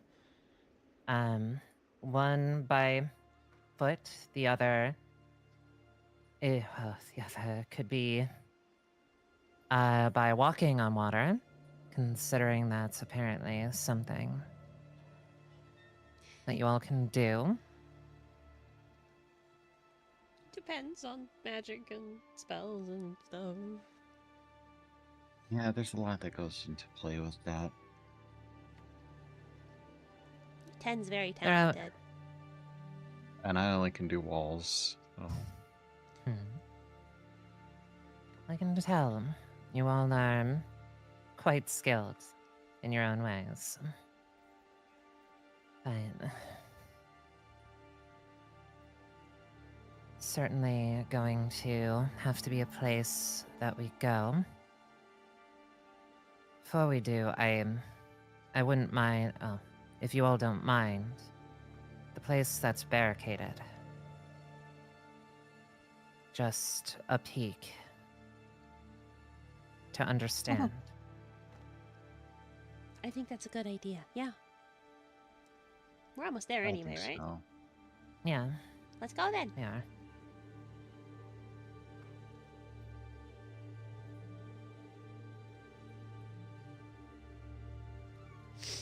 So we go. Yeah. Okay, so leaving your little alleyway behind, with that drow disappearing into the shadows, you all, with a little bit more urgency in your step, head towards the barricade that Heavy saw. Oh, pardon me, I burped. That was gross. Didn't hear it. How could you? I know, I'm sorry. How fucking dare you, my immersion?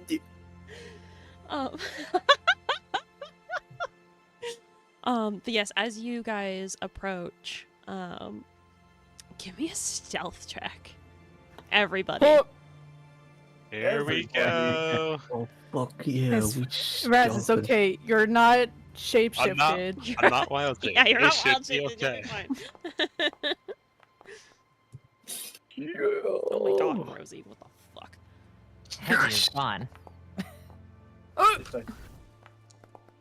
My goodness. I am not here. Haven! I didn't do- August I is in didn't the do next so campaign. good. Oh my god. Haven, me too! We're both gone. Press on a cracker. We're both I gone. did. Is that a 1? I- That's I- 2 1s! I didn't do so good. Combat, everybody. But there was also 2 nat 20s. Yeah. Me and Rosie, be stealthing. It's the breakfast burrito buffs. It's the breakfast burrito buffs. Okay, let's see. Heavy got a 26, August got a 28, fuck, Tan got a 12, Rosie got a 25, Cassie's got a 3, Glenn got a 28, Living Frog got a 24, and ours I got a dirty 20. Yeah, so the 2 natural 20s will outweigh the natural 1s. So, you guys as a group do manage to succeed. Cassius, you almost trip over your feet, which would have sent, the pots and the pans clanging, but August manages to kind of catch you by your shirt, and you don't impact the ground. So while there is a noise, and you guys have to kind of stop for a moment and make sure nobody hears you, you're fine, and you manage to continue on. As you guys approach, Hebby leads you up to one of the upper streets, and you guys are crouching over the walls looking down. This place is absolutely covered in those golden trees. Their petals are everywhere, and those branches are reaching into almost every house and home. As you see the barricade, it looks like a very crudely constructed out of furniture and spare wood and stuff like that. A barricade stopping anything from the central road, the path into the central cavern that the drow talked about from proceeding. Like, there are crude spikes and other pointed objects that are in a very rough approximation, trying to apparently keep people out of the current cavern you guys are in. So as you look over the barricade, you also, movement catches your eye, and you see these winged mechanical creatures patrolling the streets below you guys. Oh. Do they look anything like the dragon mech? No. Okay. These are actually silver mechanical creatures with large metallic wings on their back and a glowing halo above their head. Their heads almost shaped like a hammerhead shark, with these almost horn protrusions out to the side, and made of dozens and dozens of different metallic plates that move and flex like a organic body would. And they seem to be patrolling. They don't visibly have any weapons on them. Just kind of looking over the area, and they don't see you guys for the moment.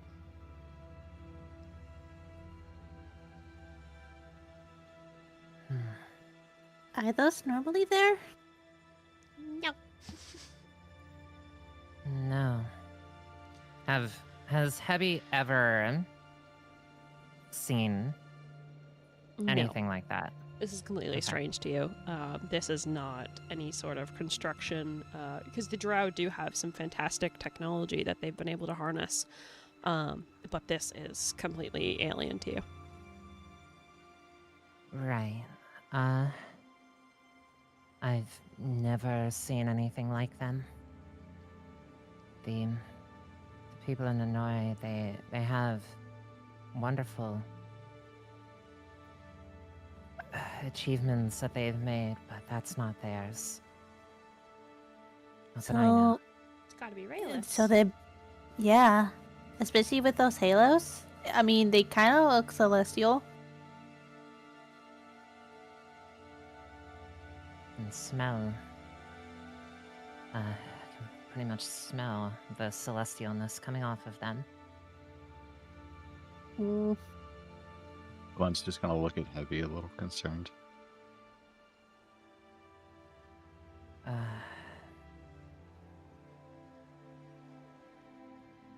So that's what we're up against.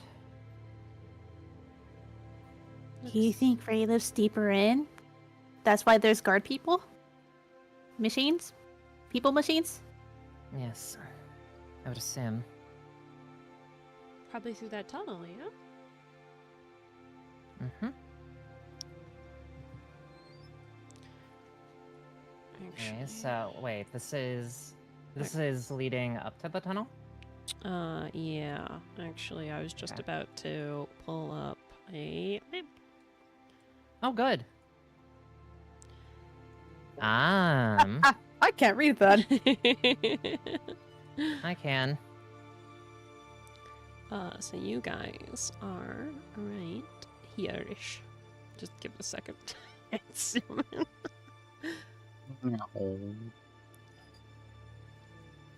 Uh-huh. Those sure are words. They are. I-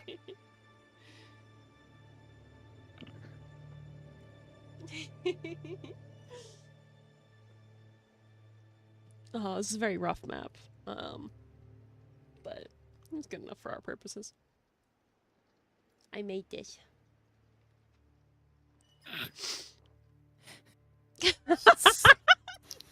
What the fuck? I wish I can read that. I can only assume that it's like Rick rolling or something. No, it's not. So I do know some of you guys also speak Elvish, but Hebby's the only one with the map right now. So you guys don't get a translation. I don't need no translation for that. That's Yeah, I know the that part one. when a Heavy busts out the map.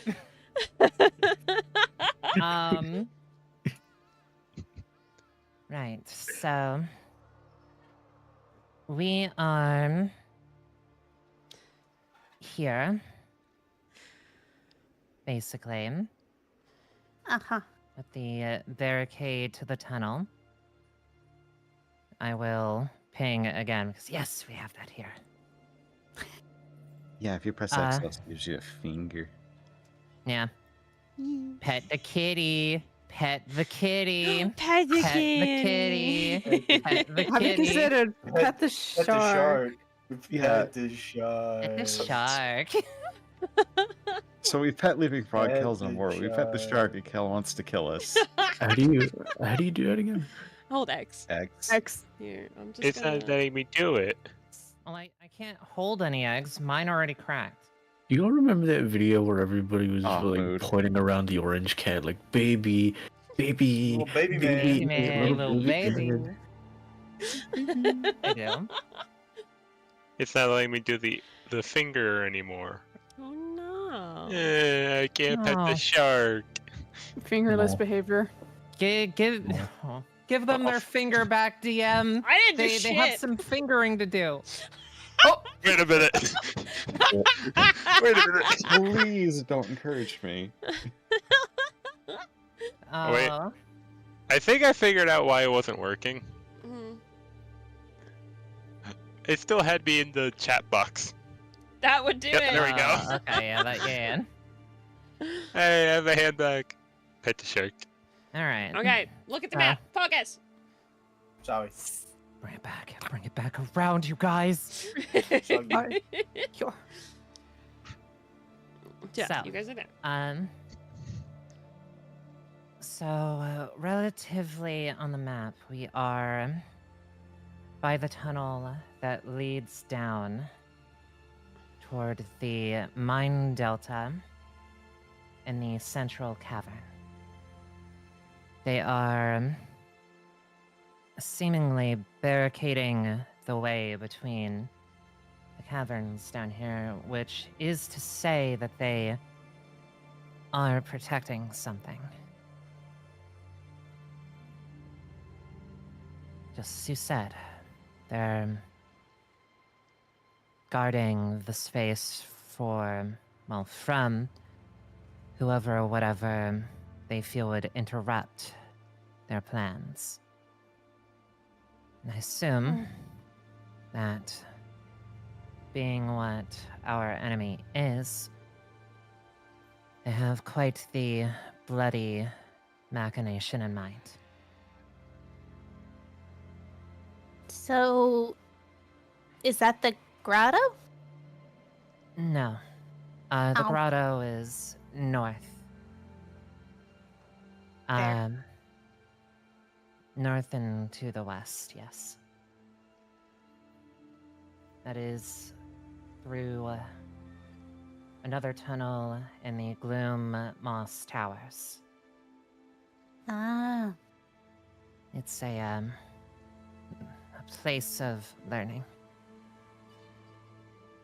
But I can only really truly hope that it's safe.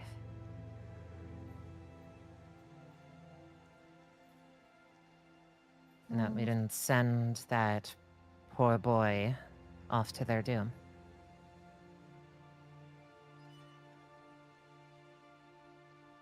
So, if that's the grotto, you said there was a mine? Another fucking mine. God damn it.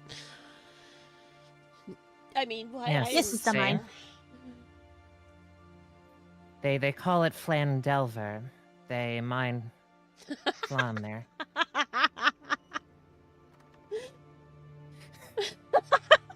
You know what I'm talking about. Yep. You know what I'm talking about. Don't worry, it's fine. I got it. I will find the flan mines someday. No. Oh no, maybe we don't do that because another pudding might destroy August. No! Sorry, August. I forgot a pudding killed August. Pudding killed August. No. Well, then we can't let you go there. Yeah. Yo, August got type 1 diabetes. Fuck! Guys, was there sugar in those? Christ. August discovering his undiagnosed peanut allergy.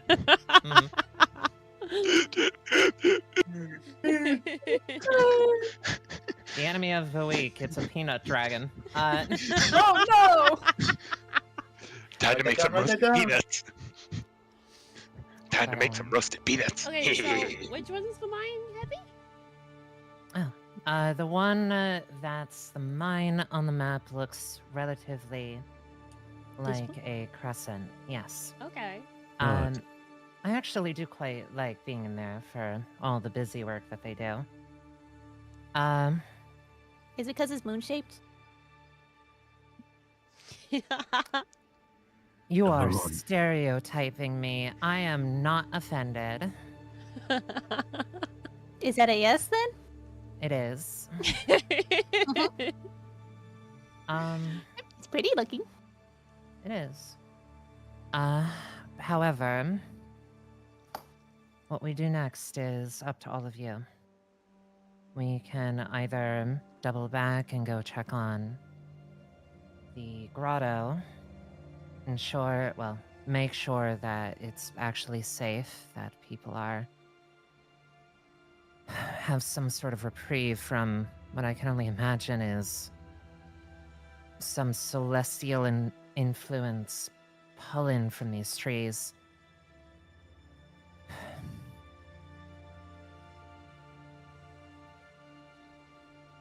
Or we go. Or we can go deeper. Yeah, Exactly. where Raylith probably is. One way or another, the path leads to Raylith. Mm-hmm. Mhm. We've already spent so long not being able to deal with Raylith. Getting to him faster might be the better way. Or we could go for. I'm worried about it. We could go for reinforcements in the grotto. Who's to Do we say wanna- the ones in the grotto don't have some form of, I guess to say influence? Like that last guy we just encountered was. Or would want to help us. I mean, they've already been through so much. I don't know. He said it was a school, right? Yes. I Same. maybe this is just me talking as an academic, but if there was something strange like this going on and I was free of spooky golden trees, I'd be researching on a way to help. Certainly would.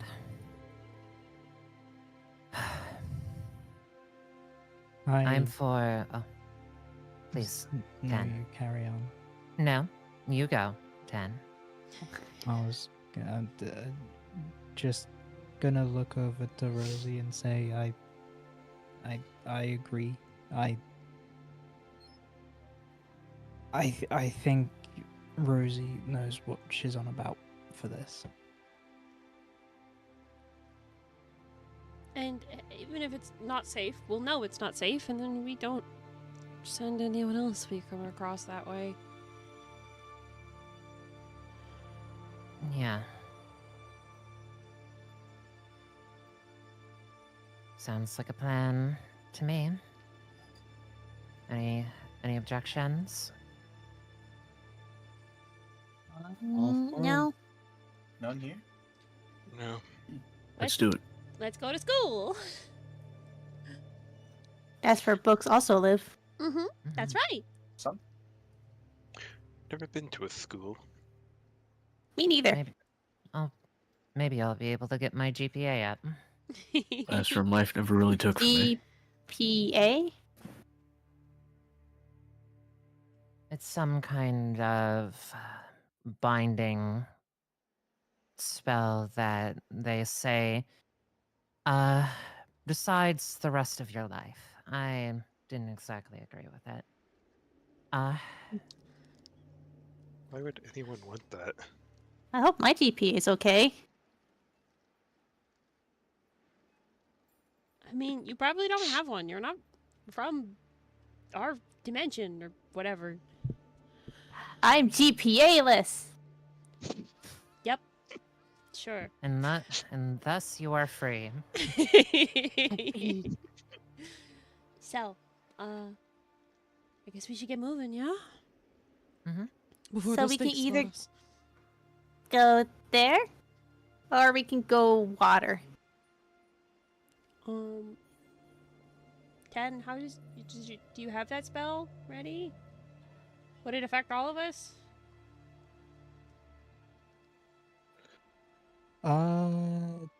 Yeah, I have that spell prepared and it should affect all of us. That could be a safer way. How long is here to here? Well, How long is where to where? I'm sorry, I didn't see it. there to there. Water to presumably the closest and fastest route to land. Yeah, it's a huge fucking lake. Probably half an hour to get across there. Oh, perfect. Plenty of time. I was Hell gonna yeah. say, if I were to wild shape into something that could swim, would I be able to get there faster and like scope it out? Depends on the creature Let and what me- their swim speed is. I am going through them right now. It is time for you to wild shape into Lapras. If only. Yeah! It's Pokemon Mystery Dungeon. My Wild fastest. shape into frog. So my fastest one Froggy. is a dolphin with a swim speed of 60. Yeah, you'd get there a little bit before they would. I'd say little you'd bit, probably you'd get there like 10 minutes before they would.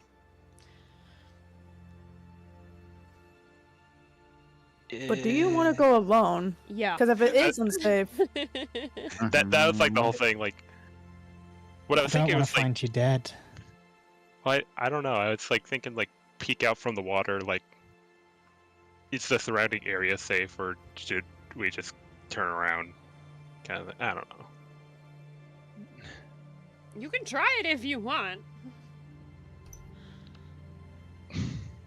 or you can save your wild shape until we need to eventually either go this way to avoid these cavern bitches. And who knows, there's probably even more. Depending on where Raylith is, somewhere south of us. Alright, yeah, they'll hold off. We have the water walk for now, so we'll see what happens. Okay, so the plan is to water walk over to the grotto. That way. Okay. So, with that being in mind, it is midnight, and a lot of you need to eat. So that is going to be where we end off tonight's session. Ah! I know, I would love to keep going, but... Eep. That just means more Stella. Exactly. Yeah, so we'll figure out a time when Stella can come back, and we will, Thursdays are very good for me. Awesome. Like literally, it's one of my days off. So Fantastic. Okay, so we Hell will yeah. we'll talk about scheduling, and we'll do the next set. I'll let you guys know, because I know Hemos and I had to talk about scheduling for the next session as well. So we'll talk about that off stream. But for now, I hope you guys all had fun. yeah. Yay. Just Yeah. Hemos. I had a lot of fun. What the fuck? Yay! Did you guys have fun getting very, very well braised by guilt? I tried to not be too heavy-handed. I feel so guilty. Yay! Thank you, Distance Hemos. I feel There is incredibly. nothing but guilt. Good. I feel kinda wanna- incredibly I guilty, kinda want to and cry from over it. and from an outside perspective, I feel like I am carrying more death flags than a fucking nation. I'm not even the one that freed this giant bastard, and I want to cry about it. It was literally 100% Glenn's fault. And yet here I am sitting here just like, well. I don't feel any guilt at all. No. I feel Like personally, I did don't. do a lot of that. If you want to blame anyone, the offer literally was August, free Raylith, and I'll give you a more powerful gun. So. Yeah, no, this is August. yeah, no, he's not feeling good about this. I mean, And he yes. shouldn't. Yes, Also, obviously he I want must- the offer for more powerful gun, Oh. but I figured out the answer to the puzzle. I could have just shut my fucking mouth. Honestly, RJ also feels kind of bad because like he did try to dissuade the party from going in there, but now he just really wishes he pushed a lot harder on that. Cassius still got no fucking idea what's going on. Yeah, Also, we just he found must- Cassius in the woods. Yeah, but After the fact. what do you mean Yeah. after the fact? After we freed Raylith. Uh-huh. Okay, but yes, Oh no, we can talk. Cassius was with us. Yeah, I'm pretty sure Cassius was with us. Was he? I forget. I was. We I was, uh, of course. we can talk about all this off stream though. For now, for everyone watching, thank you so much. I hope you enjoyed it. We will be back with TERROS soon. I'm going to be playing Factorio tomorrow. For everyone who streams, is there anything you want to promote? Hold to the lane. I'm catching up on Wuwa tomorrow. Yay! Fun. I got Etrian Odyssey tomorrow. plus various other shit, because that's all I'm doing this weekend. So have everybody's stream open, is what I'm hearing. I don't stream, so I'm gonna really just does tell that. you all to watch everybody do it. You have no choice. What's me up? and Tartar are starting Majora's Mask on Saturday. Oh my god, watch that. What? Watch that. Go, That's gonna be do it. great.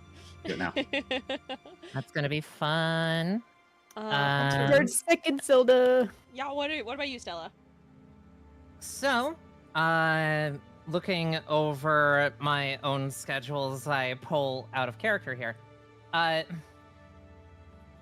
I've got a stream tomorrow, 7:30 p.m. PST. Gonna be playing a bit of Monster Hunter Wilds. Might switch to something else once I'm done grinding for the Frogbird hat and the last piece of the armor that I need. Awesome. You're on activation. I said awesome. Sorry. All good. I love me a good Mon Hunt. Saturday is a bi-weekly to monthly episode of the Pokemon D&D campaign that I run with some friends of mine called Rainbow Connections. A group of Ultra Ball class trainers, or well, in the Ultra Ball League, going through Johto during its 10th year anniversary of Champion Gold's victory. Ooh. They are not interacting with the league as much as they are the devious plot that's been brewing in the region. So I love that. So yeah, y'all have lots of things to watch. You better be there, or we will be in your walls. Or be I'm square. already there. Or be- We are Eh, rapidly approaching Stella, you're completion. Stella, you're in the walls too? Hey. Yeah, where do you think is coming from? Honestly, I thought I was just going crazy. Again. Okay. Nah, that's still for you. But that's going to be it for tonight. So thank you guys so much for watching. Keep an eye out on my Discord or Blue Sky for the stream schedule for when we're going to have the wonderful Stella back. And I'll see you all later. Say goodnight, TERROS crew. Good night. Good night, Good night, Terror's Terror's crew. crew. Good morning. God damn it.